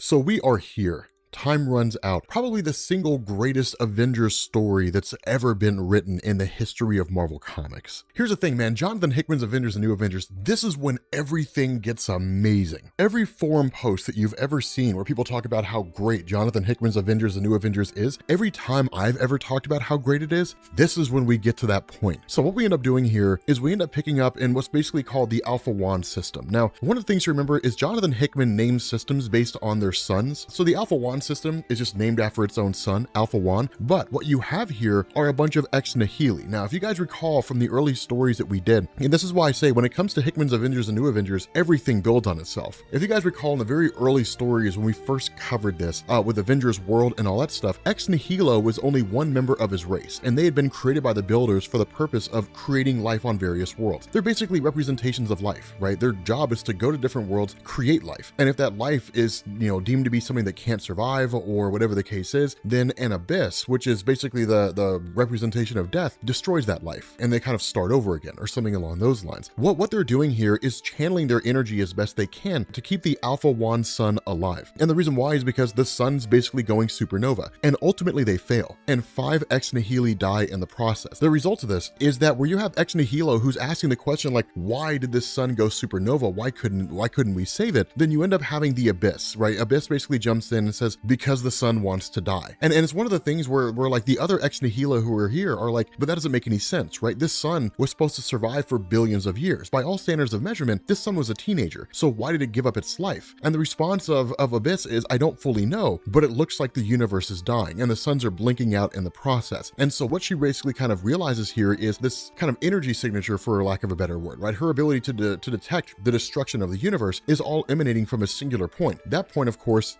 being Earth because of the nature of the incursions. And so what this does is it basically picks up 8 months later, right? And even this little segment that we just covered is about 8 months later. But the idea behind this and the reason why it's considered to be an 8 months later event is because what you end up having, or at least what Marvel did here, is that where we finished the last story arc, right? So like the creation of the Cabal, all that kind of stuff, Marvel wanted to ensure that by the time Secret Wars picked up, that pretty much all the character arcs were wrapped up, right? So the existing Captain America story at the time, the existing Thor story by Jason Aaron at the time was basically coming to an end. And so the way this works, and I don't want to be too kind of crazy here, but the way this works is that if you go and you look at like Marvel's publication history during this time, that you have like Captain America's comic, for example, it goes on for a little bit, and then you get an arc called The Final Days of Captain America, basically. Before, like right before you get to that arc, so the issue before that arc starts, dead ends into this. But again, it's one of these things where everything's basically dying. And so what we do here is we actually jump to the Savage Land. And of course you have these children here. If you guys recall, those are the children who were created when Ex Nihilo infected the Earth and tried to basically force the Earth to evolve to become a sentient life form. And that was basically stopped, right? That was stopped by Starbrand when he kind of killed the sentience of the world. But these kids here were part of that evolutionary process of Ex Nihilo, like kind of creating a new form of life. But talking with Hyperion, again, 8 months have passed. So you'll notice Hyperion looks a lot different than he used to. But what you also have here is advanced idea mechanics, which is now working for Robert DaCosta. So in the last videos that we did, they were just working on their own accord. When we have like the evil Avengers and things like that, they were just doing that for their own purpose, right? Trying to understand the nature of the multiversal collapse in their own way. With Robert DaCosta coming along and basically now being a source of funding, and with advanced idea mechanics working for him, they now do as they're directed. And what they're trying to do here is create a device that will allow the Avengers, or at least allow a small contingent of Avengers to enter into the multiverse, right? So that's kind of what's going on there. But you end up having Hyperion, who travels to meet with Thor. And this right here, this is probably one of the coolest parts of the entire story, right? The friendship between Thor and Hyperion. These guys become bros, right? It's the coolest thing. Because if you guys recall, Hyperion was like a Boy Scout. He was like Superman, right? Like, I don't drink alcohol, I fight the good fight, I believe in like the greatness of people and stuff like that. Hyperion, because of the things that he's experienced, has become a lot more hardened in the last 8 months, things that we haven't really seen taking place, but has become a lot more hardened and a lot more understanding of how the world really is. He's become very similar to Thor, becoming like a warrior. Now for Thor himself, you guys will notice he doesn't have his hammer and he's got a metal arm. The reason for that takes place in Jason Aaron's Thor run, right? That's one of the things that Jonathan Hickman did, was taking the information from that comic and rolling it over into here. To make this really quick, and you guys are welcome to check it out if you want to, in the Thor run, Thor basically lost the ability to wield his hammer and lost his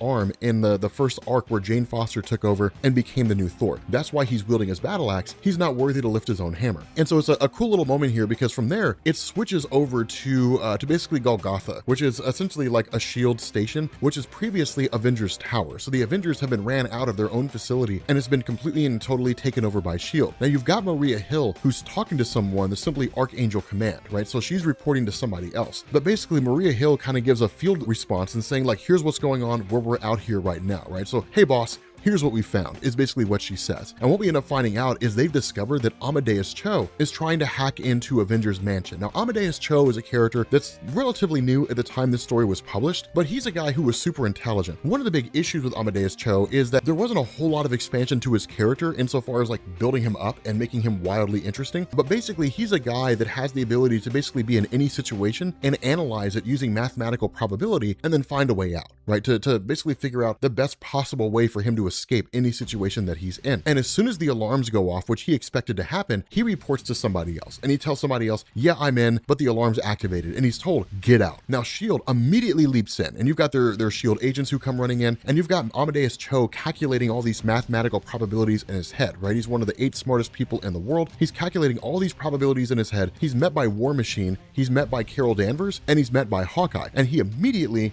gets the upper hand over all 3 of them, right? He manages to take out War Machine. He ends up friendly firing onto Carol Danvers, and then Hawkeye has to dodge out of the way when friendly fire is set upon him, right? So it's taking over the Iron Man armor, which is no small thing. And so what that does is it gives him a chance to kind of get away. This leads to other War Machine armors flying in and trying to take out Amadeus Cho. The whole time, he's calculating mathematical probabilities, right? The whole time, he's calculating a way out until he gets to a point where he can't teleport away, right? He can't escape. And instead, the device is implanted into his hand command that the Illuminati use that basically allow them to teleport to different locations is removed and it's destroyed. So right off the bat, we know Amadeus Cho is working with the Illuminati, and he's the, they're the ones that he was reporting to. From there, it goes into a series of questions that are being asked. Where's Iron Man? Now you guys will notice this is Superior Iron Man. The way this looks, that's one of the things that took place during this 8-month window. And so for a lot of people who read the events of Superior Iron Man and then it just ends, that's because of the fact that it ends and goes into this 8 months later time period. So this is what Tony Stark was doing after the events of Superior Iron Man. But the other questions asked, where's Hulk? Where's Ant-Man? Where's Captain Britain? Where is Doctor Strange? This is a lot of the stuff that's been going on in the last 8 months. In the last 8 months, Captain Britain's joined the Illuminati. Ant-Man joined the Illuminati, although we're going to find out a lot more about him than we knew before. But that's the other thing. Where's Black Bolt? Where is Black Panther? Where's Beast, right? Where is Reed Richards? We find out this question's being asked by Susan Storm. She says, where is my husband? She's sided against Reed Richards and the Fantastic Four. Now, the reason for this comes by way of the fact that in the last story arc that we covered with regards to the Avengers, Captain America figured out what was going on with the incursions. He remembered everything that was going on. What he did is he went to the Avengers and told them what was happening. Basically said, here's everything that I know. This led to a sort of split among the Avengers team, that some individuals believed Captain America because of the fact that he's Captain America, he doesn't have a reason to lie. Other people thought that maybe he was losing his mind, right? That maybe there was something else going on and they sided against him, or they believed that what the Illuminati were doing was right. And that basically led to sort of a rift. And so ultimately you ended up having Susan Storm siding with this whole cause. And it seems as though she's the one reporting to Captain America. And so from there, we switch over to Latveria. And what you end up having is Namor the Submariner talking to Dr. Doom. And we find out that in the last video that we did, that Namor had created the Cabal, right? Thanos and the Black Order and so on. And their job was to basically, destroy worlds that were incursing onto Earth, right? To basically keep the main Marvel universe as safe as they could by doing what the Illuminati could not do, be willing to destroy a world. The problem with this is that where the Black Order signed on and said, yeah, like we're definitely down for this, right? To like keep our universe intact, to keep the universe from being destroyed. What's happened is that over the course of these 8 months, the Black Order has become bloodlusted, right? They take relish in not only just destroying those worlds, but they take relish and comfort in actually killing the superheroes. To them, it's not even about protecting the universe anymore. It's about just inflicting as much death and destruction as they possibly can. And so of course they also bring the antimatter bombs and they destroy those incursive Earths. And that's the concern that Namor has, right? That like, it's not the way it's supposed to be. This is supposed to be a group doing what they need to do. This is not supposed to be a group doing what they love to do. And that's when he basically goes to Dr. Doom and says, I need your help in trying to keep this contained. And the response of Doom is no. And where Namor's like, why? Like, why wouldn't you help me with this? Dr. Doom basically says, if you believed that the Illuminati weren't able to do what they needed to do in order to keep the incursions from happening, then you could have come to me before you threw in with people like Thanos and his Black Order. You could have come to me. Like, you could have come to me, we could have talked, and we could have found a way to make it work. Do I strike you as the kind of person who would have said no to that, right? There's this really great line that Dr. Doom delivers where he's talking to Namor the Submariner and they're talking about what it means to be kings. And he says, I love my people, like I do, but they are my people. I keep them safe from harm. I give them a better life. And at night, before they pray to whatever God they believe in, they give thanks to me. Yes, like I am an absolute ruler over this place, but I don't rule as a dictator. I rule as a just and peaceful king. And he tells Namor, you threw in your lot with the wrong people, and now you're dragging the stinking carcass of your failure to my front door, hoping that I'll somehow bail you out. No, you're on your own. Get out of here. Like, it's the coolest thing. This is why Dr. Doom is so awesome. One, because he delivers some of the best lines, right? Like he delivers like amazing lines. But two, he's a guy that basically is very, very prideful, right? Because at the end of the day, he really just sort of breaks it down and says like, Dr. Doom is nobody's second choice. So like at the end of the day, he's just pissed that he wasn't the first choice of Namor the Submariner.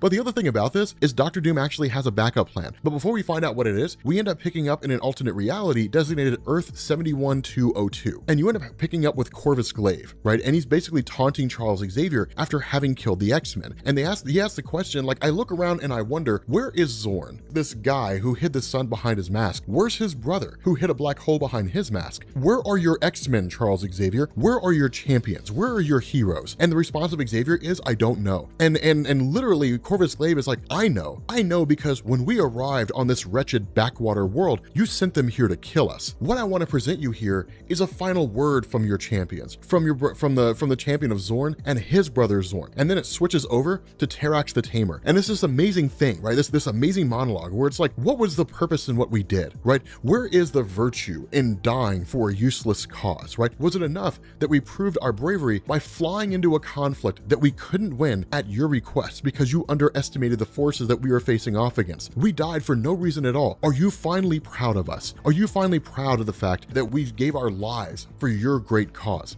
But at the end of the day, we deserved better. We deserved better than a fate of dying against forces we couldn't have possibly hoped to have defeated in the first place. And then they kiss. I love that line. And the response of Xavier is like, you're crazy. All of you guys are crazy. What's wrong with all of you? And then the response of Corvus Glaive is, look over there, human. Look at this man, Thanos, this being, this monstrosity of a form, this force that manhandled every single one of your X-Men and crushed them with the greatest of ease. Look upon the face of death. This force that you could have never had any chance of stopping in the first place. And when Xavier asks, what do you want? The response of Corvus Glaive is, very little, Professor X. A pittance, a portion, a tribute. And that's the coolest thing, because that was our introduction to Corvus Glaive. If you remember the events of Infinity, when he showed up on that world and basically said, I want all your children's heads, right?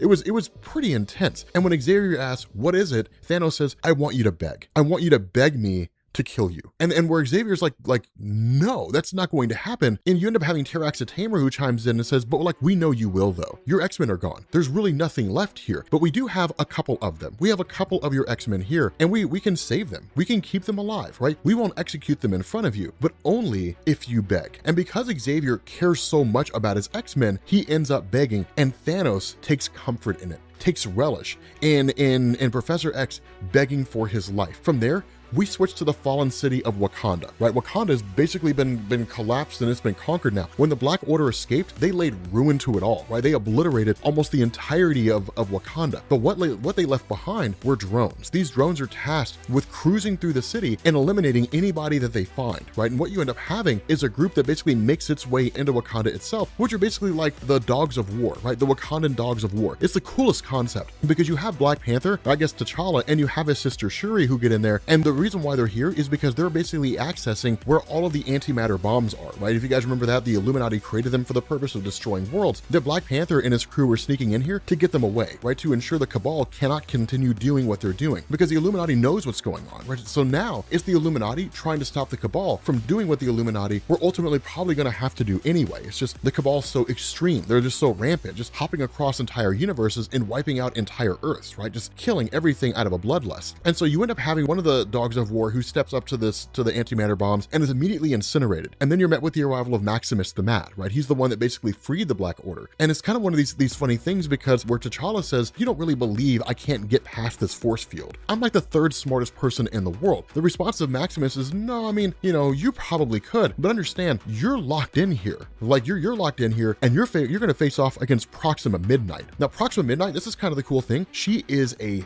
hoss, right? Like she's a demon. In like a one-on-one confrontation, she's very, very difficult for people to take out. Really, a couple of the Wakandans are taken out. And then you end up having one of the dogs of war who tells T'Challa and Shuri, get out of here, right? Like get out of here and run. And they basically end up fleeing. And he makes this amazing line, right? He says like, look here, woman, I am a Hatut Zaraze, a dog of war. I was made to die for my country. Have you ever seen such conviction? And then pulls the pen and like literally blows up. And Proxima Midnight's like, every day that I wake, I have more conviction than you could possibly ever imagine. She, of course, survives the explosion and then ends up tracking down Black Panther and Shuri. And what you end up having is Black Panther basically telling the Illuminati the mission failed. We couldn't get a hold of the antimatter bombs. There was a force field up. We were ambushed by Proxima Midnight. We had to get out of there as fast as we can. The response of Reed is, let's get out of here. And he tells Shuri, we have to go. And she says, I'm not coming. We fight for something. Like the idea is that we fight for Wakanda. We fight for our city. If I'm going to die, I'm going to die as the Black Panther of my city. I will not die anywhere else. You have a bigger mission here. You have a bigger role to play here.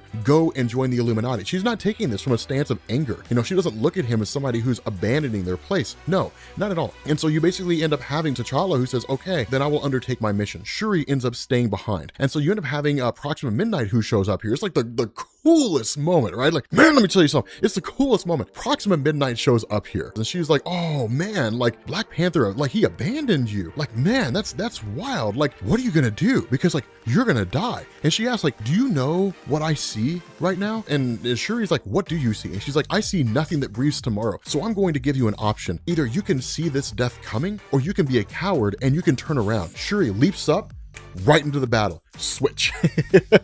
We don't get to see what happens. Instead, we pick up with Dr. Doom, right? And he's asked by his son Christoph Bernard after Namor leaves, and he's like, do you really believe it was a smart idea to like not take Namor on as an ally? And the response of Doom is no, because he's a broken version of himself. He's no king. He's not the person that he used to be. Above all else, the only thing that we really have in this world is loyalty to who we are. As soon as we lose who it is that we are, we have nothing else. We're just a shell of our former selves. We're no longer kings. We're no longer rulers, right? You don't have to be in charge of a kingdom to truly be a king. You just have to know who you are and understand that that's not something that you're willing to sacrifice. Besides, it's not really the biggest deal in the world.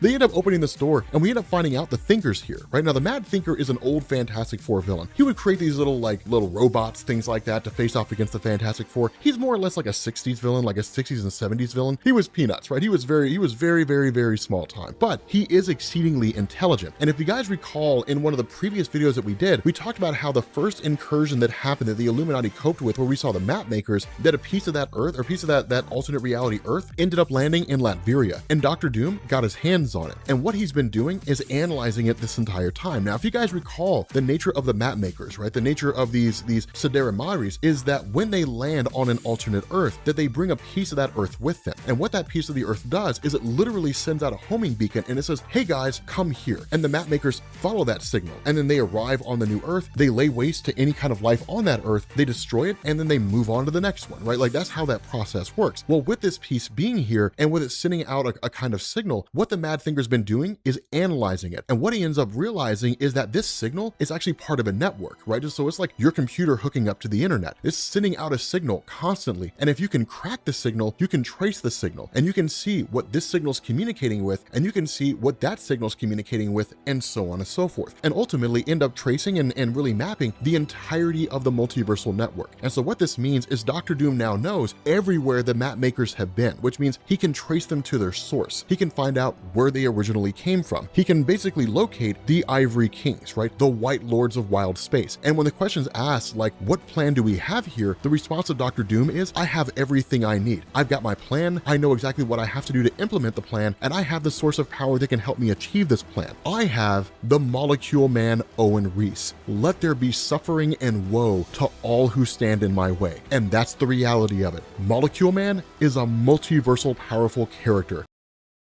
All right, what's going on, guys? This is Rob, and we are back with Jonathan Hickman's Avengers and New Avengers, but we're going to deviate here for a second. And what we're going to do is we're going to cover the last tidbit of Avengers World. I didn't really plan on it, and the reason why is some of you guys may recognize the name Avengers World, right? And that was the name of the first video that we did. And the reason why is because the first volume of Hickman's Avengers is called Avengers World. But what this did is it created a spin-off series that was largely written by Nick Spencer alongside Jonathan Hickman that focused on the whole idea of like the Avengers engine, right? So like having Avengers all across the world. It wasn't really my thing, but by the time we got to the end, it did provide some context. Now, this bit of a discussion is going to provide context to what we're talking about in relation to like the Cabal going awry and like just wiping out other worlds and taking like comfort in it, like enjoying the idea of what they're doing, and how Namor lost control. And then we'll jump back into the meat and potatoes of Hickman's Avengers and New Avengers. So what this does is it basically picks up with the Fantastic Four on Earth 47385383. But again, this is just alternate reality stuff, right? Like, actually, Gabriel, one of like a really long time fan, like that guy's cool. Every time I went to New York Comic-Con, we never happened to meet each other, and we need to.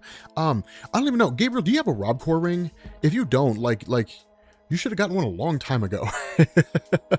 Yeah, hit me up on Twitter. Send me a DM on Twitter, and I'll send you a RobCore ring. But nonetheless, the part of the story that we saw in the last video, right, when like Thanos killed the X-Men, Gabriel, that was in an alternate reality, right? So when you see like Thanos, like from this point going forward, when you see Thanos and the Black Order like killing people on other worlds, that's alternate reality stuff, right? On that particular world, there weren't really any superheroes except for the X-Men. That seemed to be the case. So this takes place on an alternate reality as well, and this, you know, really seems to be a a world where there is nobody but the Fantastic Four, right? It's really just these guys. And the Fantastic Four have like a great big huge army, that kind of a thing. But we basically pick up in the middle of the Fantastic Four's army going against the forces of the Black Order and getting totally overrun, right? I mean, it's not really even much of a fight. Like, these guys are just overrun and completely obliterated. Now, one thing to understand here, guys, is that this is one of those things where the longer that Thanos and his Black Order and Namor are out there in the multiverse facing off against different worlds, the more capable they become, right? Because you start to notice certain patterns that when they go to any one particular Earth, they're only ever really going to face off against one of a handful of forces, right? Like some alternate reality version of the Avengers, some alternate reality version of the X-Men, or some alternate reality version of the Fantastic Four. And getting used to the Fantastic Four's powers, getting used to the abilities of the X-Men, getting used to having face off against the Avengers, after a while, it just kind of becomes rinse and repeat. And you know exactly how to plan your attacks in order to win. And that's why they've proved themselves in being so capable and taking out all these various forces. Because after a while, it's really just practice, right? It's just an exercise in efficiency and killing. And so this basically leads to Namor the Submariner, who's,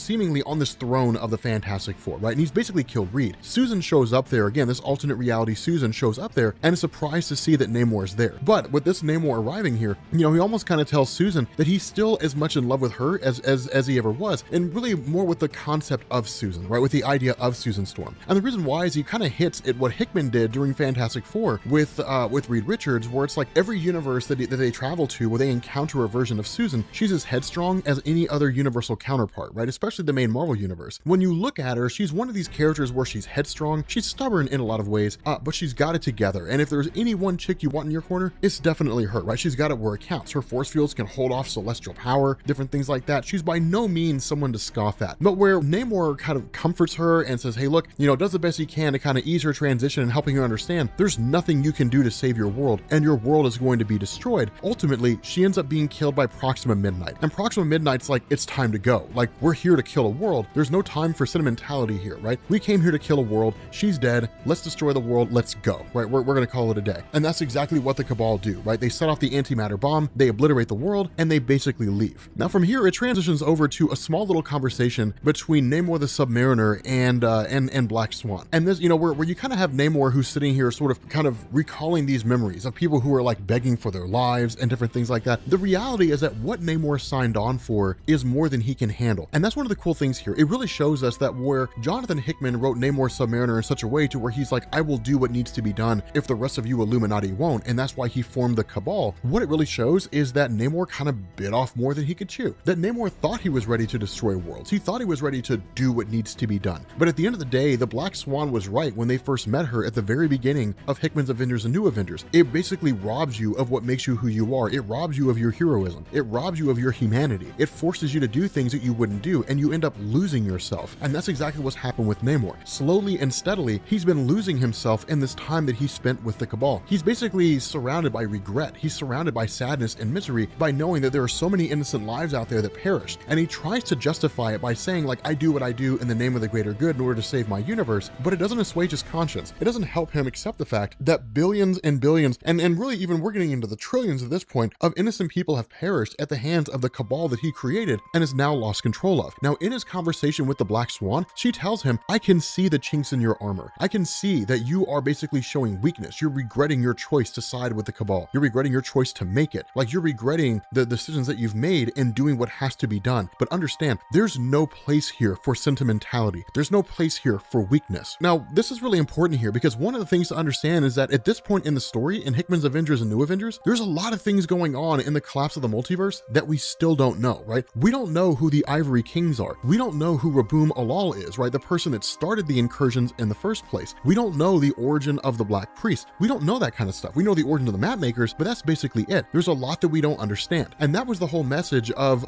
Black Swan. The great wheel turns. Raboom Alal will get his due. Like, Raboom Alal will be satisfied in the destruction of these worlds. There's no room for weakness here. Understand, you signed on for this. And if you don't believe that you can handle this, then we will kill you. right? Like we'll destroy you and we'll continue on with what we have to do. It's so interesting to have a guy who sat down and said, I'm going to do what I feel like I must do, but at the same time ends up regretting it later on down the road, only to find out that those individuals who appear to be bloodlusted are actually picking up where he left off. It's intriguing to see. Now this jumps to an alternate reality where you have the Fantastic Farm, right? And this is Earth number 287, blah, blah, blah, a whole bunch of random numbers. Anyway, this is an alternate reality here. And what this shows, and it's kind of interesting, we're not given a lot of context to this Earth. We're just given the Fantastic Farm, right? So Reed Richards is basically a farmer. He's still, an inventor. He still creates devices, and he's got some pretty advanced devices to help him tend to the yard, right? Because work smart, not hard, right? That's the best thing to do. But then he's suddenly met by the arrival of Namor the Submariner. And then you switch back to Thanos and company. And what we end up having, or at least what we end up finding out here, is that Namor had called them all together for a meeting. But when they arrive there, Namor's nowhere to be found. And when the question is asked, where's Namor at? Proxima Midnight responds, he apparently took off to that Earth 20 minutes ago. And that's when Thanos starts to freak out, because it's like, what's going on here, right? Like, what is happening here? And so Thanos feels as though he's being made a fool of. Black Swan's watching on, realizing, okay, this is probably the moment when Namor is going to fall. And then once you end up having Thanos and his company showing up on this world, then Namor says, well, I scouted this place out ahead of time, right? I scouted this place out so that, I could basically save you the trouble. He basically says, like, I've taken care of the bomb. I've taken care of everything. We can just leave now, right? Namor tries to like shoo them off the planet, basically, right? He tries to get them away. And initially Thanos is like, no, you're going to deny the Cabal its tribute. And the response of Namor is yes. And he punches the crap out of Thanos. And so it's kind of a back and forth, and it's only really for a moment, right? It's, Namor punching Thanos, getting a couple licks in, and then Thanos overpowers him quite readily. And it even kind of makes this comment, I had forgotten like the thrill of a capable adversary, right? I've forgotten what it's like to face off against somebody who was on my level in different ways. And so what he does is he actually tells Thanos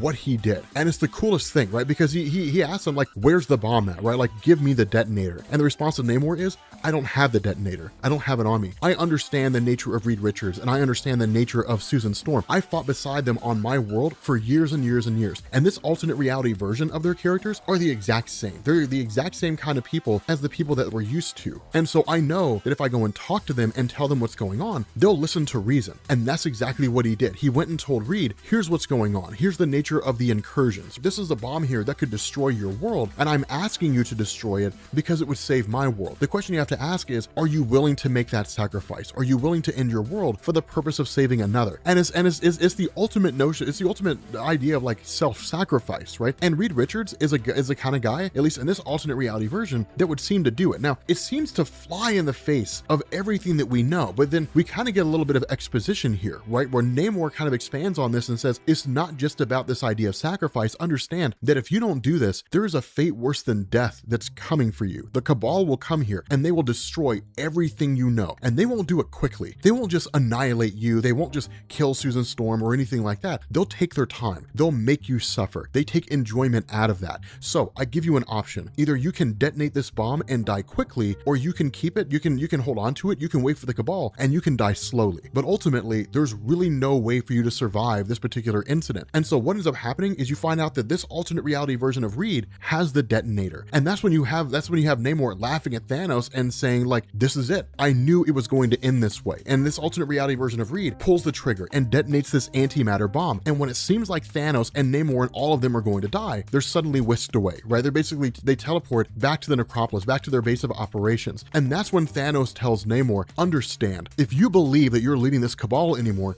you're not. And if you ever really believed you were leading it, you weren't. The only thing that you were leading is yourself down the path of self-lies. That's all you were doing, right? You were leading yourself down this primrose path. Understand, I am Thanos the Mad Titan. I am no one's servant. No one rules me. No one tells me what I will do. If I decide that I want to kill you, I will kill you. And so he says, if you get in the way of this Cabal again, I will kill you. I will kill you where you stand, right? I will snuff your life out like that. And ultimately, you end up having Namor, who basically acquiesces. And that's what we kind of pick up with the idea of Namor seeking out Dr. Doom and also telling the Illuminati, the Cabal is beyond my control, right? They're beyond my ability to manage and maintain. Now from here, we switch over to the formation of the Multiversal Avengers team. And the funny thing about this is that this is the plan of Sunspot, but it's only one part of the plan, right? Sunspot's got a twofold plan here. The first is to basically form his own Avengers team, the Multiversal Avengers, which will go into the multiverse and then find the source of the incursions. But the second thing that he puts into motion is a plan to answer the question, what if we can't? right? Like, what if it comes down to the fact that we have to destroy our own world in order to survive? Remember, that's one of the things that Black Swan talked about. Now, Sunspot has never really met Black Swan. He probably doesn't really know who she is, but it's one of these things where he's intelligent enough to have figured it out, right? Black Swan said early on in Jonathan Hickman's Avengers, the New Avengers, that's in some alternate reality Earths, that's what the superheroes did, right? Because the Earth was the incursion point. So if both Earths crash into each other, then it'll lead to the destruction of both universes. Either that or one of the Earths has to be destroyed for both universes to survive. What it led to is some superheroes destroying their own world, right? And evacuating as many people off their Earth as they could, and then taking up residence out in space until they could find a new home, and in the process, obliterating their own Earth, right? Basically, keeping their universe safe without any real home. Now, not everyone was saved, and it was actually Beast. It was Hank McCoy who came up with the idea on alternate reality Earths, right? It's kind of a crazy thing. But the Multiversal Avengers team is formed out of a couple different scenarios, right? And that's what AIM had been working on under the direction of Sunspot over the last 8 months, right? Before we picked up with the 8-month jump, Advanced Idea Mechanics was just exploring the source of the incursions. They were using their resources to explore the multiverse and find out why it was collapsing, why it was dying. Once Sunspot took over, then Sunspot had a more directive approach, and it was, let's create basically a kind of bridge, right? Let's create a teleportation device that can send our forces out into the multiverse into different locations and find out what's going on. And so you end up getting Nightmask, Starbrand, Hyperion, Thor, Abyss, and a whole bunch of Ex Nihilos, right? A whole bunch of Ex Nihili who are going out there. And the reason why the Ex Nihilos are involved here is that while they are basically life creators, at the end of the day, they exist to preserve life. And so if there is a force out there that's ending life, then by their own definition, they should fight it, defeat it, and then allow life to proliferate, right? So it's really the most pure version of their individual cause. But you end up having these guys basically walking through this portal, traveling forward for the purpose of exploring the multiverse and trying to find out what happens next. But here's an important thing. This is an exceedingly important conversation here, that when you end up having Sunspot having a conversation with Thor, the two of them start talking. It's one of these things where he tells Thor, like, sending them out there into the multiverse, that it feels wrong. And where Thor's like, why? Like, why does that feel wrong? And he says, because I'm staying here and I'm trying to find some way to keep our universe safe, right? Whether it means destroying our own world and trying to find some means of surviving out there in space as essentially refugees. I don't know, but I feel like I should be out there. Like, I feel I should be going with all of you guys and trying to save as many universes as I possibly can. But ultimately Thor says, we don't know what's out there and your mind is needed here. Your intelligence, your resources, they're needed here. And it's one of the things that Sunspot knows as well. It's safer for him to stay here because ultimately, if it doesn't work, if Thor and them go out there and there's no solution to be found, then it's like, okay, then we can rely on your plan. But Sunspot stops him and he says, look, man, you have to understand something. Like, you understand what this mission is, right? And he's like, there's no coming back from this. You guys are all going to die out there. Like, no matter what happens, you guys are going to die. If you find the source of the incursions, it's going to be unlikely that you can stop it. If you come across the Black Priests, you're probably going to die. If you come across the Ivory Kings, you're definitely going to die. Who knows what you're going to encounter? But understand, this is a one-way mission. There's no expectation of you returning here. And then Thor has like the best response ever. He says, yes, it is an end. But to die striking down the Great Destroyer, what would be better fitting of somebody like me, right? I'm Thor, the god of thunder. I will not die sleeping in my bed. I will not grow old and die of age. If I'm going to die, I'm going to die in the most honorable way possible. I'm going to die doing everything I possibly can to stop the incursions. It's the most Thor response that anybody could ever imagine. But here's the cool thing, right? Well, I'm not going to do any spoilers. I'm not going to spoil anything, but I will say this. Thor and Hyperion end up having what's probably the single greatest moment in the history of Marvel Comics. It is amazing. And if you guys know what I'm talking about, you guys know what I'm talking about. Like, don't spoil it. Please do not spoil it down in the comments. But it's amazing. It's like the coolest lines. Oh my God. It's like my favorite moment from the entirety of Hickman's Avengers, the New Avengers run. Well, almost. My favorite moment is what Hank Pym tells everybody, right? When Hank Pym gets back, that's my favorite moment. But that one and the one that comes up in the next video, I've got so many favorite moments, right? Like when the Illuminati set that hologram. You guys read the story? You know what I'm talking about? Like when the Illuminati create the hologram and you've got like Beast and Hulk playing chess. Dude, it's like the coolest thing ever. Like they start talking mad trash. It's the funniest thing. What's going on, guys? This is Rob, and we are picking back up again with Avengers New Avengers, right? The collapse of everything, the death of all that stuff. And picking up from the last video that we made, this one we pick up with the Illuminati, right? And this is really cool because this kicks off with the idea of what the Illuminati have been doing, right? More so in terms of like expanding their roster and so on and so forth. Now, for those of you guys who recall the last video that we did, we talked about how Amadeus Cho, who's like the 8th smartest person in the world, had become part of the Illuminati, and their purpose was, or at least his purpose was, to break into basically the headquarters of S.H.I.E.L.D. and to download some information and get it to the Illuminati themselves. What we end up getting is kind of the other half of that equation, right? In the sense that the Illuminati were actually contacting Amadeus Cho, talking with him, and what they've been doing for the last 8 months. And what we end up finding out is that during this 8-month time skip, right, where we just jumped forward by 8 months, we had this situation where basically the S.H.I.E.L.D. has constantly been after the Illuminati, right? And they've been cutting them off at almost every single angle. And one of the things we end up learning here is they end up going low tech. Now, the cool thing about this is that they're actually in a base of operations right now. This was introduced as part of Jonathan Hickman's Fantastic Four run, and specifically it was introduced under the events of S.H.I.E.L.D., right? His S.H.I.E.L.D. miniseries, which we can cover if you guys are interested. It doesn't really pertain to any of what's going on right now, but it does kind of give you the background in terms of how S.H.I.E.L.D. came into existence. So invoking characters like Leonardo da Vinci, different things like that. Let me know if that's something you guys are interested in seeing. But one of the things that's going on is that the Illuminati are also met by the arrival of Captain Britain, right? Brian Braddock. And he makes this offhanded remark that he's the last of the Captain Britons. And we'll actually find out how far deep that goes here, probably here in a little while. But one of the things that he kind of comments about is how the Illuminati are so advanced and how it is that they're moving, how they're functioning in such a way to where they're really going so low tech, right? At the same time, like once Amadeus Cho gets the information and downloaded, of course we saw in the last video that he was essentially captured by S.H.I.E.L.D., right? So his signal immediately goes offline. This jumps next to day 2. And one of the things that happens is that the Incredible Hulk sort of comments to Captain Britain where he asks the question like, man, we're traveling so low tech. His response is because S.H.I.E.L.D.'s tracking everywhere we go, right? Like we could use those translocators where we teleport, but S.H.I.E.L.D. managed to hack the frequency. And even though they do hack it, and even though it takes them a couple hours to realize where we're at, what it means is that like if we teleport from one location to the next, we only really have a couple hours in order to focus on what it is that we're doing. And while we can do a lot within the span of 2 or 3 hours, we could do a lot more in the span of a whole day,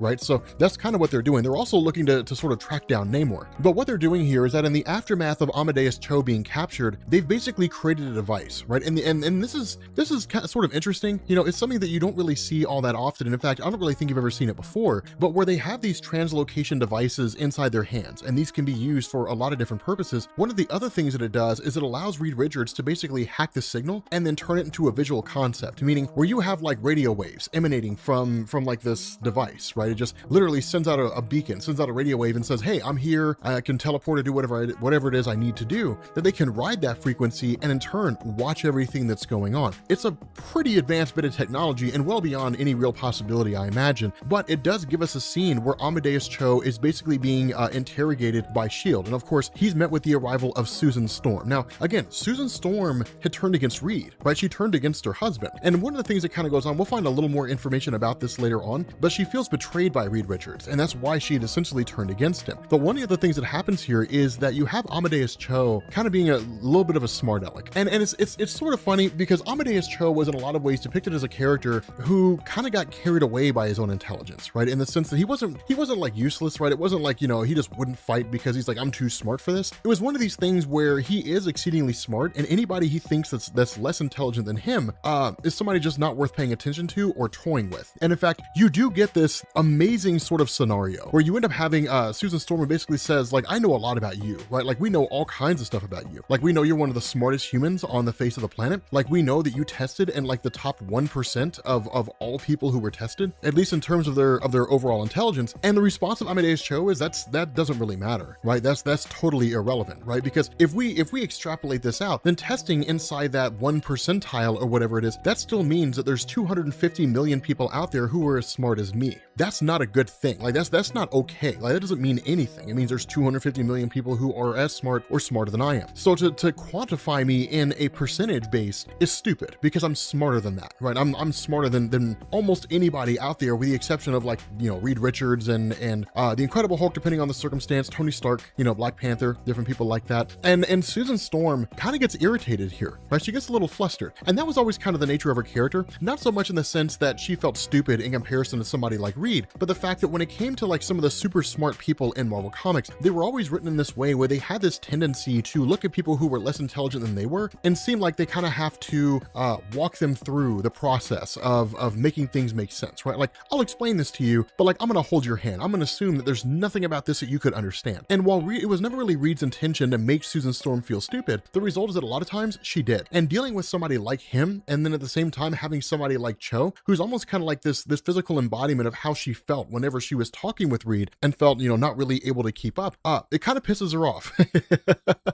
And so she basically tells him, like, time's running out for the Illuminati, right? I'm going to catch every single one of you. I'm going to catch you all. There's nothing you can do to stop me. Now, the other part of this is that the information that Amadeus Cho was tasked with accessing and then downloading to the Illuminati were weapons designs by Tony Stark. And this is very important here. And the reason why is because you're dealing with some pretty smart folks, right? You're dealing with like Bruce Banner, you know, Professor Hulk, whatever you want to call him, you know, just the Hulk professor, it doesn't really matter. You got Beast, of course, who's really, really smart. You got Reed Richards, you got these guys. But the reality of this is that despite their intelligence is usually in a particular field, right? Reed Richards is kind of the only exception. His intelligence is basically kind of in everything, right? The guy knows almost everything about everything. But Beast, the Incredible Hulk, their intelligence is in genetics, right? Like biology, just understanding how the human body works, gene therapy, different things like that, manipulating or I guess controlling genes and so on. They're not really weapons experts. That was Tony Stark. Tony Stark was the weapons guy. Tony Stark was the guy who was inventing technology and weapons for a time that hadn't yet come, right? That was basically his entire idea. And downloading all these schematics, there's so many of them, right? There's all kinds of weapons that were developed by Tony Stark, like just a zillion different designs, right? Like 653 separate designs are what Beast refers to. And not all of them are going to be winners, but it gives them a lot of information that they can use to take on the Cabal, as well as to find a way to stop the incursions. The problem with this is that in the middle of all of that, they're suddenly met by T'Challa, right? They're suddenly met by Black Panther, who basically says like, this is it. Like, I've got to come in fast. I've got to translocate. And they're like, no, I mean, if you do that, SHIELD's going to be able to track us. And he's like, I have no choice, right? Like it's the situation's as bad as it's been. Like, it's total failure here in Wakanda. I got to go, right? And so he basically ends up teleporting directly to them, which, as we saw in the previous video, was the result of Proxima Midnight and those guys basically invading Wakanda, the necropolis, and then taking out Black Panther. And so as soon as he translocates in, then the question is, what happened, right? The question of Reed is, what possibly happened that you had to teleport back here so fast? And the response to Black Panther is, the Golden City has fallen, right? Wakanda is now gone. Like, we cannot go back to Wakanda. There's nothing that we can do there. And so what it does is it jumps to SHIELD, right? It jumps to Rome. And we basically end up having like this package that's being deployed, right? It's a highly militaristic mission, right? It's just like sending this package through. And what we end up finding out is that this is Hawkeye. Now, here's the coolest thing about this. Hawkeye is such an easy character to overlook, right? He's such an easy character to overlook and to dismiss. And even myself, like, I'm guilty of that. Like, I'm guilty of looking at Hawkeye and just being like, hey, he shoots arrows, rahoo, you know, like in the grand scheme of people like Matthew Malloy and the Marquis of Death, who cares about Hawkeye? And that's kind of true, right? Like, when you compare him to like high-level reality warpers, sure. Who's anybody compared to those guys? But the reason why Hawkeye is so cool is because Hawkeye has all kinds of prodigious training. But the other thing is, when he fires, he doesn't miss. And if what you wanted to do was to basically take out a handful of people, especially the Illuminati, right? Black Panther, Beast, the Incredible Hulk, Reed Richards, these guys, Hawkeye's the one you send in. Hawkeye is the guy that you send in there to neutralize all those forces. The problem is, as soon as he gets in there, the entire place appears to be abandoned. And he keeps referring to Archangel, right? He keeps talking to this guy, the guy who's basically running the show. And we end up finding out here, the person who's running the show is Captain America, right? Is Steve Rogers. That Steve Rogers is now hunting down the Illuminati. Now, a little bit of filler here, because a lot of you guys who have never read this or who are like brand new to Marvel Comics are like, why is he old? Okay, and why do you have Sam Wilson who looks like Captain America? Bit of an exposition here. So leading up to this particular story, and this is why you have the 8-month gap, so you can kind of have stories involving characters that were basically running, coming up on their end to the point where this story begins to pick up, or at least this portion of Hickman's Avengers and New Avengers begins to pick up. What you had was a Captain America run by a guy named Rick Remender, and Rick Remender had an amazing run. It was incredibly good. But one of the things that he did here is he had Captain America fight a villain called the Nail, who siphoned off the super soldier serum from Captain America. And what it did is it forced Steve Rogers into being old. The reason why this was done is so that Steve Rogers could basically be moved out of the way for Captain America and replaced with Sam Wilson to become the new Captain America. Now, whether or not you agree with this doesn't really matter. It's outside the scope of this video, but that was the move that Marvel made. And so that's why Captain America's old. When you compound this with the fact that Steve Rogers had remembered everything that had gone on with the Illuminati, then it all leads to this moment, right? The fact that they had wiped his memory of the incursions, all that kind of stuff. He recollected all of that during Original Sin. You guys see how all this stuff basically ties together, right? How all these things that happen, whether it's in Marvel Comics itself or it's done by Jonathan Hickman earlier, how it all comes together and creates a cohesive whole. It's why he's so good at writing. And so when Hawkeye basically rings into Captain America and says, like, there's something here, like there's something down here that you need to come and see. Once the SHIELD forces get there and Captain America arrives there alongside Maria Hill, you end up having this kind of chess game being played between the Incredible Hulk and Beast. And this is probably one of the best moments of the entire story because, dude, they talk so much trash. It's absolutely amazing, right? You've got like Susan Storm, you've got Hawkeye, you've got Maria Hill, and you've got Steve Rogers, and you got Sam Wilson down here. And the message that they're playing, or at least this conversation, keeps repeating itself, right? It says, I'm beginning to think that we're going to be playing this game for, you know, like to the very end, basically. And it kind of keeps repeating, right? There's a little more to it. But Captain America picks up 2 and 2 together and says, okay, so I need to move. So like he moves one of the pieces, and then the entire simulation begins to converse with him. And it's nuts, right? Because Beast is just kind of sitting there like cleaning his glasses, and they're just sort of taunting him, you know, and it's like, man, like you're probably wondering how it is that we're interacting with you, right? Like holograms are basically predetermined, pre-programmed sequences, right? So you can create a hologram that can do a thing, but you can't really create a hologram that can react in the real time. But the reason why we can do that is because you're predictable, because you're Captain America. You're about as predictable as the sunrise, right? That's just the nature of who you are. And if you don't believe me, then let's go ahead and take a shot here. Everybody here, everybody out there in the world wants to believe they're special. They want to believe there's something unique about them that nobody else has. But the reality is that once you boil it down, people are basically just the same, right? You study personalities long enough and you come to the realization everybody's all kind of the same person. Now, it is possible, you know, like Beast says, it is possible that you think I'm being disingenuous, but would you be surprised to know that there's a 95% chance that either Clint, Sam, or subdirector Maria Hill is with you? All 3 of them are there. There's an 80% chance that you brought all 3. And then the Incredible Hulk's like, I would take those odds.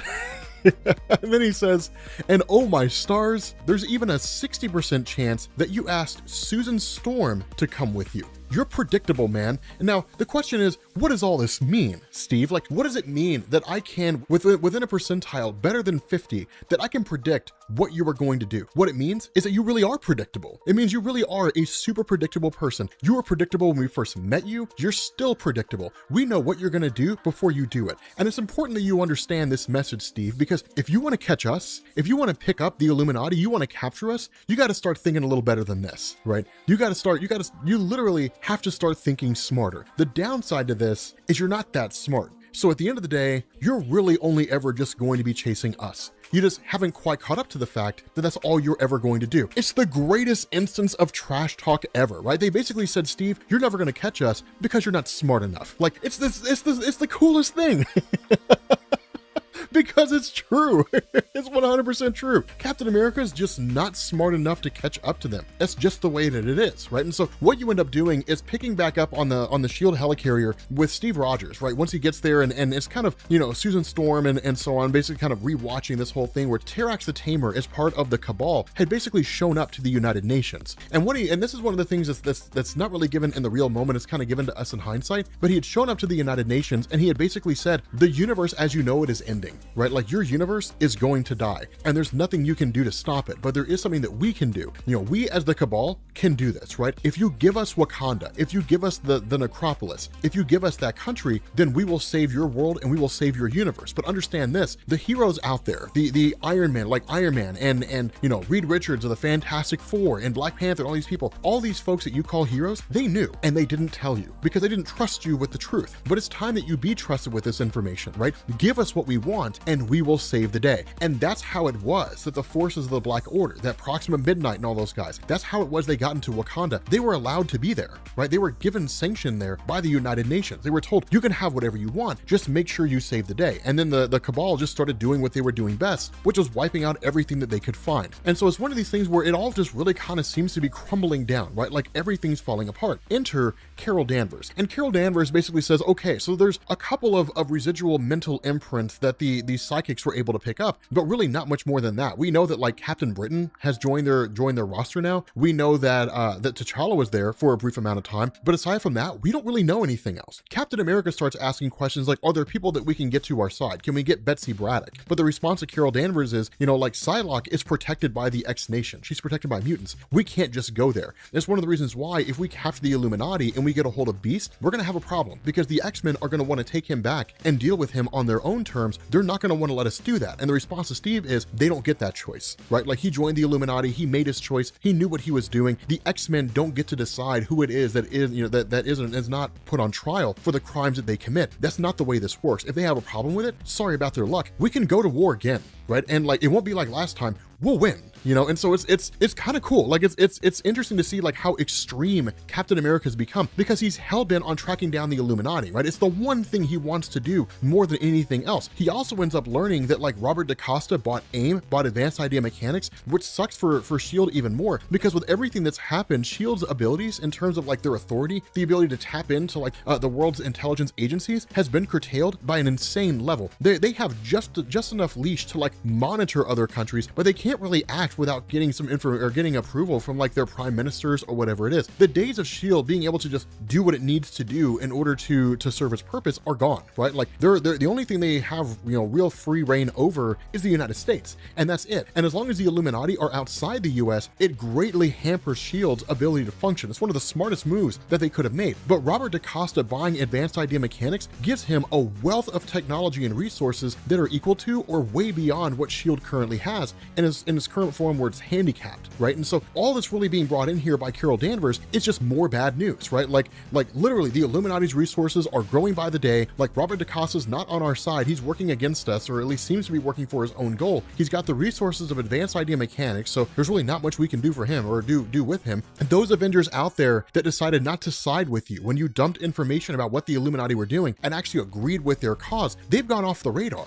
right? Like they're gone. Black Widow, Spider-Woman, Jessica Drew, like we don't know where they are. Like they're off reservation. Like we have no clue where they are. They turned off their transponder signals. So like you've basically created another civil war within the superhuman community. Sure, they're not fighting each other, but like they're on separate causes. And that's what's happened here, right? When Captain America revealed to the Avengers that the collapse of the multiverse, that like what the Illuminati were doing, it split the entirety of the superhero community. Those individuals who agreed that what the Illuminati were doing were wrong sided with Captain America. Everybody else either sided with the Illuminati or went their own way, right? And so it's kind of nuts, right? Like the entire community is fractured. What we end up doing here is one of the greatest revelations in the entirety of the story, right? Because you end up having Susan Storm, who's told by Captain America, like, let me talk to Carol Danvers, right? And so ultimately Susan Storm ends up leaving and he starts talking to Carol Danvers and he says, here's the thing, unless, if you come back in here again in this meeting and you cannot give me any information about the Illuminati, even if there's nothing, then don't come in here, right? Like the next time you come in here, give me something to report. Whether it's that there's nothing to report or you have some bit of information, it doesn't matter, but do not come in here empty-handed again. And so you end up picking up 2 days later in this abandoned subway tunnel and you've got Susan Storm and she says, you can come out now. And the person she's talking to is Reed Richards. Like she's a spy. She's a spy for the Illuminati in Captain America's camp. It's a genius maneuver. Like Reed's like, do you think they bought it? And she's like, yeah. Like she's like, all I had to do was just pitch some story about how I was tired of feeling like I was, you know, less intelligent than you and being left hanging by you. Every time you go off of one of your campaigns, you don't tell me what's going on, that I'm left in the dark. All I had to do was just tell them that I was tired of it, right? Because it's common knowledge. It's common knowledge that Reed will like gallivant off on some adventure and not tell Susan Storm what's going on. And she gets pissed about it, right? She gets kind of angry about it. So it makes sense that like all she has to do is go to Captain America with that story. And in his desperation, he'll believe it, right? right? Because in times of desperation, people believe what they want to believe. And Captain America wants to believe that he's got people on his side, even if those numbers are dwindling by the day. And so it's awesome because they have this sort of moment, right, where it's like, I miss you. Like, I miss you so much, you know? And it's like, yeah, you know, Rita asks about the kids and they say, well, I mean, they're good, you know, but Franklin feels like he failed you. Like, he feels like he failed you and your efforts to try to stop the incursion. What that means, we'll find out later. But it's another thing where she says, like, Valeria has a message for you, right? Like, your daughter Valeria, she wanted me to give you a message, but understand, she's our daughter, Reed, and I love her more than anything, but know that, like, Valeria is not always right? Like, she's like the third smartest person in the world. She's wildly intelligent, but she's not always right. The reason that matters is because the note that Valeria gave Reed it basically shows that, like, the Future Foundation, right? The kids, the smartest kids in the world, that, like, they were all working on a solution to try to stop the incursions. And Reed wanted them to work on it because kids have a way of using their imaginations in a way that adults simply can't do. And they can think of things that adults would normally never think of. But despite all of their resources, and this is important to understand, despite all of their resources, despite everything that Reed's done to try to figure out a way to end the incursions, despite everything that's happened, the formation of the Illuminati and their lack of desire to destroy worlds, Black Swan originally told Reed and all of them, like, there's no way for you to stop the incursions. But hoping against hope, Reed believed that there is a way to stop them. The downside to this is that the note Valeria reads says, you can't win, right? But, like, it's time to find out a way to not lose. Now, I know that seems a little bit confusing, but it's important. Just because you don't win doesn't mean you lose. It doesn't mean it's game over. There's still a way for the heroes to find a way out of this whole thing. The job of Reed is to find a way to do that.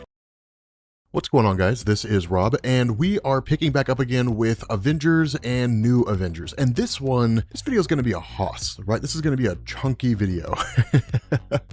So what we end up doing here is we initially pick up with basically the necropolis, right? The city of the dead in Wakanda. And we basically pick up with the arrival of two individuals. Now, we don't immediately find out who they are. Instead, we switch over to the Black Swan. And the Black Swan's kind of going on with this little bit of like a speech of sorts, right? This kind of monologue, right? Talking about the nature of patience, that the only way that she was able to endure her captivity when the Illuminati was holding her in the basement of, or really in the necropolis itself, was to basically humble herself, right? To accept the fact that that's where she was, that she was basically a person who was being held captive. In doing that, she would basically allow herself to basically cope with it as best she could. That's really all it was, for her to just maintain the patience she needed to wait for the time to come when she could basically escape. And one of the things that she says here is that the only way to really become patient like that is to humble yourself, right? To overcome the natural desire to fight or fly. But that can only really be accomplished if you are willing to take the needs of others and put them before yourself, right? It's the only real way to be able to humble yourself. And that's when she basically tells Tony Stark, you'll never make it in this place, because who have you ever served besides yourself? And what this does is it explains why Tony Stark is here. Now, this is kind of an important thing. It's an easy thing to kind of throw away, but it's very important if you were following Marvel Comics at the time, especially Iron Man. And the reason why was because we got some cool Iron Man stories, right? Kieran Gillen's Iron Man run, but what we also ended up getting was a story called Superior Iron Man, and that's where that armor comes from. The armor that's all kind of broken and screwed up, that's the Superior Iron Man suit, right? The Endosim suit. And what we ended up finding out was that at the end of Superior Iron Man, Tony Stark just took off, and then we didn't hear from him again, right? We didn't get anything out of Iron Man until we basically got to the end of Jonathan Hickman's Avengers and New Avengers, until we get to this point, right? Till we get, well, this is near the end, but until we get to this point, this is the next time that we see him. And one of the questions a lot of people had is, what happened, right? What happened between the ending of Superior Iron Man and this moment right here? And we basically get this kind of explanation that comes directly from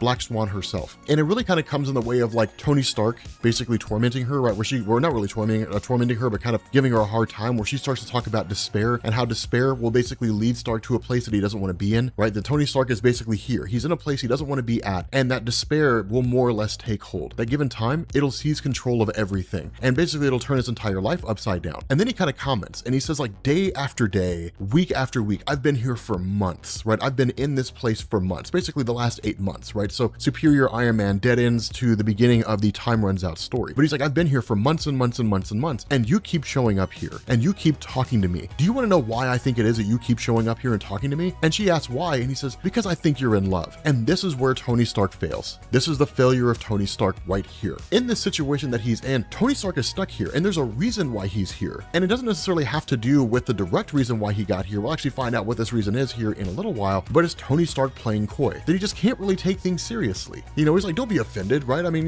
like you're in a situation where basically you're bound by ever reducing options. Your choices are getting less and less. And because your choices are getting less and less, I'm looking better and better. Now, if I'm being honest with you guys, that's a terrible reason to love someone, right? But the idea behind this is that when it comes to Tony Stark, he can't take this seriously. He's just kind of goofing off. And that's when he's like, look, I mean, you can accept the reality of the situation. That's what it is. But I know what's going on with you, right? Like Reed told me what's inside of you. Like what you have inside of your body is basically the DNA capsules of your family. You want to bring your people back. You're trying to find some universe out there. You're hitching a ride with the Cabal, more or less, destroying worlds along the way, but you're trying to find some place that you can basically call home, and you can bring your family back, because you're hoping against hope that not everything will end. You're hoping the Cabal are successful in staving off the destruction of the multiverse, or you were hoping that we were, which is why you sided with us. And if both of us fail, then you're gonna hitch your horse to another group, hoping they're successful, but you're gonna bounce from group to group to group until you find one that can get you what it is that you need. But at the end of the day, you're putting off this air that like you're a person who's been changed by the wheel of death, the wheel of destruction, and you serve Raboom Alal, the great destroyer, the person who started the incursions, and you champion all this stuff. But in reality, you're just a sad little girl who wants to bring her family back. And deep down, you know that that's never going to happen. And that's when we kind of get an explanation of what's going on here, because then she in turn counters Tony Stark and says, and who are you but what the wheel has made you? This entire cycle, this the death of universes, destroying worlds, who are you besides what this has done to you, right? We are all a product of this circumstance that we're in. Like, do not forget, I remember where you were when you fell, right? And what we end up finding out is that after the events of Superior Iron Man, that Tony Stark tracked down the Cabal. He tracked down Thanos, he tracked them all down and tried to destroy them, and was ultimately defeated and then put here, right? It all happened off panel. And this is the only real explanation that we get, right? As far as I'm aware, it's not in any kind of a one-shot comic or anything. It's not like, the last battle of Superior Iron Man doesn't really exist out there. Not that I'm aware of. This is kind of the only explanation that you get. But in the end, she says, like, they put you in this cage, and the reality of this is, I will find what I'm searching for, but you will not, because you have failed to understand that there are things out there more important than you. And so in that moment, we basically end up finding out that the two individuals who had snuck in were Black Widow and Spider-Girl. And they were kind of watching this whole conversation between Black Swan and Tony Stark, albeit they were essentially invisible. And so once she leaves, then they make their presence known. And this is the true fall of Iron Man, right? This is the true fall of Tony Stark. Because once they approach him and he's kind of like, man, I'm so glad to see you guys. It's like, man, I'm glad to see friends. The response is, we're kind of amazed that you still believe you have friends. Because remember, it was the great deception of Tony Stark, right? Like, it was the great lie of Tony Stark that led to the rift in the Avengers. Keep in mind, the way this played out is that Black Panther was the first one to encounter an incursion, and knowing that it was a planetary threat, because it literally led to Black Swan destroying an entire world, the Black Panther captured Black Swan and then called together the Illuminati, which includes Steve Rogers at the point. It included Captain America. And once the Infinity Gauntlet was destroyed in their first attempt to stop an incursion, which they successfully did, but it destroyed the Infinity Gauntlet in the first place, then it turned into, okay, then how do we stop this? And that's when the Illuminati started having the conversation about destroying worlds. And then Captain America said, no, I don't want to destroy worlds, right? Like, I don't want to blow worlds up. I'm not okay with wiping out billions of innocent people just to save our own world. We're the smartest men in the room. There has to be a better choice, right? This is low-hanging fruit. It's the easiest option. And so in response to that, Steve Rogers' mind was wiped by Doctor Strange, right? Like, Tony Stark was the one who told him to. Like, that was the backup plan that Tony Stark created, was if Captain America's not on board, which he's most likely not going to be, then Doctor Strange wipe his mind, will send him back out into the world, and he'll be none the wiser. In order to distract Captain America from ever really, kind of having any real measure of free time in his own mind, which is to say, to keep him from going on a path where he could recall everything that was going on, Tony Stark came up with the idea of the Avengers machine. Well, hey, Captain America, I've got a great idea. Well, what's that? What's that, Tony? We should create Avengers across the world. Isn't that an awesome project? You should work on this, right? Like, it's your dream come true. And so in that, Captain America only focused on that. It was yet another ruse by Tony Stark. In the background, he and the Illuminati were doing whatever they had to do, which included destroying worlds. None of the Avengers knew what was going on. Nobody knew what was happening except for Tony Stark and the Illuminati. This led to the events of Original Sin, which saw all the secrets of basically everybody out there being spilled out to the world. And that's when Captain America recalled everything the Illuminati were doing and the fact that they wiped his mind. And that's when he cornered Tony Stark. And then once, the whole 50,000 years in the future and all that kind of stuff ended, and then Captain America came back to the present, that's when he assembled the Avengers, told him everything that was going on. And that's what led to this rift, is because once Captain America told all the superheroes, and even Terax the Tamer going into the world and just telling everybody in the world what was happening, once all the superheroes learned what was going on with the collapse of the multiverse, that the Illuminati were secretly destroying worlds, different things like that, then there was a massive split. One section of the group agreed with the Illuminati, right? They sided with them and said they're doing what needs to be done in order to save our world. Sorry about everybody else's luck. The other group sided with Captain America and saying Steve Rogers is right. I mean, it's kind of like a civil war all over again, but they're like, Steve Rogers is right? They're the smartest men in the world. Surely they could come up with a better option than just wiping out worlds. The reality was that there was no other option. There was no other way. That's what Black Widow's talking about when she's like, it's amazing that you believe that you still have friends, because despite the rift that was created, just because they sided with the Illuminati does not mean they agreed with Tony Stark. And that's the big difference, is that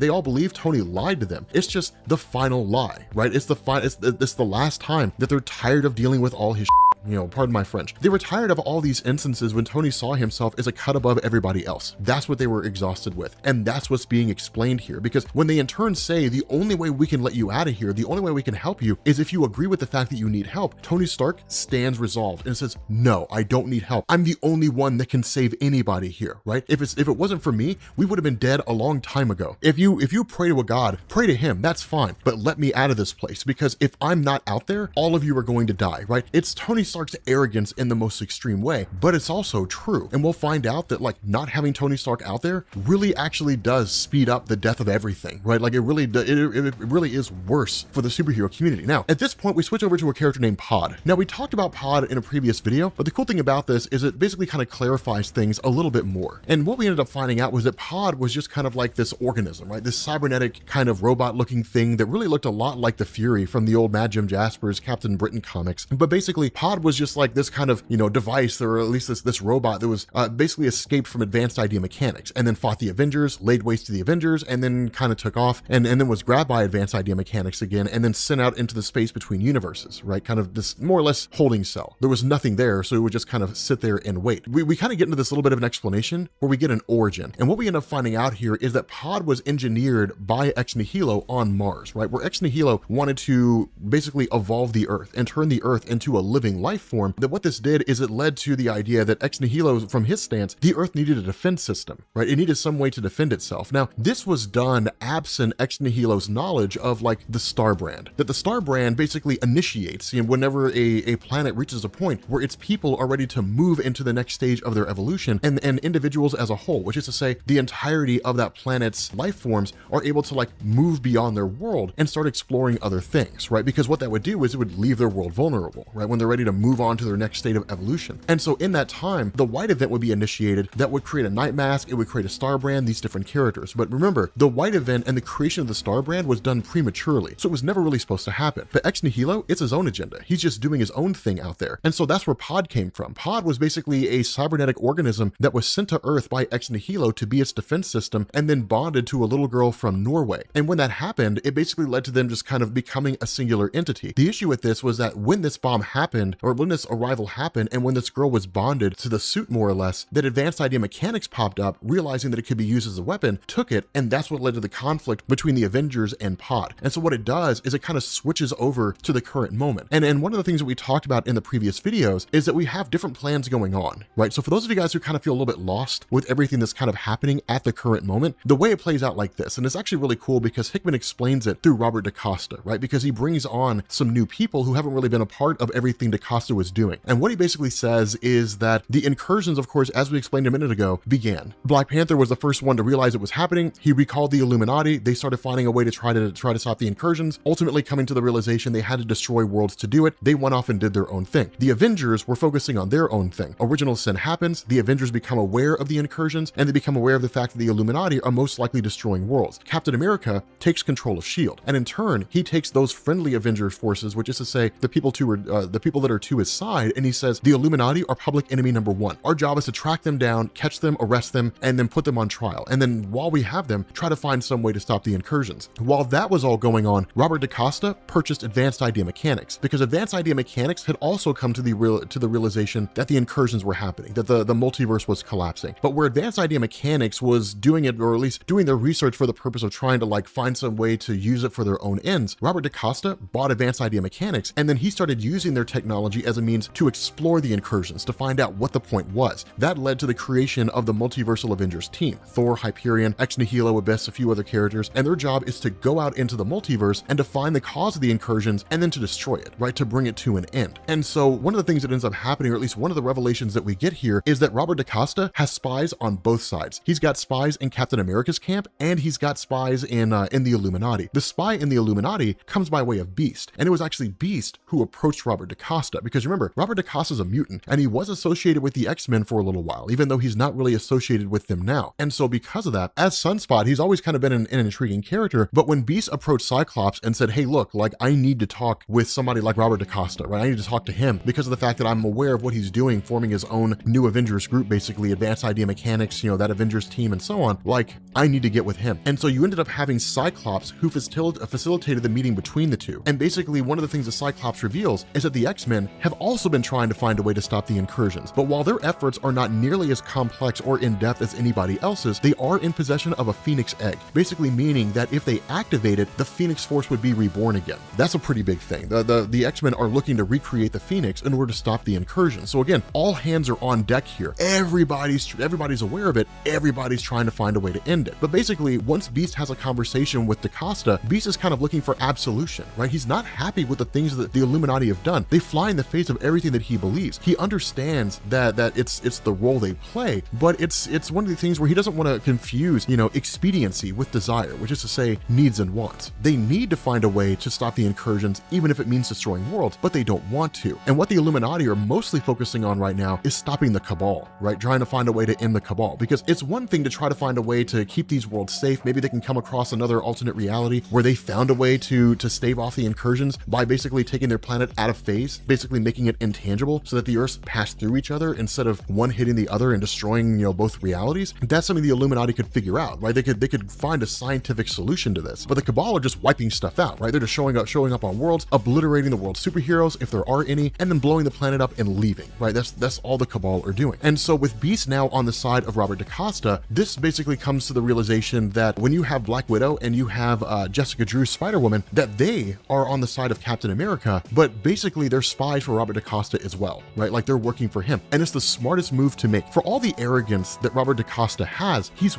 wildly intelligent. And putting spies in on both sides is actually something he learned from the first Civil War, right? So it's what Captain America and what Iron Man did. Iron Man had spies on Captain America's side. Captain America had spies on Iron Man's side. It's the way they were able to keep track on the other team. But basically the idea here is that what Robert DaCosta is doing is amassing a kind of force, right? He's amassing a way to stave off the incursions or a way to get off of Earth, right? He's the only one that's really thinking rationally. Everybody out there is thinking about how to stop the incursions. He's the only one who's really taking Valeria's advice, despite the fact that she never gave it to him and he doesn't know what her advice is, which is to find a way to not lose. And the only way to not lose is to leave the Earth. That's the only way to do it. And then find a new world to settle down in and then destroy the world, right? Like destroy the Earth. That way the universe continues living on, despite the fact that there would be a lot of dead people, but it's literally just utilitarianism, saving as many people as you possibly can. But one of the things that he basically did, one of the measures he took was to send Shang-Chi to one of the origin bomb sites, right? Those are the sites, the places where Ex Nihilo was trying to evolve the Earth and then like shot these different bombs to Earth that basically had different purposes. One was to give the Earth sentience, right? To give it like a living intelligence. Another one was to give it like a defense system in the form of pod. This one was self-replication. And so the greatest martial arts master in the entirety of the Marvel Universe, the single greatest fighter in the entirety of the Marvel Universe, there's now an army of him. And what that would do is allow him to face off against any number of threats or to defeat any number of people who end up showing up there, but to also give them the ability to vacate the world if it's necessary. Sheer numbers, right? The ability to multiply on a massive scale. And so with that being said, guys, I was going to continue on with the next section, basically focusing on the Black Priest, but I feel like this is a lot to take in already, right? Like I feel like this is kind of a lot to go through already. A lot has happened. So yeah, we're going to go ahead and end this video. In the next video we do, we'll focus on the Black Priest. We'll focus on basically the multiversal Avengers and all that kind of cool stuff. And essentially everything that comes next, right? Everything that sort of jumps next into this massive event, especially with the idea that like you can't win,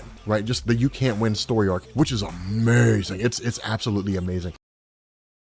Okay, so we are continuing on with Avengers and New Avengers, and in this one, we're picking up with the Black Priests. Now, the Black Priests were a wildly confusing concept among the comic book fan base when they were initially introduced, because it was kind of hard to wrap our heads around the idea of how they functioned, what they did, like how they worked, that kind of a thing. This will clear all that up, right? Like this will clear all that up and make it all make sense, right? So what we end up doing here is picking up with this space. It's basically the nothing space of destroyed universes. All this is basically the space that universes occupied before they were wiped out. Right now, one of the cool things to point out here is the way that Jonathan Hickman's able to pull this off is because of the old Captain Britain comics with Mad Jim Jaspers. That's why he's able to pull this off, because that was really the first time in Marvel Comics that we got a depiction of what a universal space looks like when its universe is destroyed, right? You had Mad Jim Jaspers from Earth 238 who had wiped out all the superheroes. The Omniversal Development Court didn't know that, and so they basically initiated the push, which is to say pushing the evolution of the various denizens on that Earth and basically jump-starting the creation of mutants. This led to Mad Jim Jaspers getting pissed off and initiating the Jaspers War, which threatened the entirety of the multiverse. And so in order to keep that from happening, the Omniversal Development Court obliterated his entire universe, right? Just wiped the whole thing out, and it was just a giant white void. That's what's left whenever a universe is destroyed, just a giant white space, right? It's like a white piece of paper with nothing drawn on it. And that's what the Multiversal Avengers have been finding. They've been going from universe to universe and either finding a giant white space or encountering like the Sidera Madres, right? So like the map makers, they encountered a Black Priest on a world and they destroyed that Black Priest, but like that was just a lone Black Priest out there somewhere. What they've done here is probably the worst possible thing they could have, which is to land in the main base of operations of the Black Priest. Now, one thing to know, they don't know where they're going, right? That's the reason why Robert DaCosta told Thor, this is a one-way trip. They don't know what universe they're going to end up in, right? They can't plan and direct where it is they're going to arrive at. They literally just open a portal, jump to the next universe, and then whatever's there is there, right? So they could end up in an entire universe that's filled with like the Mad Celestials, for example, from Jonathan Hickman's Fantastic Four, and then just be completely and totally subdued. There's a possibility for them to escape if things get bad enough, but the issue is that this portal is rapidly closing because as soon as they arrive, the Black Priests are prepared for them, right? The Black Priests were basically waiting for them to show up and immediately start closing the portal off, right? So there's no real way for them to escape. And so because of that, a massive battle immediately starts breaking out. And this is when the Black Priests start to use their words, right? They start to use the phrases they use in order to wipe things out. Now, this is what confused people,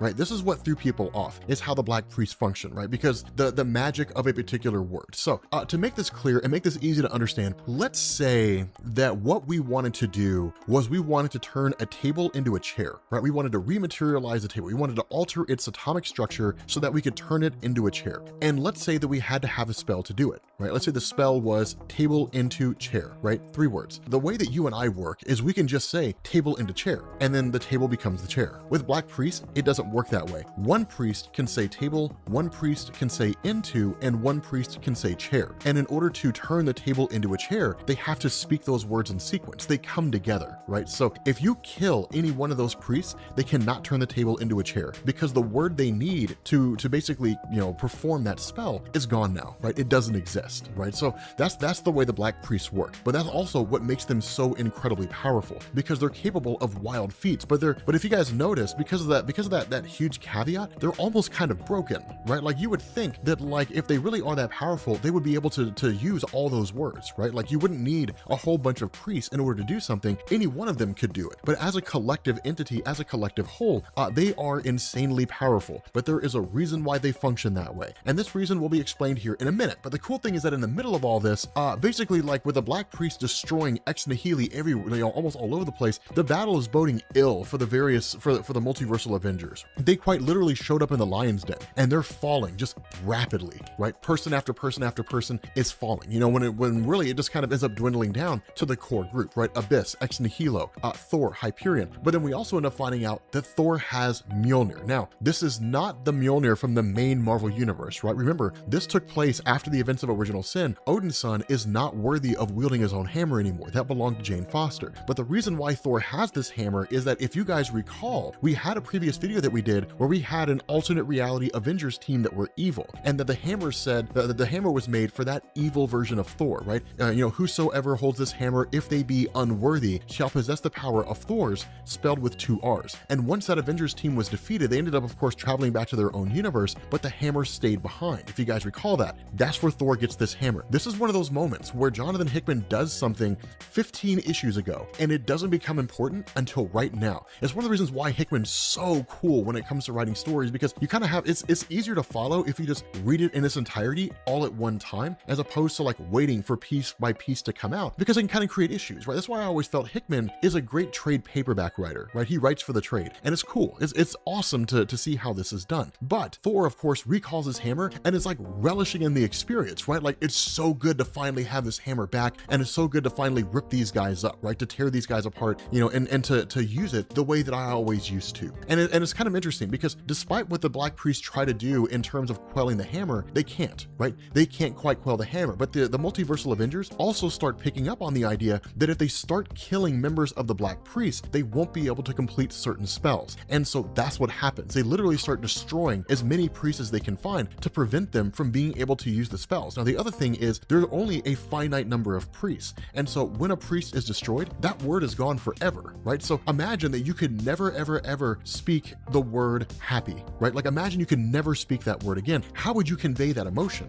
How would you convey the fact that you are happy? There are other words that are close to it, but none of them quite really, you know, convey how it is that you're feeling, like the word happy. And so with that word gone, for them, it's doubly so, because now there's spells that they can't use. There's things that they simply can't do. But in the middle of all this, with these priests falling, suddenly they stop, right? They stop what they're doing. And the question becomes why? And they say, because the Eye is coming. The Eye is here, right? The leader of the Black Priests is coming. And when the multiversal Avengers are like, what in the world's going on? And they basically go to attack him, suddenly they're all frozen in place, right? They can't move. And so it's like, well, who in the world is this? The head of the Black Priest takes off his helmet, and it's Doctor Strange. Stephen Strange is now the one who's leading the Black Priest. But Doctor Strange brings the multiversal Avengers to his location, right? He brings them to his citadel and kind of explains what's going on with the nature of the Black Priest. Remember, Doctor Strange was not always part of the Black Priest, but in the 8-month time jump, he had actually left Earth and traveled out into the multiverse and encountered the Black Priest. And what he basically learned is one, what I already told you guys about how they use their words in order to create spells, but two, the Black Priests are enigmatic. And the reason why they're enigmatic is because they are the multiverse's own defense system. It's like antibodies for the multiverse. They don't belong to anybody. They weren't created by anybody except for the universe, the multiverse itself. That when the multiverse started dying, where we do have things like the Ivory Kings, and you've got all this kind of stuff going on, the multiverse sought to defend itself. And in order to defend itself from its own destruction, it created the Black Priests. And what the Black Priests were doing was going from world to world and destroying those worlds, as many as they could, or at least enough that would stabilize the collapse of the multiverse. That's really what they are. That's the entire basis behind it. Unlike the Illuminati in the beginning and the Cabal now, where they're basically traveling from world to world and wiping them out simply in an effort to save their own, what the Black Priests are trying to do is stabilize the collapse of the multiverse. They don't want to kill every world. They don't want to destroy every world out there. They just want to stop the collapse, right? They want to stop this kind of cascading effect of everything basically dying. And so what you end up getting here is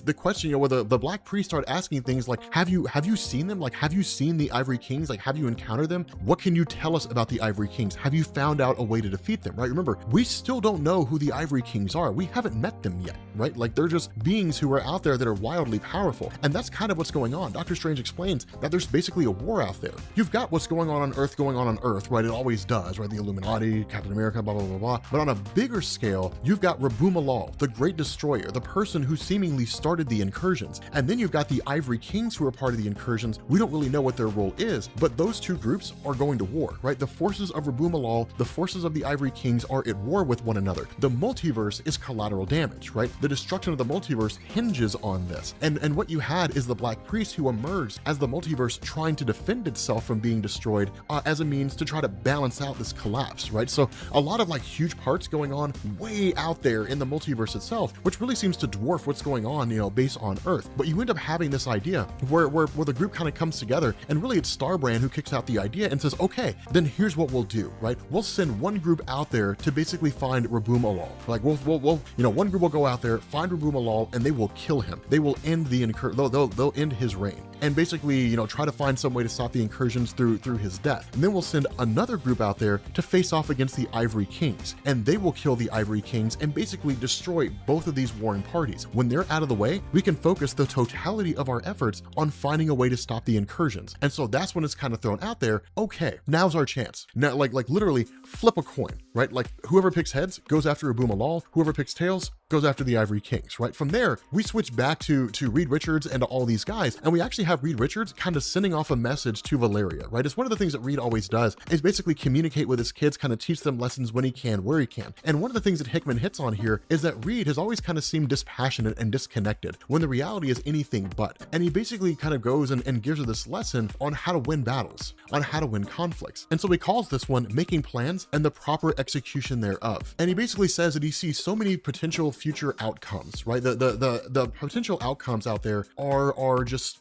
infinite, and there are some that are optimistic, and there are some that are less so. And so one of the things he tells her is, you have to be your absolute best. And we kind of end up switching over to basically the Archangel Helicarrier, right? The one ran by Captain America. And what Reed had done here was initiate the first step of the plan. That, remember, Captain America and his forces track the Illuminati using their translocation, which is to say, whenever the Illuminati teleport from one location to the next, the Captain America tracks the signal and then tries to locate them. And while he's usually ends up being late, at the very least, it does give him the belief that he's basically closing in on them faster and faster, right? The more they use this technology, the more adept S.H.I.E.L.D. becomes at tracking it, the faster they can get to its location. And so what we end up having is Reed Richards teleporting a chess piece, just like 3 inches, just enough to set off a signal, enough for S.H.I.E.L.D. to pick it up. And so right off the bat, you immediately know it's a trap. And that's exactly what's said by Sam Wilson, right? You know, where Maria Hill and Sam Wilson are there as kind of advisors for Steve Rogers, the response of Sam Wilson is, okay, look, the issue here is that they were just in Rome, right? It wouldn't make any sense if they were more or less in the same vicinity to suddenly teleport to another location in the same place, right? They're still in Rome. And so Sam Wilson's kind of like, it doesn't make any sense, right? It doesn't add up. They know that we can track them. So they wouldn't be dumb enough to teleport and then teleport again, right? Like, because they know that we would find them. Like, what this means is, like, if they've done this, it's because they intend for us to find them. And Steve Rogers is like, I know it's a trap, right? But at this point, he doesn't care, right? It doesn't really matter to him. Switch over to James Rhodes. And what James Rhodes is doing is basically piloting a whole, a veritable army of War Machine robots, basically. He's piloting them all from a single device. Now, it has had somewhat of a mental toll, but at the end of the day, he still seems to be able to pull it off. But the translocation signal comes from this one particular area. And so you have all these War Machines who show up there, and they're looking for this signal, and they're like, we're right on top of it, only for them to realize they are on top of it. They're on top of the Hulk, who immediately comes smashing out of the ground, right? And just starts tearing these guys up. And that's when Reed comes in with this next lesson, right? He says, for example, it's been said many times that if you wait for all the information necessary to make a correct decision, the opportunity to make any decision at all might have passed you by. And then he says, of course, the opposite of that idea is the uncomplicated maxim, go with your gut. The argument there being instinct is an evolutionary good bet, which is true until you run into something or someone a little higher up on the food chain, or in some instances, maybe just a bit more hungry. Most people, even gifted ones like yourself, talking to Valeria, tend to favor one of these two principles, but the best course of action is an amalgamation, maintaining a constant awareness of both concepts and waiting to act until the moment they intersect, waiting until both instinct and intellect collide. To put it bluntly, what you're looking for is a plan that can be executed with precision, but also implemented atemporally, minimize variables, maximize flexibility. This is an awesome lesson to learn. It's basically saying you want to be in a position to where you have a plan, but you also want to make sure that plan can adjust on the fly. You do not want to be rigid, because if you're rigid, as soon as that plan ends, everything goes to pot. Now, here's the other cool thing that comes out of this, right? You basically end up having Captain America launching a couple different strikes. You've got the War Machine suits that are out there. The Illuminati are now there. So you've got Black Panther, you've got Beast, you've got Reed Richards, you've got Captain Britain. The Incredible Hulk, of course, is there. And the Incredible Hulk is just laying waste, right, to all these different these different War Machine robots. Enter Carol Danvers. One of the more interesting things here is the power of Carol Danvers, right? I remember going to see the Captain Marvel movie, and I saw that interview where Feige was like, Carol Danvers is the most powerful person in the Marvel Cinematic Universe. As her binary form, yes, right? When she's channeling the power of a star, absolutely, she's the most powerful person in the Marvel Cinematic Universe. Carol Danvers, when it's just Carol Danvers, not a chance. And that's exactly what happens here, right? Like, literally, the Incredible Hulk, like she tackles the Incredible Hulk, just starts pummeling him, and then when she's done and she starts catching her breath, he's like, do you feel better? And then just pummels her into the sky, right? Let me tell you something. Carol Danvers is cool, but regular Carol Danvers, not a chance. No way she stands a chance against like the Incredible Hulk. No, that's not gonna happen. No one believes that.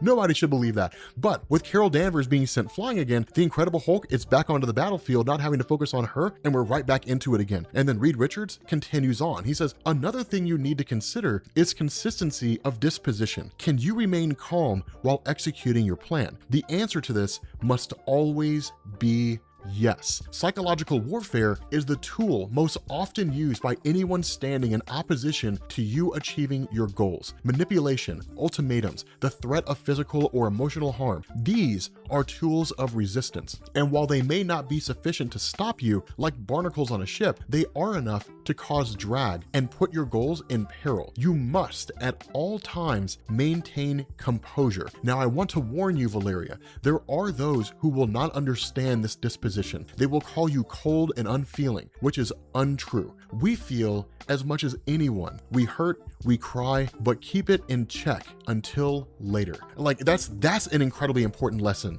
that Valeria needs to learn, right? That the world will see her as somebody disconnected and unfeeling and uncaring. The reality of that is the exact opposite, that in order for that plan to succeed, she cannot be emotional, right? You cannot be an emotional person. You have to be able to stick to your guns. You've got to be able to stay strong, to keep your conviction in the face of overwhelming uncertainty. Only in doing that can you actually see your plans to fruition. And so with that being the case, you end up having Captain America, who's consistently, who's basically making his way over the site, right? The whole idea of the war machines and all that kind of stuff, that was a preliminary attack, right? That was an initial strike. It was there to try to maintain or at least create a kind of battle zone. And then once Captain America and his forces get there, then to deploy the actual package. And so once Captain America and his forces get to the location, Reed Richards chimes in again, and he says, and finally, we come to strategy, how to achieve your goals. I won't bother going into limited scenarios, clearly defined opponents or situations. These are simple, and you are well beyond needing your father's advice on handling those. A ship pops out of nowhere. It says, attention, agents of S.H.I.E.L.D. And then we go back to Reed. But when facing a well-seasoned or truly gifted opponent,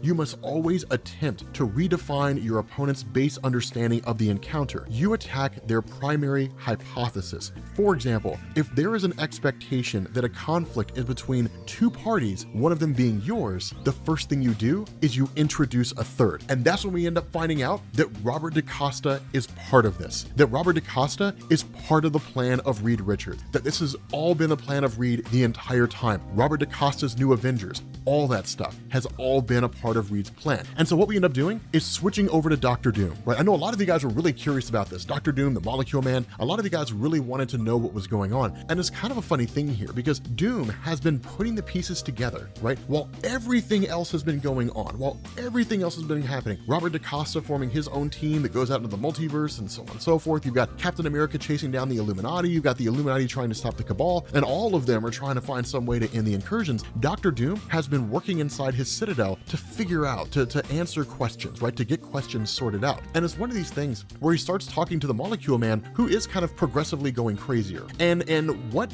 Dr. Doom really hits at here is there is something big going on, and that the Molecule Man, Owen Reese, has everything to do with it, right? Like everything that's happening with the incursions seem to basically tie into Owen Reese. And the reason why is because the energy emanating off this fragment, this rock, the one that fell when the incursion happened on Earth in Latveria when we first encountered the map makers, Dr. Doom's been analyzing it. And the energy signature of this rock matches the energy signature of Owen Reese. So something is going on here. And it's one of these things where Owen Reese is like, this is kind of strange, like, and initially he almost kind of, throws out the idea that Dr. Doom's a liar. And Dr. Doom's like, I'm not a liar, right? I never lie. And Owen's response is, yeah, but if what you believe is the truth, and if what you were told, if somebody told you something and they said this is the truth, and you believe it because they told you, but what they told you was a lie, are you not a liar? Maybe you're a liar unintentionally, but a liar nonetheless, because what you're saying is not true, regardless of the reasons for why you believe it. And this is basically Owen Reese telling Dr. Doom, nothing that you believe is going on here is actually right. Like nothing you believe is going on here is correct. Nothing's transpiring. Like there's what you believe is happening. There's what the Avengers believe is happening. There's what Captain America thinks is happening. There's what everybody out there thinks is happening, but none of them really know the truth. And so he says, let me show you. Let's go on a trip. Snaps his fingers and the two of them disappear. Now, undoubtedly, you guys are probably asking, where in the heck did they go? They teleported to the very beginning of the incursions. They're teleporting to the place where the whole thing gets explained. We find out how the incursion started. We find out everything going on with like Rabu Malal, and we find out what's going on with the Ivory Kings and all that kind of stuff. Okay, I don't know how many of you guys follow The Chef's Table on Netflix. They're coming out with a new season, and this one's about barbecue. Dude, I am so excited.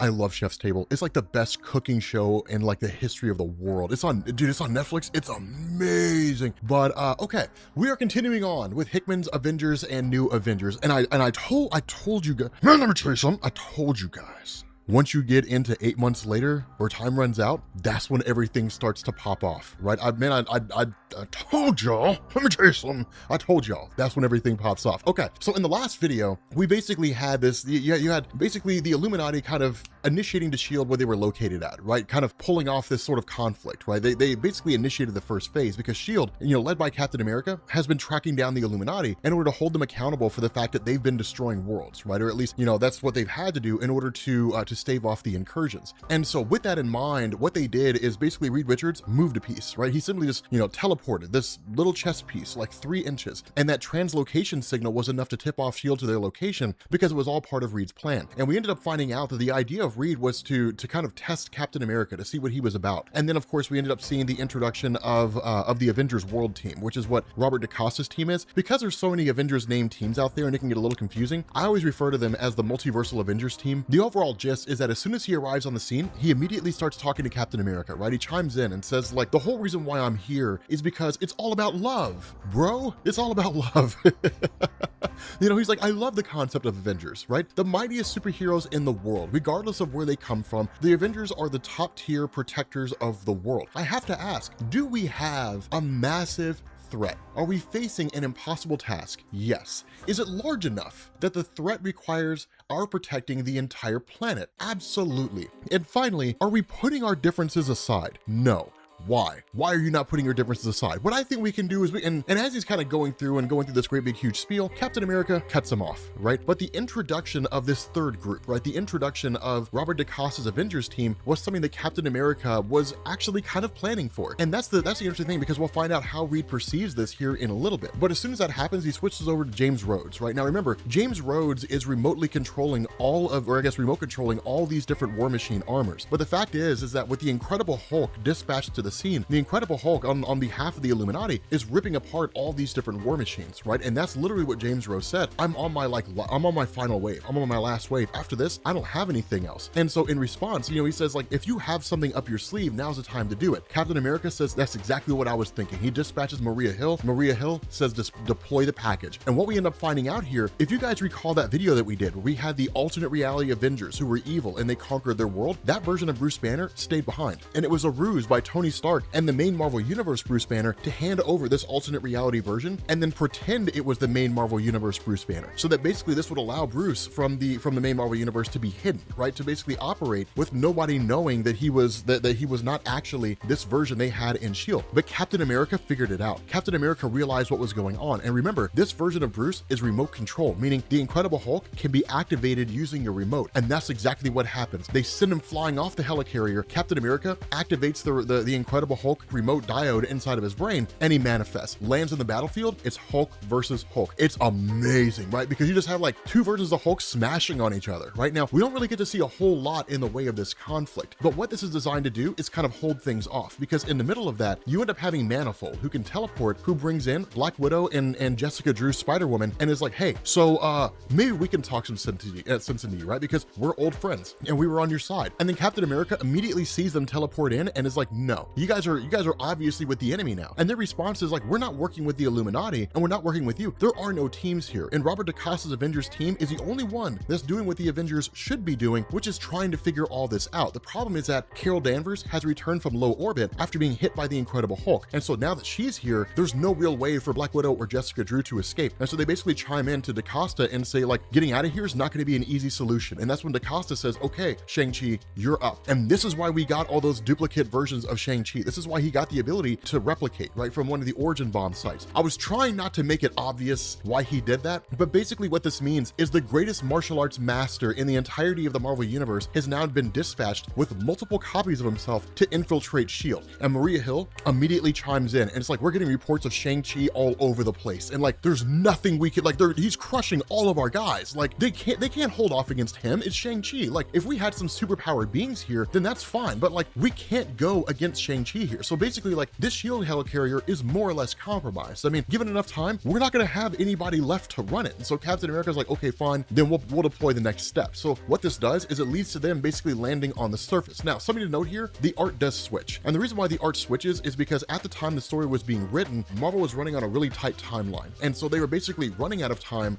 in order for Mike Deodato, who was the one who was doing the art in the first half of this book, to basically keep up, right? So they end up having to switch over the other artists, kind of bouncing back and forth a little bit. But basically, Captain America's like, okay, so when he arrives on the surface, Beast and the Illuminati approach him and say, hey, look, like, please, like, stop tracking us down, let us go. We're trying to find solutions here. Like, there's things that we think we haven't thought of yet. The response of Captain America is, no, you guys have all these grand plans, right? You guys think you're so smart. Well, I'm no dummy either. I'm a master of military strategy. So yeah, you have your plans, but so do I. Boom, enter the mighty Avengers, right? Blue Marvel, Luke Cage, She-Hulk, right? Spectrum. These are some heavy hitters. And then Reed Richards chimes in. And Reed Richards says, the prolonged object. Remember, he started doing this when he was teaching a lesson to his daughter Valeria, right? So he says, the prolonged object of any plan is not to get what you want, but to discover what your opponent is capable of. What you are interested in is gauging their response to your actions. And he says, when I spoke of challenging a gifted opponent's primary hypothesis, I used the example of disrupting a conflict between two parties, you and them, by introducing a third group. Your opponent's response to this will inform your next action. For instance, let us examine my recent conflict within the multifaceted Avengers machine as a test case for effective planning. Steve Rogers' response to the third-party scenario, Robert DaCosta's Avengers World team, was the introduction of an alternate universe Hulk analog. An effective choice, unpredictable, unexpected. But even given that, if the Hulk would have been his sole response, it would have been a futile effort, as he would have exposed his true intentions too early for the number of variables at play.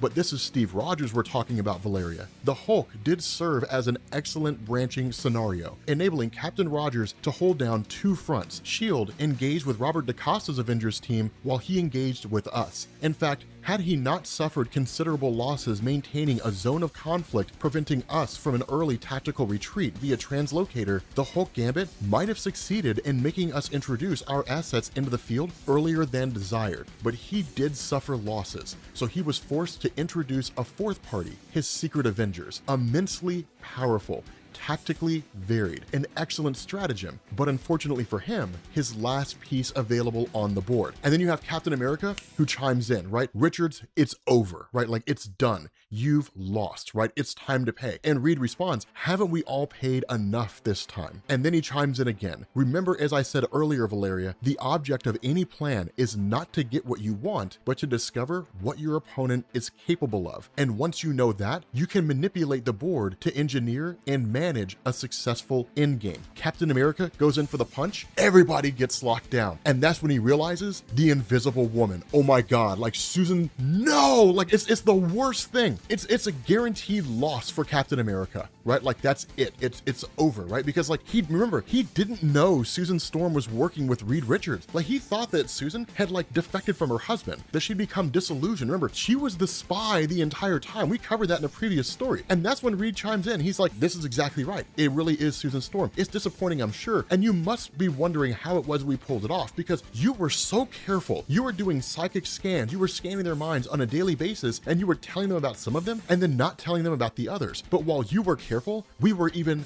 more careful. And literally, like, Susan Storm comes walking off the ship of the Illuminati alongside Medusa, and then Reed chimes in again, right? He says, the thing about endgames is this. It's really two strategies in one. First, you show them what they guessed might have been coming, and then you show them what they didn't. And what Captain America did not see coming was Reed Richards approaching them for a parlay. That's what he didn't see coming. He did not see Reed Richards approaching him and saying, look, we need to talk, right? Like, that's why this is all happening. Like, we need to talk. Now, from here, we switch over to some point in the past of Wakanda when T'Challa was a kid, and his father calls him, right? His father T'Chaka calls him forward and says, look, I have a gift for you. And he's like, well, what is this? He says, like, this belonged to my father and to my father before him. It's a king's blade, T'Challa, and it belongs to a king. Now, one thing to understand is about Black Panther's origin history, it's filled with things like this, right? It's filled with like these small little lessons he got from his father. It's filled from a multitude of scenarios where he was being given these small little trinkets, or these little things. And it was designed for the purpose of making sure T'Challa understood the idea of heritage, the significance of where he comes from, of what his people stand for, and what it means to be a king of Wakanda. You're not just wielding power arbitrarily, right? You're wielding power in such a way to where you're responsible for the lives of people around you, but you're also responsible for making sure you honor the heritage of the people who came before you. That's the importance of what it means to be a king. And to receive the King's Blade like that, again, is him just kind of being moved forward in this direction, being continually groomed to becoming king. And so from here, we switch back over to Spain, right? We switch back over to the Illuminati and to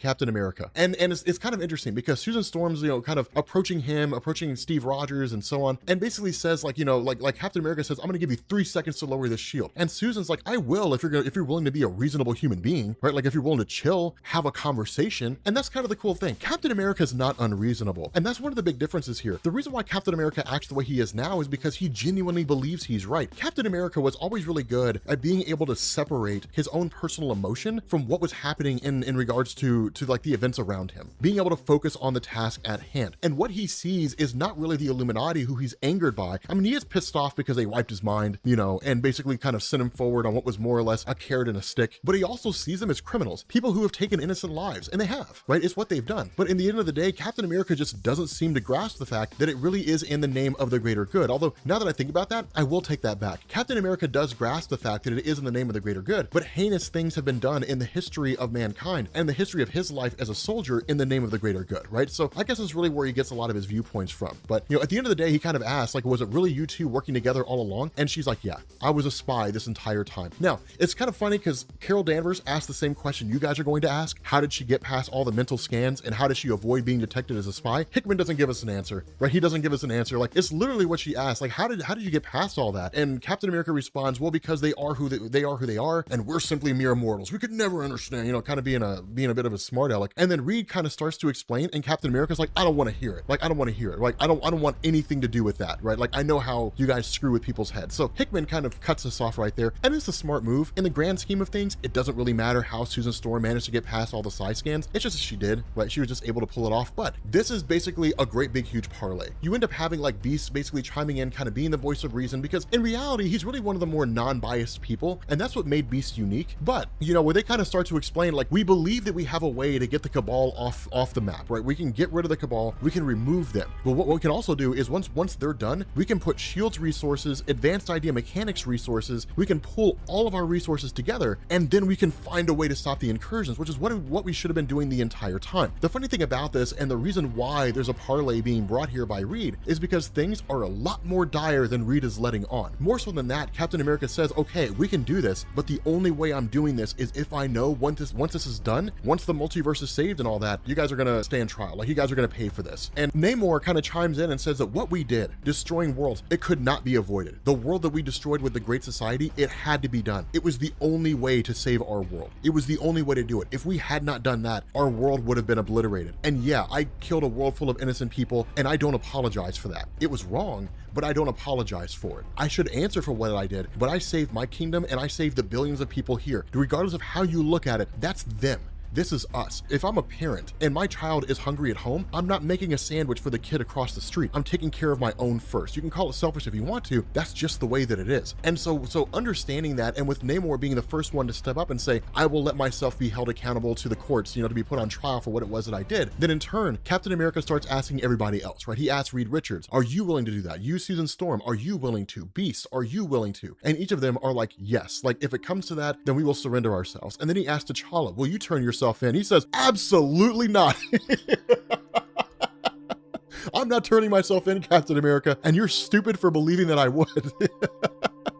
And so that's kind of solidified, right? Captain America has no jurisdiction over Wakanda anyway. And the resources and the money that Wakanda has, although their vibranium doesn't really exist anymore because of the events of Doom War, but the other resources they have are far too valuable. The world is not going to side with Captain America because they have more to lose by Black Panther shutting Wakanda's borders off to the world than they do by having those borders open. And if the difference between borders closed or borders open is T'Challa not being put on trial for like blowing up a world, then he won't be put on trial, right? So Captain America is just really kind of in a weak weak in place here. There's really nothing he can do about that. But you end up having the plan basically being revealed. And Reed says that in just under 2 hours, there's going to be another incursion, and that Namor is going to make sure the Cabal is there when it happens, right? So jump forward 2 hours. It's probably the single greatest moment. It's one of the best moments ever, right? So jump forward 2 hours, dude. Man, let me tell you something, dude. I love this part. Jump forward 2 hours, and you have the Cabal, and you have Namor the Submariner. And remember, the Cabal is just destroying worlds, right? And he basically says, like, you know, like, yes, the incursion's coming, like, it's almost here, and then finally, like, it is here, right? So the Cabal teleports to the alternate world. They take the antimatter bomb with them. Now, switch over to when Shuri became Black Panther, right? In the aftermath of Doom War, Shuri ended up becoming Black Panther because of the fact that T'Challa was injured. He couldn't play that role. And so because he was injured, he passed the mantle to her, and then she became the new Black Panther. With her undergoing the trials and the tests, remember, it wasn't just a temporary thing. Like, the only way Wakanda will recognize a new Black Panther, the only way the Wakandan people will recognize that is if that person goes through all the trials. So Shuri had to go through all the trials to become the new Black Panther, which basically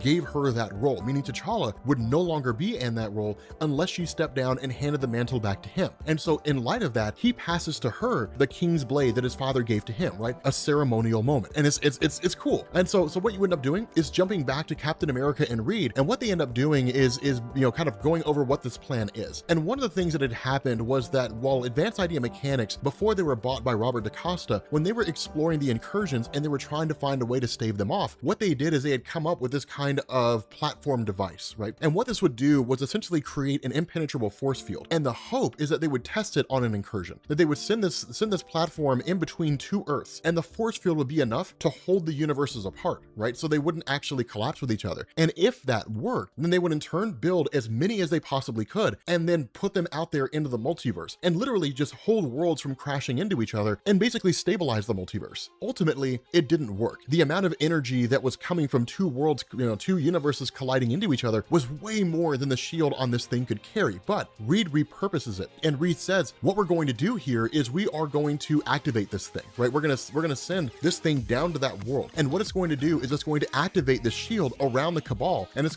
basically gonna trap them on the world, so that when the antimatter bomb goes off, the Cabal are trapped inside the sphere and they can't get out, right? They'll die along with that world being destroyed. Now, once this is done, Namor's like, this is the plan, like, this is what I intend to do. So from here, we switch back over to like the fall of Wakanda, right? Like, remember when the Cabal invaded Wakanda, when they destroyed the necropolis and Wakanda fell, you end up having Shuri, who decided to stay behind, who approaches T'Challa and basically says, you're the only king left. This ceremonial king's knife belongs to you, right? This ceremonial blade, it belongs to you, and make sure you put it where it belongs. Right now, switch back to the current moment. You end up having, like, you know, the Incredible Hulk using one of his, you know, universal telescopes or whatever it is, monitoring the incursion. The Cabal are there, right? The Cabal are there. They're fighting against the map makers, right? It's basically a dead world, so it's a map maker world. They deploy the craft, right? The Illuminati deploy the craft with the force field up there. Basically, Namor activates the antimatter bomb and then goes to take off to the platform. And then from there, basically it's kind of like, okay, like, everybody's waiting on this moment. And then Susan Storm starts looking around and she's like, Reed. And he's like, yeah. And she's like, where's T'Challa? And then, like, as soon as Namor gets to the platform, T'Challa's like, I have something for you, Namor. And then it's like, what are you gonna do? Like, what do you have that blade for? And then you get this flashback to Shuri, right? Put the blade where it belongs. Wham! Right in the chest of Namor the Submariner. Oh, it's the coolest thing. Stabs him in the chest, and he's like, you really believe you could kill me with a knife? He's like, no, I just put the blade where it was supposed to go. That's not what's going to kill you. Teleport Black Bolt, right? Black Bolt teleports in, screams at Namor, sends him flying off, right? He says, like, when you see my brother Maximus, tell him I said farewell. Screams at Namor, sends him flying off the platform, crashing down to the ground. Then in turn, they activate the platform, right? And then, like, Black Bolt's like, what are you waiting for? And T'Challa's like, I'm waiting because with Namor being what he is, right? Being as capable and durable as what he is, that fall's not going to be enough to kill him, but it'll knock him out for a few minutes. But once he comes to, I want him to be awake. I want him to know what's going to happen to him. I want him to know it was me. I want him to fully realize that he's going to die in the explosion, right? In this antimatter bomb explosion, and there's nothing he can do about it. Like, from there, he activates the device, and then the antimatter bomb goes off and then teleports back to Earth, right? Like, flies back through the incursion zone to where Earth is. And then when the question's like, where's Namor? He simply just says, he's not coming. Okay, so we are continuing on with our Avengers and our new Avengers. Yes, we are. We are continuing on, and in this one, we pick up with the kind of coming together of the teams, right, of the Illuminati, and with Captain America's Avengers team, Sunspot's Avengers team, this long-awaited sit-down between these two groups. But the question people have is, why now? Right? Like, why are we just now calling a meeting? Like, why is it that we're just now at this point? And why are things so dire that Reed Richards and the Illuminati saw no other option than to basically trap Captain America's team and then force them into a meeting? And the reason why is because Reed Richards kind of explains that with everything that's going on, that while the Illuminati were constantly on the run from Captain America's Avengers team, that they've also been monitoring the multiverse for multiple reasons, right? We saw that early in the story. They were monitoring the multiverse to see if there were other Earths who found ways to end the incursions or whatever it is. But one of the things that they realize is that some kind of an event happened out there. They don't know what that event is, but some kind of an event took place out in the multiverse. And where previously, you know, despite how far into the incursions we are, there were hundreds of thousands of universes left. Now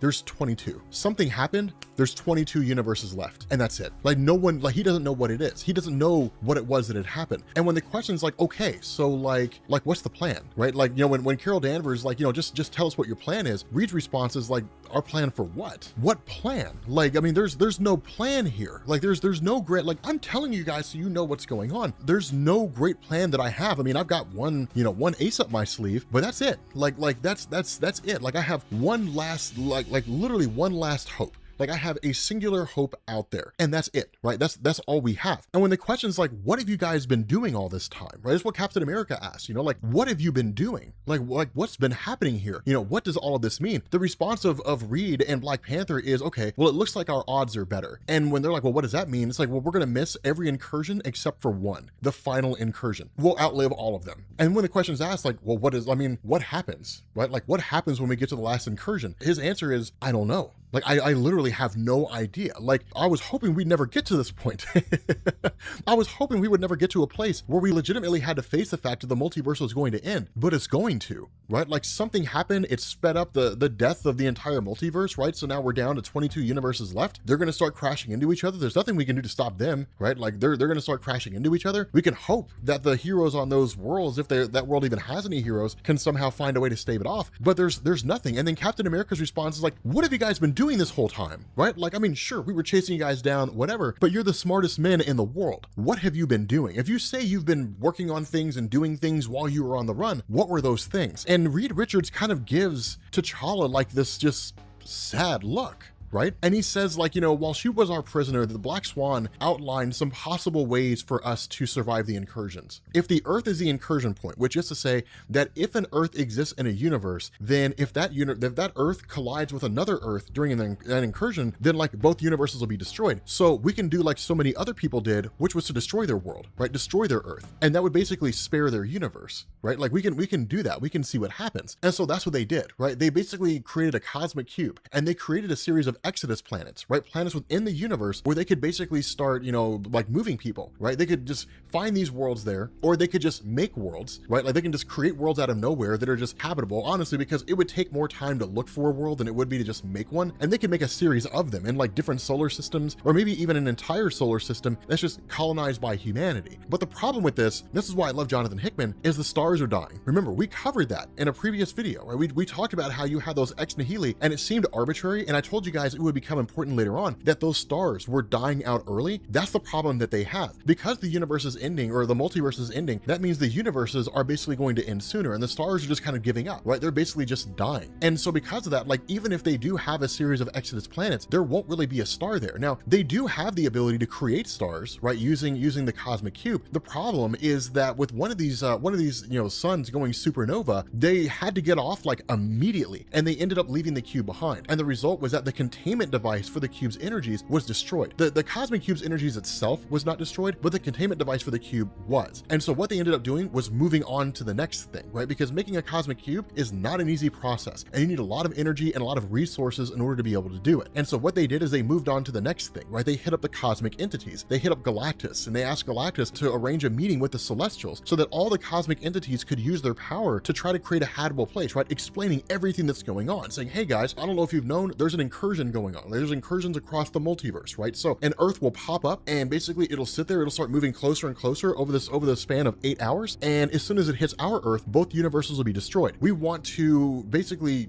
evacuate the entire Earth's population, right? Use your power to basically create a world for us to live on, and then teleport everybody on our Earth to that new world, and then blow up our Earth and save our universe. And the cosmic entities were on board. They were totally on board with it, and then they disappeared. They just vanished out of, like, they were just gone. Why? Like, why did they take off? From there, like, it turned into, okay, like they basically had Brian Braddock hit up the Captain Britain Corps and then basically go out there, because remember, the Captain Britain Corps is multiversal. So the Captain Britain Corps was exploring the source of the multiverse, but as soon as they started exploring it, they were met by the arrival of the map makers, and like, they were obliterated. Pretty much everyone but Brian Braddock from the main Marvel universe was destroyed, right? They were completely wiped out by the map makers. And so then in turn, Reed Richards turned to Franklin Richards, right? He turned to his son to see if it was possible to use his powers to create universes, to somehow create either a new universe for them or to create a sustainable world, but that didn't work. Nothing they did worked. Nothing worked. Everything they've tried has failed, and it's every option that they have. And so when the question is like, if we don't really have a way to stop it, like, are we any closer to figuring out the cause of this, right? Are we any closer to figuring out how these incursions are starting? Because remember, Robert DaCosta sent his multiversal Avengers team out there for the same purpose, right? But maybe the Illuminati have found something out. And Reed says, like, we've tried quite a few things, and then suddenly he's cut off. And the reason why is because he looks at everybody and says, he's back. And this was the ace in the hole of Reed Richards. It's like, okay, who's back? Like who's coming back? Like, who's this one hope you had that's coming back? And he says, you know, like 8 months ago, myself and Tony, like, we sent somebody out into the multiverse to basically find the source of the incursions, but he was only supposed to be gone for a few weeks, but like, we assumed he'd been lost forever. And when it's like, okay, like he's returned, like, who is this? It's Ant-Man. Right? It's Hank Pym. Like, he's going by the name Yellow Jacket now, but like, it's Ant-Man. And it's like, he's like, oh my God, I'm finally back. And it's like, okay, dude, you're finally back. Like, you're finally here. Relax, chill for a minute, but like, tell us, like, what did you find? Did you find Rabu Malal? Did you succeed in finding him? Have you found the Great Destroyer? Did you find the cause of the incursions? And the response of Hank Pym is, no, I didn't find the Great Destroyer. I found the Ivory Kings. And they're like, oh God, like, because remember, the Ivory Kings are this mystery group out there that are somehow involved, right? We covered that in a previous video, that the Ivory Kings are at war with Rabu Malal, and they're the other part of the incursion. And so it's like, okay, like, you know, like, literally Hank Pym is just insane. He's out of his mind, right? Just sputtering, like, I found the Ivory Kings. I found the Ivory Kings, right? The White Lords from wild space, from out there, from beyond. I found the Beyonders. All hope is lost. It's lost. There's nothing they can do. There's nothing they can do. Like, it's the Beyonders, right? Like, any chance of hope they had is completely and totally gone. Why is it gone? We'll find out in the next video. You guys didn't really think I was going to leave you on a cliffhanger without a follow-up video, did you? You didn't think I was just going to leave you guys hanging for like another 2 or 3 days or something like that, did you? No. Come on, guys. So, we are continuing Jonathan Hickman's Avengers: The New Avengers. Yes, we are. And because we're picking up from a video that we just did earlier today, we don't really need to do a whole great big huge, you know, kind of recap on what we've seen. Instead, what we do here is we pick up with the Ultimate Universe. Now, this is one of the coolest things, right? Like, when this story came out, which is why I love remastering these things. So when this story came out, the Ultimate Universe was still a big deal. And we all kind of knew that the main Marvel universe was going to meet the Ultimate Universe somewhere along the line. Like, we knew that was going to happen. Now, for those of you guys who don't understand the significance of that, treat the Ultimate Universe as if it was the Marvel Cinematic Universe, because the Ultimate Universe, or the MCU, is largely based off the Ultimate Universe. Now, the Ultimate Universe was launched in 2000, right? It was Brian Michael Bendis and Joe Quesada's answer to the question, what would happen, or what would it look like if superheroes arrived today and they existed in the real world, right? It was a more updated version of the main Marvel universe, is basically what it was. And it was cool when it first came out. You know, like, Ultimate Spider-Man was like far and away the most popular title they had. Ultimate X-Men was okay. Ultimate Fantastic Four was kind of hit and miss depending on what it was. But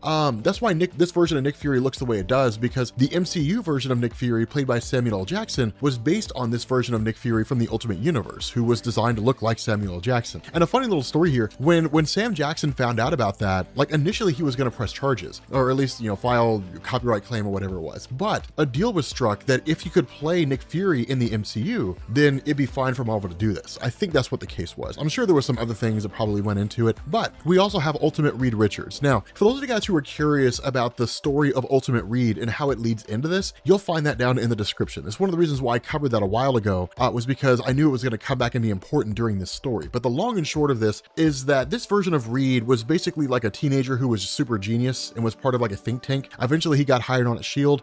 Some crazy stuff happened. he ended up becoming evil. He created a giant sentient city and then destroyed most of Europe, and then basically pretended to be a good guy, which is where he's at right now. But the idea is that at some period, some point previously, about six months before everything that's happening right now with the incursions, Nick Fury had actually grabbed Reed Richards and said that he wanted to rebuild S.H.I.E.L.D., but he wanted to have it rebuilt in a way to where it could be better than what it was before. And so he has Reed here because he's the smartest man in the world, and he wants Reed to basically think of every single possible doomsday scenario, right? Everything that can go bad and how S.H.I.E.L.D. can cope with it. And this seemed to basically include the idea of the incursions. Now, at the time, it seemed to just be a concept, but once the incursions started happening, then it became real, right? So it's like, I'm gonna buy a gun in case somebody breaks into my house, and then one day somebody does, right? That's basically what this was. And so because of that, you end up picking up basically what's going on in the Ultimate Universe right now, and you find out a few things, right? Like Reed still has City, right? The sentient city, and basically he uses it as kind of like an AI that he can talk to, that analyzes different situations, things like that. More so than that, we also find out the Ultimate Universe has been met with 67 incursions, and that this version of Reed has destroyed every single world, right? So much like, in a way that's totally different from the main Marvel Universe Reed Richards, who basically tries to find a peaceful way to stop the incursions using science, technology, something like that. This version of Reed is evil, right? He's as evil as he ever was, and just wiping out entire worlds, blowing them up. Now, he's right for doing that. It's the smartest move to make, but, he's basically destroyed 67 different universes. The other part of this is that when he's talking to City finds out the same thing that Reed Richards from the main Marvel Universe found out at about the same time, that there's only 22 universes left now. And basically the death of the multiverse seems to be speeding up. And so at this point, we switch over to the Shi'ar Empire. Now, this is one of those little plots that is kind of small but big at the same time, and Hickman basically held off until this small moment. The last time we saw the Shi'ar Empire, this great big huge spacefaring empire, was during the events of Infinity. Like, if you guys recall, the Shi'ar Empire, the various other, races that were out there, the Kree, the Skrull, so on and so forth, the Badoon, the Annihilation Wave of Annihilus, they all teamed up to stop the Builders, right? The Builders were on a collision course for Earth, and they were going to obliterate it. Now, that was because the Builders realized what was going on with the incursions and realized that the nexus point of the incursions is Earth. And so they were traveling from one universe to the next, blowing up and destroying the various Earths. This led to like this great big huge, literally space armada, right? Like the entirety of the universe basically teamed up against the Builders, because that's what it took. And of course they won. They destroyed the Builders in the process. The issue with this is that with everything going on, the Shi'ar didn't know about the incursions. They had no idea that was going on. They were so focused on the Builders, and then they were so focused on the recovery effort after the massive losses they sustained in their war against the Builders, it never occurred to them. But then suddenly, like, one of their space vessels had basically observed what looked like an incursive Earth. There was like, there's two Earths here. Like, that doesn't make any sense. And then one of the Earths was destroyed, and then 5 lights escaped. And it's like, well, what are in those 5 lights? And that's when they immediately basically hit up the Magister, right? They hit up Gladiator, the guy who's running the show. And basically, like Mentor, his head science guy, basically says all the same thing that I just said, right? Like, they just didn't really realize what was going on because there was so much that was happening. And it's kind of a nuts thing, because at that point, Gladiator calls together like the Brood and the like Annihilus and his Annihilation Wave, the head of the Skrulls, the head of the Kree and the Supreme Intelligence, calls them all together and says, okay, the last time that we all united against a single threat, it was the Builders. And had it not been for humans, the group that we hate so much because they literally don't do anything but cause problems, but had it not been for humans, the Avengers, we never would have won that conflict. It was by the virtue of Thor throwing his hammer and killing one of the Builders that we realized they can bleed. And if they can bleed, we can kill it, right? Thank you, Arnold Schwarzenegger and the Predator movie. Probably the best line ever, right? If it bleeds, we can kill it. Dude, Predator is like one of the best movies ever. It's so amazing. Funny thing, Mariah, I don't think has ever seen Predator. And I don't understand that. Okay, let me know in the comment section, have you ever seen Predator? And if you have not seen Predator, why? Why have you not seen it? It's like a movie everybody needs to see at least once. It's amazing. It's like Running Man, right? Like, it's an amazing movie. But nonetheless, he calls them all together and says, like, had it not been for Thor, we would have lost the war against the Builders. So we owe humanity the debt, right? We owe them that debt because they literally saved us. Unfortunately, that debt's never going to be paid, because word has reached my ears that the multiverse is collapsing, and the only way to save our multiverse is to destroy Earth. And so we have to unite our forces and travel to Earth and blow it up, right? So now there's another threat to face, right? Not only is it just the incursions, right? The Black Priests, all these different things. Now the universe is turning its sights on the superheroes. It's turning its sights on Earth, right? So now they have to go to war against the heroes. And so having seen that, or at least, dealing with that, we switch back to the Ultimate Universe, and we basically get this kind of thing from Reed Richards where he's making his way to the incursion point, right? And it's kind of like, okay, like once he passes through the incursion point, then of course he's met by a blue Earth, basically like a map maker world. The funny thing about this is that as he goes through there, we immediately jump back to Namor the Submariner and to the Cabal at the moment that Black Panther had basically pulled the trigger. And of course, once Namor hit the ground, the Cabal, with all the map makers being destroyed, immediately stopped. And that's when Black Swan chimes in and says, it was Namor, right? I saw him fly out in the middle of all this, you know, to somewhere, but basically he's a runner, right? Like he was going to leave us here to die. And so in turn, you end up having Corvus Glaive, who tells Thanos, like, I can ask him if you want me to. And of course, you know, Corvus Glaive does. And that's when Namor starts giving him lip. He's like, I don't answer to you, right? You can't tell me what to do. Like I don't answer to you in any way. And Thanos says, then answer to me, right? And it's the smart move for Namor to answer, because him and Thanos are already in a rough patch, right? Thanos is already like, you know, like a breath away from just like destroying Namor. And he could totally obliterate Namor with the greatest of ease, right? Like it wouldn't be that difficult for him to do. And so Namor concocts a lie, right? He says, like, I saw like this orb in the sky and I went to go check it out, and it was like some indestructible force field, and that's why I was injured, because I tried to crash into it, you know, and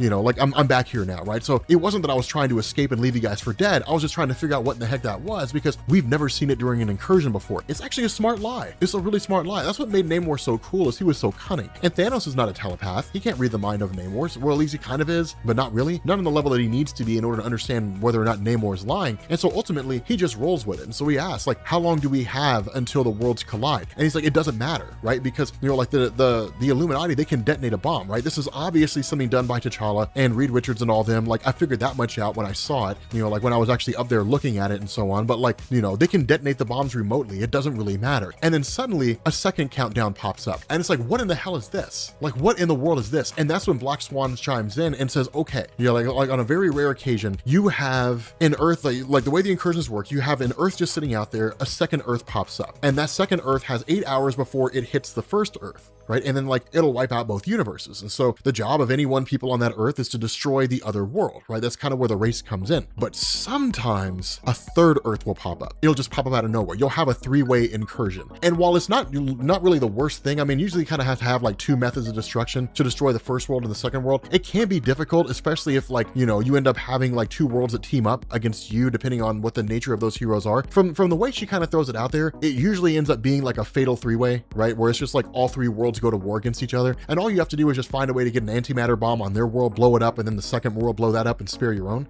But what they do end up figuring out is, because it's a third world, it gives them an escape. It gives them an escape buoy, right? It gives them the ability to get out of there, like to basically, you know, get out and to get away. And that's exactly what they do. This is how the Cabal and Namor survive that experience. Black Swan creates force fields. They leave that Earth. They fly 1,600 kilometers to the third Earth, and they basically end up surviving the experience, right? Like the Earth that they were on before, they destroy it using the antimatter bomb. Once they arrive here, it looks familiar, but different at the same time. And when the question's asked, like, what is this world? Then in turn, like Black Swan says, we should ask him, only for us to find out they arrived in the Ultimate Universe. This is the first time in the history of Marvel Comics where you see like characters from the Ultimate Universe beating characters from the main Marvel Universe on a broad scale. The only time this happened before was during the Spider-Man story, where you saw Peter Parker from the main Marvel Universe meeting Miles Morales from the Ultimate Universe. And that's how Brian Michael Bendis basically told all the naysayers, all the people who hated Miles, who replaced Peter Parker in the Ultimate Universe, to shut up, because this is just the way it was going to be, which is pretty smart. They were just like, no, Peter Parker, he needs to stay Spider-Man. And Bendis is like, shut up. No, he doesn't. You literally have eons of Spider-Man stories in the main Marvel Universe. And like all the naysayers eventually became fans, right? At least most of them became fans. The ones who didn't, it doesn't matter. But the cool thing is basically like you have them in the Ultimate Universe. Now, at this point, we switch over to the part of the story that all of you want to know,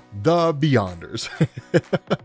The part you're waiting for. Okay, so picking up with Hank Pym, basically he kind of starts saying like, it's the Beyonders, right? It's the nature of the Beyonders. Now, one of the questions you guys are undoubtedly going to ask, what is the difference, if any, between these Beyonders and the Beyonder from the original Secret Wars in 1984? All right, Hickman answers that with a quickness, right? It's like, okay, so basically what Hickman tells us here, kind of by way of Black Panther offering this explanation, is he's like, okay, these don't look anything like the Beyonder that we saw from the Secret Wars, and there's more than one. The response of Hank Pym is yes, like that's the nature of them. These things are harmonically adaptive, right? Like the way that we perceive them is not the way they are. We just perceive them as best we can, right? So they're like Galactus in that way. If you see Galactus in his most pure form, it's just in a mass of energy swirling around inside of a suit. That's what you would see. But different races see Galactus based on their own individual race, right? We learned that about the Trial of Reed Richards storyline way back in like the 80s, I think it was, 70s or the 80s. But basically, if Galactus appears to the Skrulls, he'll look like a Skrull. If he shows up to the Kree, he'll look like a Kree. If he shows up to humans, he looks like he's human. With the Beyonders, it's somewhat similar in the sense that they don't really look human. It's not really in that way. It's just humanity, or at least people trying to understand them as best they can, right? Like taking on some measure of a form. But the reality is they're pure states of energy. They don't really have any particular form. And the way that Hickman reconciles the original Beyonder with this Beyonder is he basically says the original Beyonder was more or less a child unit. And that's really what it was. The way this kind of explanation seems to work, if you take those two things and you combine them together, you look at like the original basis behind the Beyonder, right? Which is to say that a cosmic cube was well, at least the process to create a cosmic cube was created, and half that energy went into the molecule man Owen Reese. The other half of that energy just kind of went out into the universe, and that energy source basically became self-aware. What it really seems like here is the Beyonders just kind of manifest arbitrarily, right? They don't really give birth in the traditional sense. It's just at some point along the line, they just become sentient. And really, we're just dealing with broad strokes here. It's haphazard guessing is really all it is. Marvel never really gives us an explanation on how Beyonders come into existence. They're simply just there. But the idea is that had the Beyonder from Secret Wars stayed here long enough, it would have become as powerful as these, but it didn't, right? It didn't become that powerful. It was basically eliminated before it could be. And that's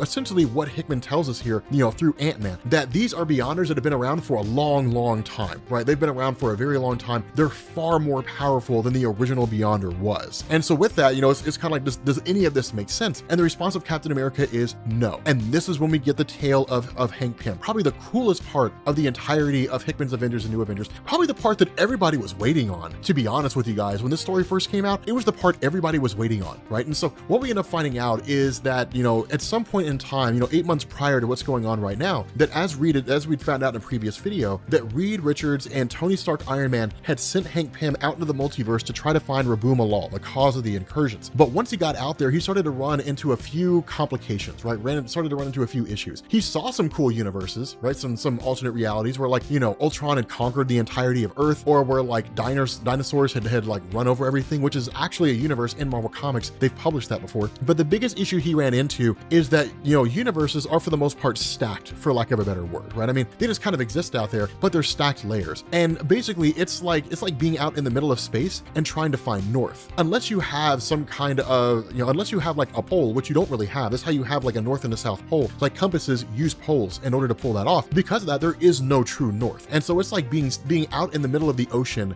and not knowing which way to go, right? There's land in no direction. You have no way to know which one's north, especially if there's no stars, right? There's literally no guiding path. And so what he had to do was start to was kind of piece this together on his own, which he successfully did in kind of a haphazard way by shrinking down to the point where he could literally observe matter on the atomic scale, right? He shrunk down to the atomic level and then started watching how these different universes function, how energy swapped, how it moved. And he would notice that there were patterns in the sense that they would all kind of move in a general direction, which indicated, for lack of a better word, a sort of north, right? Now, what Hickman kind of seems to be pointing out here is that if the multiverse came into existence by virtue of an explosion, then like any explosion, it travels outward. And the further out you go, the further away things are. And that kind of seemed to be the case, that's more or less how Hank Pym picked it up. It's very, very, metatextual, not definitive. But the big thing that he ends up picking up here is basically a refugee space station, or at least kind of a space station thrown together from builders from refugee universes. Because what this means is that the main Marvel universe was not the only universe where the builders were defeated. The builders have been defeated by the Ivory Kings. They've been defeated by the Black Priests. They've been defeated by humanity in the main Marvel universe, right? But their goal was universal, or it was the same across the entirety of the multiverse. Travel different multiverses or travel different universes, find those Earths and destroy them. But regardless, the builder fleet is basically in a state of, is tattered, it's a state of shambles, right? There really isn't a whole lot left. And so because of the fact that, they were decimated by Earth's population, or at least by the main Marvel universe, as well as whatever other builders they had out there who were decimated by whatever other forces were out there, this is kind of like their last shot, right? This is literally the Alamo is basically what it is. What's left of their forces mustering here and trying to launch one last ditch effort. And what they're trying to do is take out the Ivory Kings. That's what they're trying to do, track them down and eliminate them. Now, what this does is it led to them eventually discovering basically map makers, knowing that map makers were the key to locating the Ivory Kings, that what they needed was to find one, to crack its code and figure out where the Ivory Kings were at. But that's exactly what they did here, right? Them and a whole bunch of ex nihilos basically ended up tracking down the map makers and then, basically destroyed pretty much all their number, but located one of them, managed to bring one of them back, and then in turn managed to crack track its frequency. And where the main Marvel universe had done that and used that as a way to, or at least Doctor Doom's forces had done that and used that as a way to track all the places where the map makers had been, the way this worked out is that at the moment it's sending out a beacon. The signal is constantly emanating, saying, hey, we're here. And so it basically looks like the Ivory Kings, or it looks like whoever is essentially trying to like literally saying, like, map makers, for those of you guys who are out there, come here, right? It looks to be the case. And because the builders were trying to track down the Ivory Kings, they follow the signal, right? They followed its location. Now, what this does is it also leads to the return of Brian Braddock, right? Of Captain Britain. And when he shows up here, it's kind of like, yeah, like Hank Pym's onto something. Like, what's going on out there is nothing like what we thought it was. Like, we thought it was just the multiverse collapsing and Raboom Allah was out there. He was the one who caused it, and it was just happening of its own accord. He was a prime mover. And like, Ivory Kings have something to do with it, and there's Black Priests, but we didn't fully understand the full-on scenario here. And when they ask him what it is he's referring to, he basically says that somewhere along the line that the Captain Britain Corps did the same thing as the builders. They located a map maker, they cracked the frequency, they realized what was going on, but what this frequency did is it brought in an absolute massive number of map makers. They basically honed in on the frequency to the Starlight Citadel, which was the headquarters of the Captain Britain Corps, and destroyed everybody. Saturnine, who's the head of the Captain Britain Corps, ended up giving Brian Braddock all the information containing the Starlight Citadel secrets, basically saying, you're the last of us. Sent him out, like kicked him out of the Starlight Citadel, and everybody else was killed, right? Like every single other Captain Britain there was killed. The whole Corps was completely and totally wiped out. But as for the builders themselves, once they teleport to that location and they end up arriving at this beacon, what they find out is it was basically a trap, but it was not a trap meant for the builders. It was not a trap that was meant for the Captain Britain Corps. The trap was meant for the cosmic entities. It was meant for the Celestials. It was meant for Galactus. It was meant for all those things. And they bought it. They bought into the trap. They took the bait. And when they arrive there, like as soon as the builders get there, they end up, when like Hank Pym hitches a ride with them, they all teleport to that location. The Beyonders are wiping out all the cosmic entities, right? They're obliterating all these Celestials, just like wiping out all these celestial hosts. This great big huge battle is taking place in the space between incursions, right? Like when you have one Earth, you have another Earth. It takes place in that little space right there. And that's what makes it so wild, is because what it does is it actually starts to bend and it starts to sort of wax and wane the very fabric of reality itself, to where the two universes aren't really individual universes anymore. It all kind of begins to blur together, and you can almost see all the universes at the same time. And that's what's going on here, is Hank Pym basically sees this massive battle, all these Beyonders wiping out all these celestial hosts across the multiverse at the same time. Following that, the other cosmic entities like Eternity, Infinity, Master Order, Lord Chaos, they jump in. Every last one of them are totally obliterated, right? They're completely and totally wiped out. Not only are they wiped out, they never had a chance in the first place. And so once this version of Eternity is destroyed, which Hickman kind of hits at the idea that it's the multiversal Eternity, right? The version of Eternity that represents the whole multiverse. But once that version is destroyed, then they start looking at Hank Pym. And it's kind of like, oh God, right? Like Hank Pym's gonna die, but then he realizes it's not me they're looking at. The Living Tribunal has been dispatched by the One Above All, right? The One Above All told the Living Tribunal, get out there and take care of that. The Living Tribunal shows up to fight the Beyonders. They kill him too. They wipe out the Living Tribunal at the same time. It's all gone, right? The Living Tribunal is dead. The only hope, like the Living Tribunal was their one hope. It was the one thing that probably could have defeated the entirety of the Beyonders. And that's when the question's asked by Hank Pym, it's over. What chance do we have? The multiverse, given form, the Living Tribunal, what hope do we have here? Like the Beyonders are just traveling around from one universe to the next, wiping everything out. What chance do we have here? We don't have any. There's no chance. There's no way for us to win. It's over. The multiverse is going to collapse. It's going to die, and there's nothing we can do about it. What's going on, guys? This is Rob, and we are back with Avengers and New Avengers by Jonathan Hickman. Yes, we are. We are following up to that enormous cliffhanger that I left you guys on. We're finally getting into all the answers that you guys have been wanting, all the answers to all your questions. So what we end up doing here is picking up 4 days ago. And that's kind of the cool thing about this little bit of the story. We kind of go 4 days ago, then 3 days ago, then 2 days ago, and then 1 day ago, and so on. But basically this 4 days ago moment, this happens essentially immediately after Hank Pym tells a story, right? About how like the Beyonders are there, the Beyonders were wiping out all the cosmic entities, and kind of says the whole scenario is hopeless. And what they're looking for is evidence of this, right? Like, is it true that the Living Tribunal fell at the hands of the power of the Beyonders, right? Is this true? Because if it is, then it really is just a lost cause, right? And so what they end up doing is accessing the information of Tony Stark. And so accessing the information in his database, if you guys recall, Tony Stark found out the Living Tribunal had died a long time ago. Like we covered that during the events of Original Sin. So So Iron Man has known longer than anybody else. I need you guys to keep that in mind because that'll become one of the most important elements of everything going forward. But the idea here is that Beast and Amadeus Cho and Hank Pym basically end up locating the corpse of the Living Tribunal. So it is verified the Living Tribunal has been dead. And then of course you basically end up having the Incredible Hulk and you have Brian Braddock who are dispatched to go investigate, right? To go find the corpse of the Living Tribunal and see what's going on. From there, we jump forward one day. We switch to 3 days ago and we pick up with Nation X. Now a little bit of an explanation here. We're remastering Avengers: The New Avengers, right? So this takes place before Jonathan Hickman's X-Men run. So this takes place before everything that's happening in X-Men right now, which is why you don't see Krakoa, you don't see Charles Xavier with his helmet or anything like that. And this all takes place long before that. So to wind the clock back here a little bit, the way this kind of X-Men timeline works in terms of how we got here, and this is going to be kind of a really quick rundown. So those of you guys who are familiar with the X-Men, with their history up to this point, bear with me for a second. For all you new people, the X-Men timeline kind of worked pretty consistently across the board until we got to the mid to late 2000s, in the sense that you had the Xavier School for Gifted Youngsters out in Westchester, and that's just where they operated, right? They always functioned there. This changed during the events of Dark Reign, and Dark Reign was a story that followed the events of Secret Invasion, right? So if you guys remember Civil War, the story of Civil War from Marvel Comics, Tony Stark became the new director of S.H.I.E.L.D. That led to the events of House of M and then Secret Invasion, and Secret Invasion revealed that the Skrull race had secretly been replacing superheroes. The fact that Tony Stark didn't know that was reason for him to be terminated as the director of S.H.I.E.L.D. He was replaced with Norman Osborn. Now there's a few other reasons behind the scenes why that happened, but the overall gist is that Norman Osborn, the Green Goblin, replaced Tony Stark, and then he basically turned S.H.I.E.L.D. into like this organization where he tried to use it to conquer the world. During that time, the X-Men got while the getting was good, and so they basically left Westchester, they left New York, and they went off the coast of San Francisco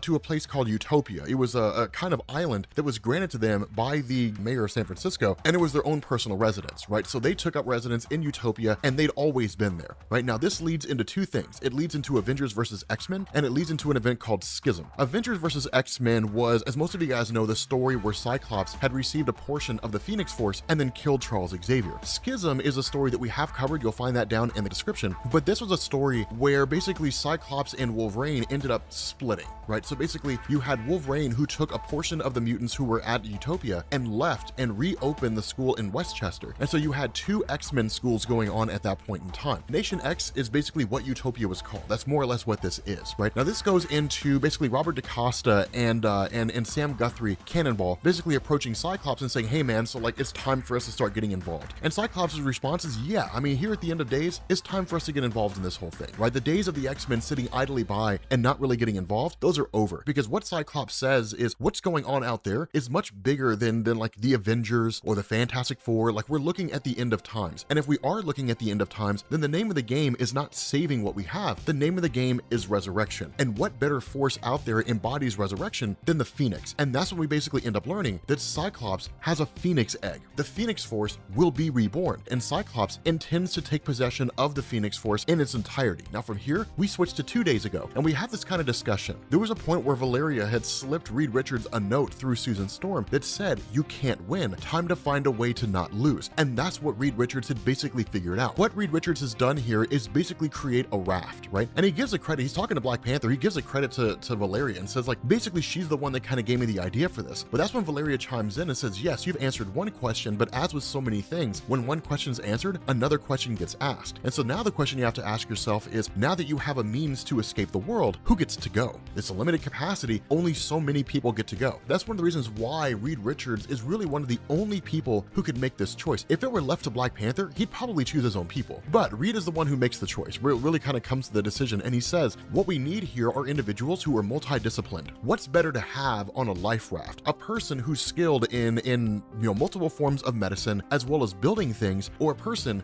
who's only good at building things? An engineer or a person who's an engineer and a doctor? What's the best scenario to have there? And the response is a multifaceted person, right? A multidisciplined candidate. They should take priority over highly specialized ones. Now notice, they're not talking about average Joes here, right? They're not talking about regular individuals. In reality, there's no room for that. There's no room to scoop up as many people from New York as you can. They're gone. There's nothing you can do for them, right? They're just gonna die, and that's just the way it is. And it sucks to be them. That's just how it goes sometimes. And so the only real way is to kind of focus on saving as many multidisciplined people as you can, those individuals who can help rebuild, and then later see if you can't find a way to bring different people back. And so that's when we get into the real kind of kicker in this little bit of the video, is we switch over to 1 day ago, and you've got Sam Guthrie, you've you've got Super Guardian. If you guys remember her, like in the early days of Hickman's run, she was the first human to ever be brought into the Shi'ar Imperial Guard. And then of course you've got Robert DaCosta, right? And they're all just kind of talking to each other, spending time together, and so on. And then Super Guardian is basically called away, and she's basically called by Gladiator, right? Now remember, Gladiator is the leader of the Shi'ar Empire, but at one point he was the person who was the leader of the Imperial Guard. And the idea behind this is that he immediately kind of prefaces what it is that he's getting ready to say by telling her, I once served as the leader of the Imperial Guard, right? I led the forces of the Shi'ar Empire against multiple threats, both foreign and domestic. And I understand the sacrifice that we as the Imperial Guard make in the name of our duty. But the reality is that being part of the Imperial Guard means you serve the Imperial Guard first, and then you serve whoever your loyalties are to second. And that's when he says, I'm recalling you, or I'm bringing you back into service of the Shi'ar Empire. Bring your family, bring whoever it is that you need. You're reporting here. And her immediate response is like, no, I mean, I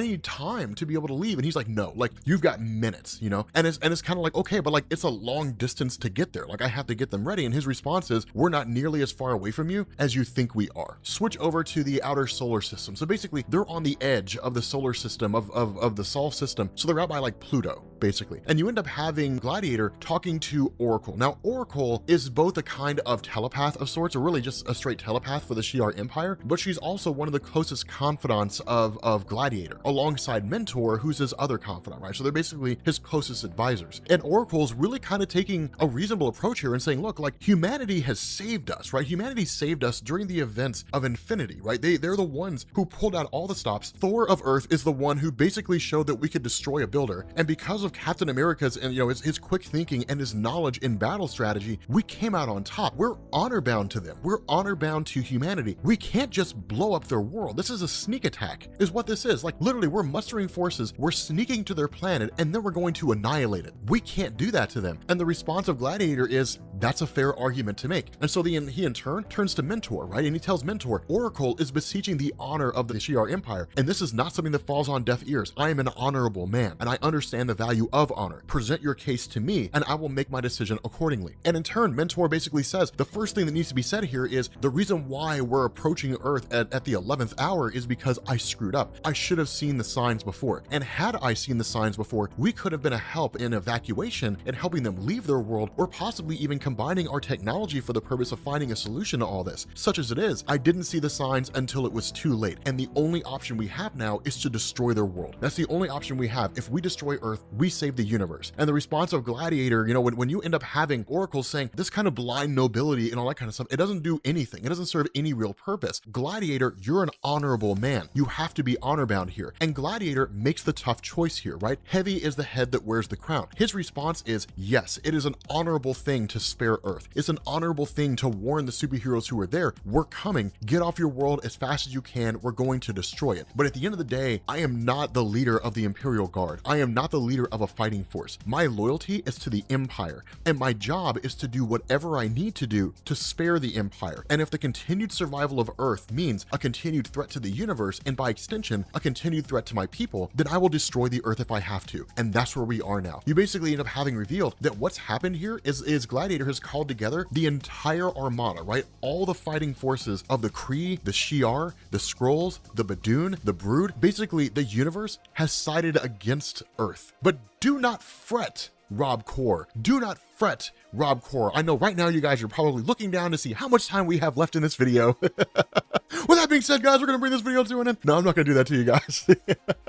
Do not fret, because there is a saving grace. This saving grace comes in the form of a small little ship which is out there with the rest of the big ships, and they're just kind of coasting along, and they're trying to find some way to hack into the Imperial battle net that's being shared by all these different races. This group, of course, is none other than the Guardians of the Galaxy. Yes, the saving grace of humanity comes in a ragtag group of people who were led by what may very well be one of the most inept people in the history of the universe. So you basically end up having Rocket Raccoon, who like hacks into the battle net and comes to the realization this is really just a sneak attack, right? Because the reason they're here was to ask the question, like, why are all the various forces coming together, right? Like, why are all these empires binding together? Like, surely there's some major threat out there. What in the heck could this threat possibly be? And we are the Guardians of the Galaxy, right? Our job is to protect the galaxy as best we can. And so that's when they basically realize this entire armada has assembled to destroy the world. Like, that's nuts. And when you have like Gamora and you've got Peter Quill, and they're like, okay, well, we kind of have to warn the Earth. Earth, the response of Rocket Raccoon is, why would we do that? Why would we warn the Earth? Like, the Earth is a pain. Let them die, right? He's like, the only people, like, you know what people do? Like, the kind of people who go running towards, a major conflict like this, who would, like, go to Earth and warn the superheroes there? Idiots are the kind of people who would do that. Switch forward, and you've got Rocket Raccoon talking to all these various superheroes on Earth, right? You got Reed Richards of the Fantastic Four, you've got Captain America, you basically have, like, the Illuminati, the Avengers, and the New Avengers all assembled together. And their whole response is, no, we're not going to evacuate our world. We're going to try to find a way to stay, and we're going to go down with this ship if we can. And it's like, you guys are total idiots, right? Like, you guys are total idiots for doing that. Now, at this point, we switch over to the nature of Raboom Alal. Yes, we finally get the identity of Raboom Alal, the person who is the origin of the incursions, the reason why all this is happening in the first place. So we end up switching to this alternate Earth, right? And we have the Black Priests of Doctor Strange that are led by Stephen Strange, who are now observing what is basically this doorway. Now, if you guys recall, in the early days of Hickman's Avengers and New Avengers, we talked about the origin of Black Swan, and we talked about the doors to the Library of Worlds. And one of the things that Hickman explained here is that what you had is you had the Black Swans, who were part of kind of they were basically a religious cult that served Raboom Alal, and that Raboom Alal resided inside the Library of Worlds, essentially, and that this Library of Worlds was originally a gift from the Ivory Kings, right? It was originally there, it was originally created by the Beyonders, and somewhere along the line, it was co-opted by Raboom Alal, right? He basically took it over and took it for himself, and then all the Black Swans are now there. And the idea is that there's different doorways to access this library. They exist on different worlds. The problem that Doctor Strange and the Black Priests have is that up to this point, all the worlds they'd cataloged that had doorways to the Library of Worlds had all been destroyed in the incursions. And so they finally found one, right? They finally found one that had not been destroyed. But the issue is that the incursion is getting ready to happen here, right? This incursion is going to be happening within, well, it's kind of referred to as like less than 1 unit of standard celestial time. Who knows what that means, right? We'll just say like an hour, right? And so because of that, it's kind of like, okay, then like we kind of have to get in here, right? We have to basically get to this doorway and then access the library. And so what it does is it leads to all the forces of the Black Priests descending onto these 3 Black Swans and attacking. The issue with this is that one of the Black Swans manages to get to the doorway and then shuts it while the rest are destroyed. And so what happens, of course, because they have a key, they're able to access the door after destroying the last of the Black Swans, and then they enter. And so of course, Doctor Strange uses his magic to basically find where it is this Black Swan had ran to in order to essentially follow the trail. And we end up going through like these really interesting places, right? I mean, this library is not a library in the traditional sense. It's a library insofar as it's a place that holds vast amounts of knowledge, but the form in which this knowledge takes shifts from one room to the next. And so in one room, you have like this wall of individuals who have all housed over the course of their lives or attained some wildly interesting forms of knowledge, right? Like magical artifacts or different kinds of spells or different things like that. And so one of these people, I don't know if you guys noticed, but one of these guys is Thanos. It's the face of Thanos, right? Which is probably just like an alternate reality where Thanos became like the Sorcerer Supreme or something along those lines. We're not really given any information, but you also have kind of like these glowing orbs that are basically repositories of information that are composed entirely of light. And that's kind of how this is. But eventually they get to a point whereby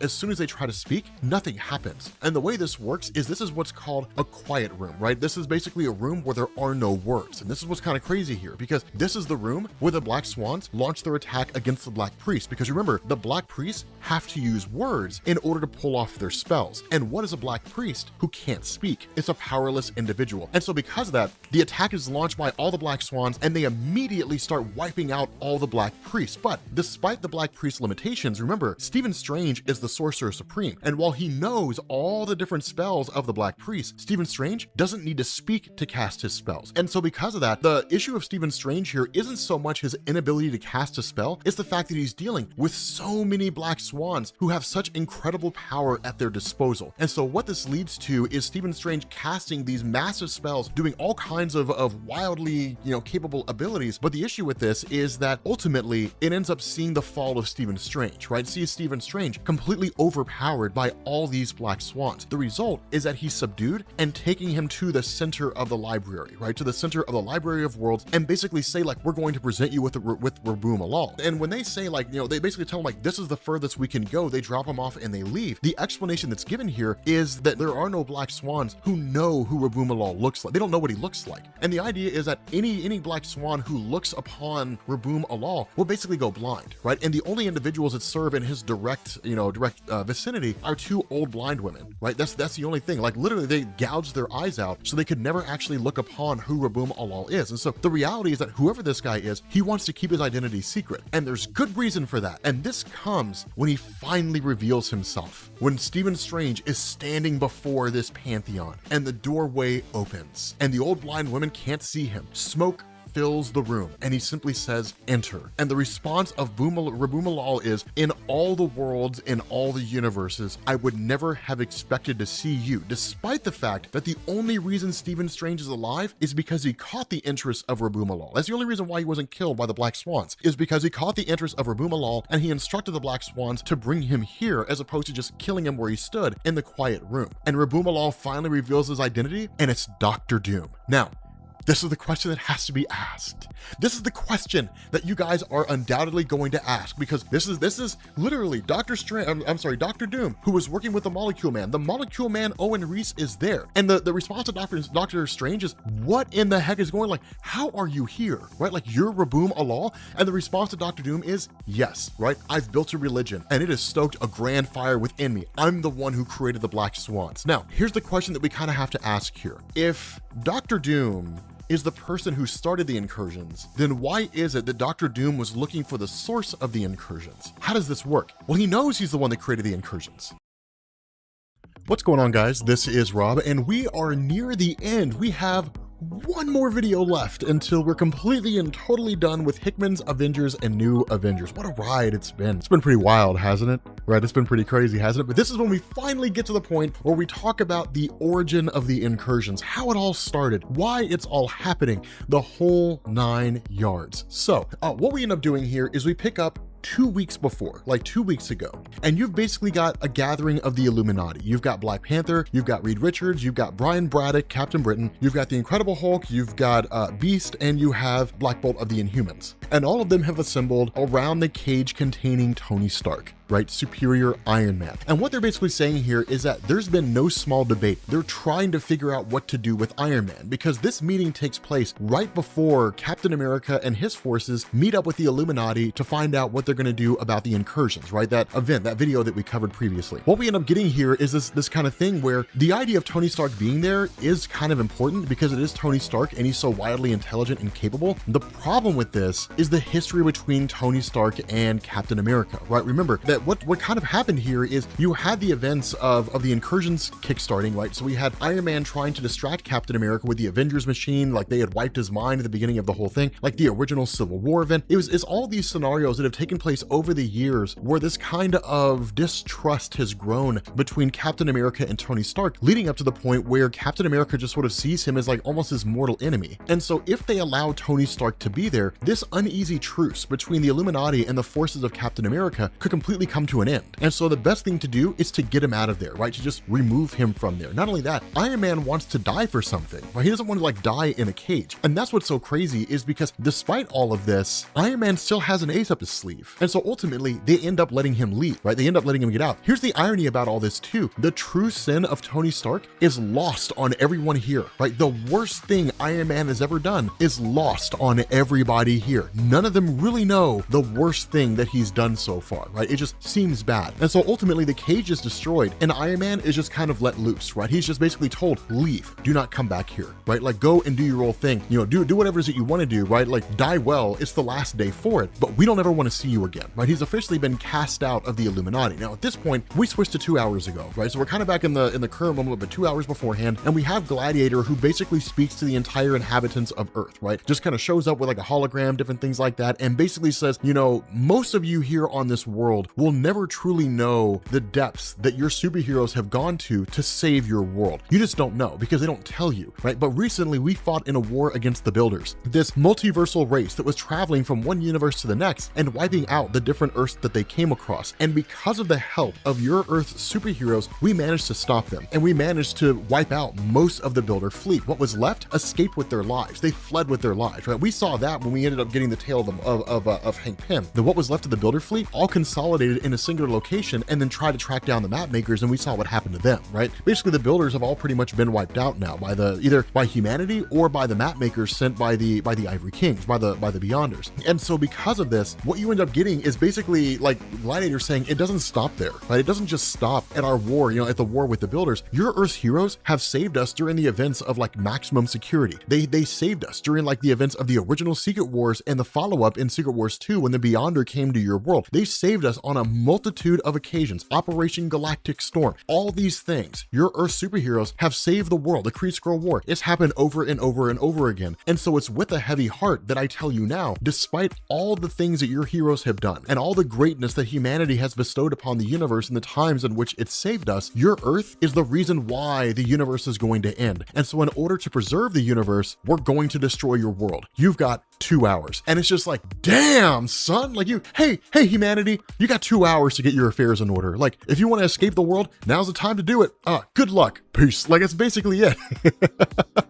You got 2 hours to get while the getting's good. And that's when the Earth superheroes are like, okay, but notice this, they don't panic, especially Captain America. And this is the benefit. This is the biggest benefit of Steve Rogers. In the grand scheme of things, Steve Rogers ain't that great, right? He can just run really fast and punch really hard. Rahoo. But when it comes down to like battle scenarios, he is the guy that you want in your corner because he keeps a level head, right? He keeps his head cool. Wind back to the initial meeting that happened between Captain America's forces and the Illuminati, right? There's a point where Captain America is talking to Reed Richards. And one of the things that Reed says is that the intelligence difference between himself and Tony Stark is fractional. But the big difference between Tony Stark's intelligence and Reed Richards' intelligence is that Reed is smart, but he's usually single-minded, right? He focuses on one particular thing. The only time when he ever really focused on a grand number of things was during Jonathan Hickman's Fantastic Four run, when he was trying to solve the problem of everything. But usually whenever Reed is working on, using his intelligence, is to solve a particular problem. When that problem is solved, he moves on to the next one. Tony Stark is not that way. Tony Stark is the greatest multitasker in the entirety of the Marvel universe. It's basically like if there were 15 or 20 Reed Richards all working on different things at the same time. That's what makes Tony Stark so intelligent. That's what makes him so capable. He can focus on multiple Earth-saving strategies at the same time, right? He's just always looking into the future, and he's always thinking what comes next, right? I'm in this scenario. I'm not thinking about the scenario in the moment. I'm thinking about what it's going to look like in 5 years or 10 years or something like that. That, like we mentioned in the previous video, is one of the most important things that you need to remember, that you absolutely have to remember. It's one of the most important things, right? This ability of Tony Stark to look to the future and to see what shape things are going to look like, to see what real chance of success they have, that's going to be the biggest sin of Tony Stark. The worst thing he ever did. That's what all this is going to be. It's all going to lead to that particular point. It's amazing. Like when it's revealed, it's amazing, right? It's absolutely amazing. But Reed Richards basically gives Captain America this device created by Tony Stark, right? Created by Iron Man. And it's just one of the many things that he was working on. For him, it was almost like a little side project. This device basically, it controls an object hidden within Jupiter. And this object within Jupiter is one of the planet killers of the Builders from the Builder War during Infinity. I don't know if you guys recall that, but it was one of the vessels, one of the devices that the Builders used to wipe out an entire world. And it's more than enough to destroy an armada. And this is one of the things that Tony Stark was working on with the whole Builder War and everything going on. While Tony Stark wasn't necessarily there, he understood the power of the Builders and said, hey, we might need this at some point, right? We might need to use this. And so he basically constructed a device that would allow them to remotely control that planet-killing ship. It's just one of these things, just one of the little things that Tony Stark had up his sleeve. The other part of that is, of course, we end up learning that Izzy, that Super Guardian, didn't join the Shi'ar Guard, right? She didn't join Gladiator. When he basically told her, like, you need to evacuate because we're going to wipe out the world, her response was, no, I can't do this. Like, I cannot do this. Like, I cannot turn my back on my people. I cannot side against humanity, right? Everybody that I know is here. If you ask me to do anything else, I will, but I cannot do that one thing, right? And so ultimately, she sides against the Imperial Guard. She stays alongside humanity. The other part of this is that at some point in the early days of the incursions, that what Advanced Idea Mechanics had been working on was a series of satellites. And these satellites, combined with Robert DaCosta's ability to basically kind of keep them going under the finances that he was offering Advanced Idea Mechanics, the idea was to have these satellites basically harness the thermal energy of the Earth. And that when when that was done, they could literally fire off that thermal energy. So literally they could just use the heat of the earth as a weapon and fire it off. And that's exactly what happens. The issue with this is twofold. The first is that because of the sheer amount of energy this thing is able to use, as soon as it's charged, they have to fire it right off the bat, because if they don't, the Shi'ar and the various armadas who are here, they're going to realize how powerful this energy signature is, and they're going to move out of the way, or they're going to be prepared for it, right? And so it's like, as soon as this is charged up, we have to fire, right? So it's like pulling a gun, right? As soon as you pull it, you have to shoot. Otherwise, they're going to be able to react accordingly. And so with that in mind, as soon as this thing powers up, it fires off and annihilates a massive portion of the armada. And Gladiator and them, they don't even know what happened, right? They're like, what was that? Like, what just happened, man? And it's like we didn't know we didn't know Earth had that kind of technology. We didn't know they had the ability to utilize the entirety of a planet's energy and fire it off at people. And one of the things Gladiator says is like, how many times are we really going to underestimate humans? And it makes sense, right? Because some of the most powerful beings in the entirety of the universe hail from humanity, right? The Marquis of Death, the Molecule Man Owen Reese, Franklin Richards, like Matthew Malloy, Mad Jim Jaspers, like all these super powerful beings are human, right? Even Protege from the alternate reality is a human. It's just how powerful these guys are. Well, I guess he was really more engineered, but nonetheless, Protege is kind of a special example. But it's kind of like, okay, so the response of Gladiator is then ready our vessels, and prepare for another attack, right? As soon as that happens, you immediately have the planet killer ship that arrives on the scene. And so from one side, literally from the back of the armada, you've got the planet killing ship. From Earth itself, you've got this massive energy source getting ready to fire off. And it's like the entire armada is cornered. There's really nowhere for them to go. And it's like, holy cow, Earthlings have cornered an entire armada composed of some of the oldest races in the entirety of the universe. And Captain America's like, open fire. And they literally just start attacking. Like this planet killer just starts annihilating all these different races, right? Like starts annihilating the entirety of the armada. The issue with this, right? The wrench in the works comes into play when Robert DaCosta goes to fire up the weapon again. And he's told by one of his science advisors, do not do that. Like if you fire this up and you keep doing that, like you're going to approach a critical threshold and like we're going to lose this facility. And DaCosta's like, why would we stop, man? Like why would we stop doing this? Like we've got him on the run. He goes to fire it off again and destroys the facility, right? Their connection to the satellites are lost. The planetary weapon is gone. The Shi'ar immediately pick up on this and they're like, okay, the planetary weapon's gone. Alert the Kree, the Skrulls, the Badoon, alert them all. Let them know that Earth has no more defenses, right? Earth's defense is down now. And his response is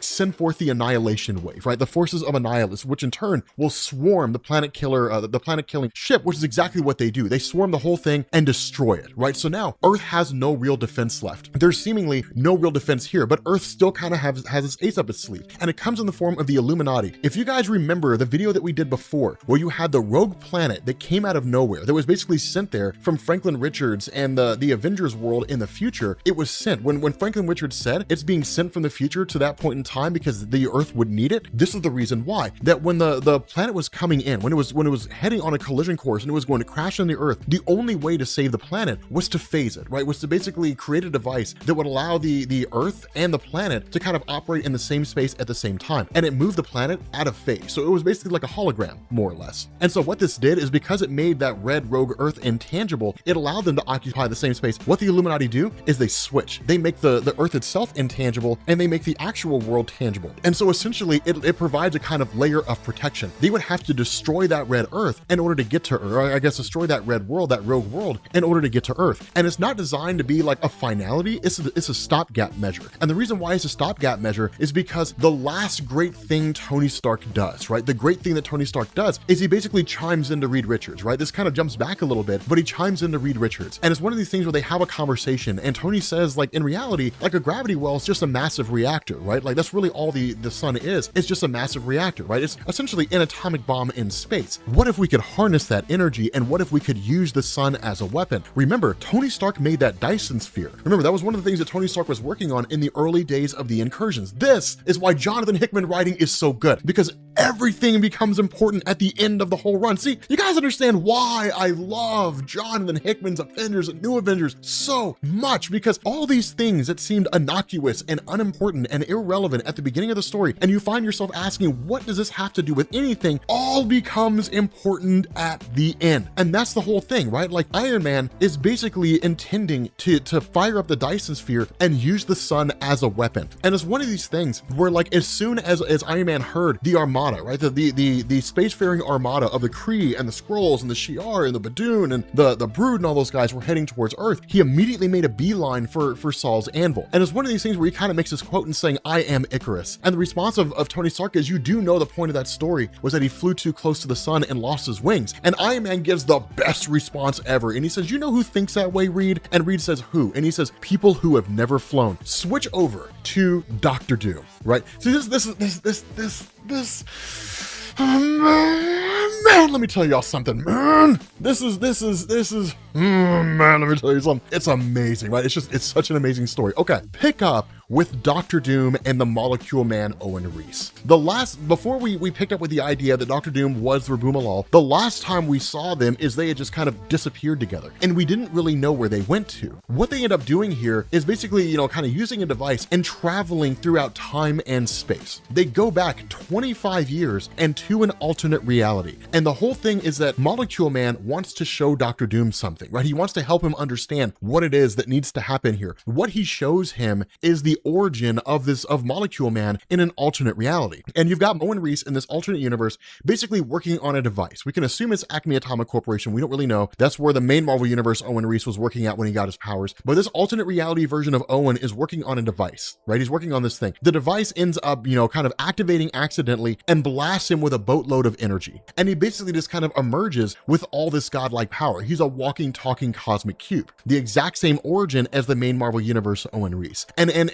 main Marvel universe Owen Reese walks up to his alternate reality counterpart and just kind of starts talking to him and says, like, "Do you remember, that when we were younger, that there was, that it was spring and we were chasing a friend, right? We were chasing them through the woods. There was this beautiful white flower that was growing beside a large oak tree that had caught our attention. We stopped running so we could lean down and smell it." They both lived this whole experience. And so the Molecule Man in turn kills this alternate reality counterpart, right? He kills that version of himself and literally it's kind of like, this is what we have to do now, right? It obliterates the entirety of his universe. It wipes out the entirety of that universe in the process, right? The destruction of that Molecule Man basically kills everything. And that's what's kind of cool is because Doctor Doom still doesn't quite understand what's going on. He's like, "I don't understand this," right? Molecule Man's like, "This is what you have to do." Like, that memory of me is now gone. That memory that I had of that moment we were running around and we were in the forest and going after that white, or stopping for that white flower, that memory is now gone. That part of me is now dead. That's just the way that it is. And he says, "This is what you must now do, Doctor Doom." And Doctor Doom's like, "I don't understand what you're talking about. Like, what does this mean?" And he's like, this is how people end up calling you the Great Destroyer. And he hands him the knife and he's like, "I don't understand exactly what you're referring to." So what Molecule Man does is he takes Doctor Doom to the Library of Worlds and says, "There was a time in the Marvel multiverse, there was a time here when the Beyonders from the Beyondverse were observing our multiverse, right? And they used the Library of Worlds to do it. They were like scientists who were literally watching our multiverse like a petri dish, wanted to see how it worked. They wanted to understand all this kind of stuff. Before they got to where they are now, before they constructed this grand plan, they were trying to understand us." And he says, the Library of Worlds is where they did it, right? "It is from this place that you will operate. And it's from this place that you will do everything in your power to stop the Beyonders. You have to understand, I am not a human in the traditional sense. I am not a being in a normal sense. I'm basically a bomb of the Beyonders." And this is where we start to get this kind of full-on explanation of how all this works and what all's coming together. What the Molecule Man says is that in all the different alternate realities that are out there are alternate versions of Doctor Doom. Now notice this, he says that Doctor Doom is somewhat unique in the sense that there are less of him than there should be. That's a direct reference to Jonathan Hickman's Fantastic Four. If you guys remember, if you either read that story or you saw our coverage on that story, that one of the things that was happening is that with the Council of Reed Richards, all these Reeds from alternate realities, they were going to different universes, they were taking different versions of Doctor Doom and they were lobotomizing him and they were sticking him down in the bottom of the Citadel. That's why Owen Reese says that Doctor Doom's unique in the sense that there's not one version of him in every reality, because while there was at one point, those different alternate reality versions were taken and they were lobotomized. But unlike,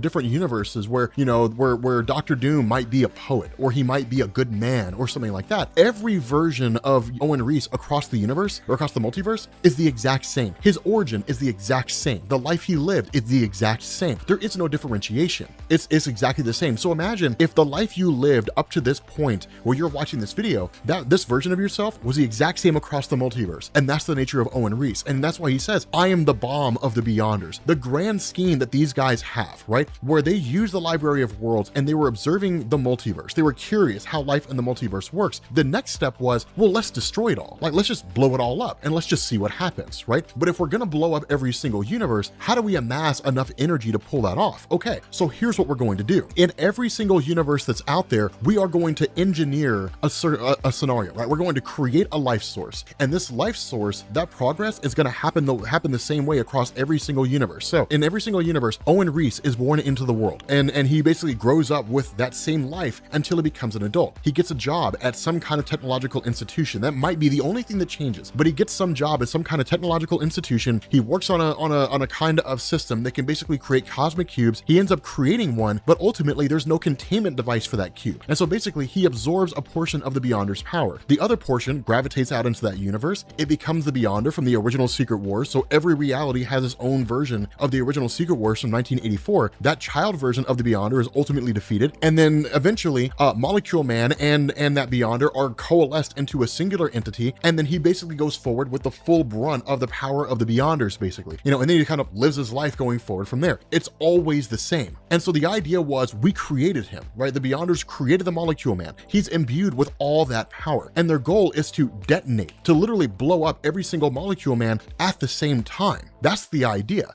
That's the whole goal. It's like putting a stick of dynamite in every room at your house and then detonating them all at the same time. You blow your house to smithereens. That's what the Beyonders want to do. And what the Molecule Man tells Dr. Doom is, this will wipe out the entirety of the multiverse. You have to stop them. And the only way to stop them is to deactivate the bomb. But because of the fact that every version of me, because we've gone to this point now where every version of me comes into existence, the only real option you have is you can basically try to stop me. You can go back further in time if you want to, but ultimately, like, I will end up coming to existence. There's no way to stop that. So the only way to really stop the bomb is to kill me as soon as my powers activate, right? As soon as I basically gain my abilities, or once I've gained my abilities, to kill me, right? That's the only way to do it. And you have to travel from every universe to the next. And where Dr. Doom says, why is this simply my task? Why aren't you going to come with me? The Molecule Man says, because basically all these versions of myself, we share a singular mind. We all have the same memories. With each version of myself that you destroy, I will lose a portion of myself in the process, right? So it's like if you traveled around the multiverse and killed all your multiversal counterparts, or all your multiversal counterparts were killed, each time you would lose a little less intelligence, right? You would lose a little bit of yourself. Now, the bit of yourself you would lose is microscopic, but the more versions of yourself that are destroyed, the more of yourself you will lose, right? So where 0.0000001% of yourself will be lost with the first version of you that dies, by the time you get to destroying 100,000 versions of yourself, you've lost percentages, like literally whole percentages of your brain, right? You've lost percentages of your mind. You would steadily go insane, and it would get to the point where you would just be kind of a vegetable, more or less, right? So that's why Molecule Man says, I mean, I can go with you on this, but understand that by the time you get to a point where you've destroyed enough universes, I'm gonna be useless here. And that's where Dr. Doom kind of asked the question, what's the point of all this, right? Like, why travel from one universe to the next and destroy you? And he says, because if you do that, yes, it'll destroy the universe. Like, yes, you will basically be killing me, and by virtue of doing that, the energy that I let off will destroy entire universes. But you're 25 years into the past right now, which means you have 25 years until we get to the point where Doctor Strange meets you in the Library of Worlds. And so you have 25 years to kill as many of me as you can across the entirety of the multiverse. The hope of this is that it'll basically stop the Beyonder's ability to detonate all of me at one time. That instead, you'll be able to save something. You'll be able to save some measure of the multiverse. That's the origin of the incursions. The event that we talked about in the very beginning of Jonathan Hickman's Avengers and New Avengers. An event happened that led to the destruction of that world, and it started a cascading effect that led to the universes crashing into each other. That was Dr. Doom killing Molecule Man in an alternate reality. It wiped out that universe, it created an explosive blast and pushes the universes next to it into the ones next to those universes. And so the idea here is that Dr. Doom is basically racing through time. He's racing through time and racing through alternate realities, trying to kill as many Molecule Men as he possibly can, whilst trying to stabilize all those things at the same time. Now, the reality of this is that the incursions was an unintended consequence of what Dr. Doom did, but it was a necessary result. It had to happen. There was no way to stop it, right? We knew the incursions were going to happen, and Dr. Doom knew they would, but the idea was to travel through as many many universes as he could and kill as many molecule men as he possibly could to save at least something. Because by the time they got to the point where the incursions were taking place, the idea was they could try to stabilize things, that they could kind of keep the incursions from happening or slow them down or something along those lines, and ultimately save the multiverse in the process, right? And by whatever manner and whatever means, because the multiverse exists by way of just decisions that are being made, right? So Doctor Strange decides not to become the Sorcerer Supreme, and instead to become somebody else. That's an alternate reality that the multiverse will eventually come back, right? Just by virtue of people's decision-making processes. If a possibility exists, there exists a universe for it, and so it'll come back in no time at all. And so on his journey, what he ends up coming across, or at least when he wipes out a molecule man, he ends up coming across a young girl who escaped a Sentinel camp, right? So this looks like a universe where the Sentinels had taken over the world, much like we saw in like Days of Future Past. And because of what he did,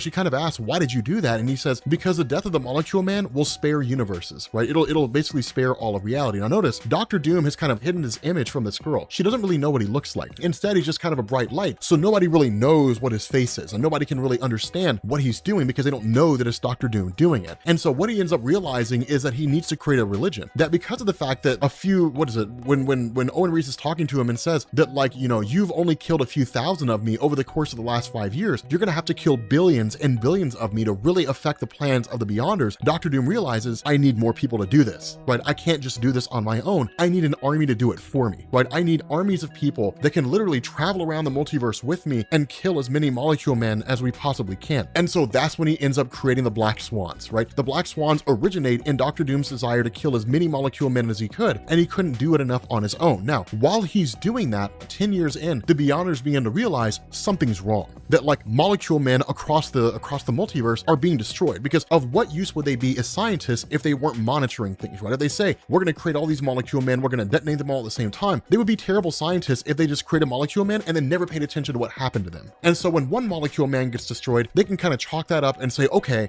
maybe it was just something that went wrong. Maybe it was one of these, maybe it was like a Dark Phoenix saga in their universe, and it led to the destruction of their whole universe because the Phoenix went nuts in that universe. Who knows, right? One molecule man is no loss. Thousands, tens of thousands, hundreds of thousands, millions of molecule men dying. Something's wrong here, right? Something's off. And so what the Beyonders did is they basically created a virus. They created a computer code. And what this would do is it would spread throughout the multiverse. And any particular computer organism that achieved self-awareness and had the ability to basically leave its own universe and go into the multiverse itself would eventually become corrupted by this virus. And it would be turned into a map maker. You guys saw that with the origin of the map makers, but it would become a map maker and it would serve the will of the Beyonders. And the whole purpose of the map makers were to chart worlds where the molecule men had been destroyed by the Black Swans and then to chase them down. So literally what you had here is you had Dr. Doom creating the Black Swans to kill molecule men. Because those molecule men were dying, the Beyonders ended up creating the map makers to find the Black Swans who were killing molecule men. So it was a cat and mouse game, right? Black Swans did the killing, the map makers tried to find them and tried to stop them before they could kill any more molecule men. And so with that being told, Doctor Strange now kind of asked the question, okay, if that's the case, then why is it that Black Swan is different? The Black Swan that we met never mentioned anything about a molecule man. She never mentioned anything about wanting to destroy them. She was just annihilating worlds. And the response of Dr. Doom is, I relied on blind faith. I told all the Black Swans that I had, here's what we're doing. You have to understand that what I'm doing is true, right? You have to believe me. And where so many of them believed him just through blind faith, you had some who didn't. You had some who defected, who questioned his own methods, right? Who questioned what it was that he was doing. Those were the Black Swans that appeared to the Black Swan that we saw in the story that basically ended up joining the Cabal, right? The one that we saw at the beginning of Hickman's run. And so what they did is they became disillusioned. That Black Swan ended up basically kind of defecting and then trying to find a way to basically destroy these various worlds, right? But ultimately what she wanted to do is she wanted to find a world that she could inhabit. She wanted to stabilize the incursions, right? To keep the multiverse from dying. And then once the multiverse was stabilized, right? And she did that by virtue of just destroying worlds, hoping that that much like the Black Priest, that it would all kind of stabilize and kind of go back to normal and that the pendulum would stop swinging from left to right, so to speak, and basically find a resting place.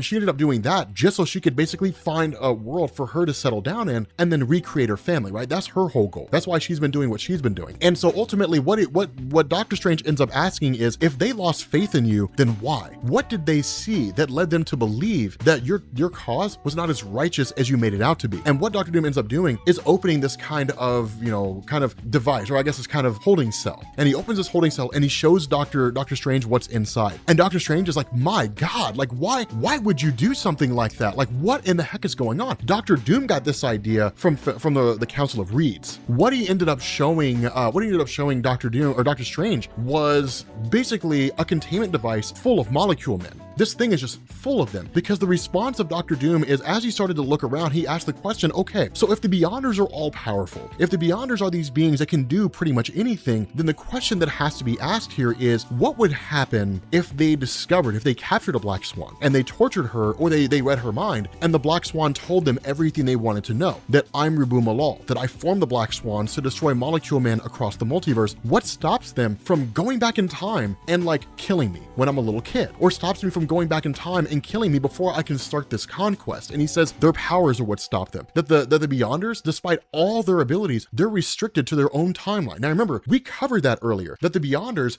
are stuck in linear time. They can't travel back and forth. They can do anything they want to, but they can only go forward. They can't go into the past. And so because of that, his idea is, as we've destroyed these molecule men, that's the reason why they didn't rewind time in that universe and save those molecule men. They can't. There's no way for them to. And so with me realizing that, I knew I had a way to stop them, right? I knew I had a way to do that I could abduct molecule men. And if the molecule men basically harnessed the power of a Beyonder, and I wanted to destroy the Beyonders, then instead of these various molecule men being detonated all at the same time to destroy the multiverse, why not detonate all of them in the face of the Beyonders and wipe out all the Beyonders that way? And that's exactly what he did. That Dr. Doom ended up basically calling forth, challenging the Beyonders and saying like come to me, like it is I, that when he approaches this kind of rift in space where the Beyonders were coming from, this sort of access portal to the Beyondverse, where, by the way, you do see the hammer of Thor. We'll explain why it's there here in a little bit, because it's probably one of the greatest moments in all of Marvel storytelling. He challenges and he calls forth the Beyonders, right? Where they basically say like, we are from beyond, dreamers, destroyers, all of reality, our whim. Who dares stand before us? The response of Dr. Doom is,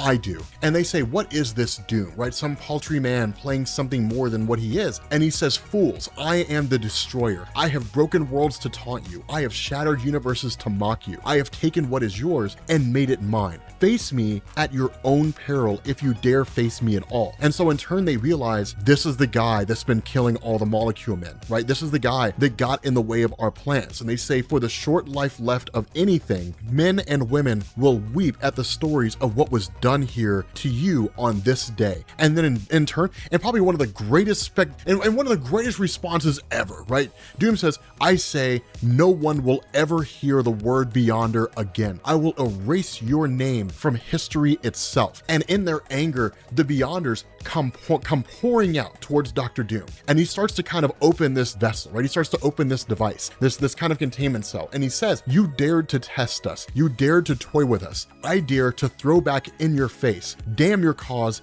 damn the cost. You will certainly die. And then suddenly Doom starts to realize this is not the way it was supposed to go. He sends all these molecule men towards the Beyonders. He does successfully manage to wipe out all the Beyonders, right? He does successfully manage to kill them all, but inadvertently in the process, Dr. Doom wiping out all the Beyonders is the reason why we went from 100,000, from hundreds of thousands of universes in the multiverse down to less than 24. He didn't mean to do it, but directly and inadvertently, Dr. Doom is the reason why the multiverse's destruction has been sped up. Dr. Doom is the reason why everything is going to die. With that being said, guys, we're going to bring this video to an end. In the next video, we will cover the ending of it all, as well as probably the single greatest moment in the history of Thor Hyperion. It is amazing. But with that being said, guys, we're going to bring this video to an end. If you are new here to Comics Explained, make sure you guys hit the sub button to become part of the Rob Corps. If you guys enjoyed this video, make sure you drop a like, and I will catch you all later. Peace.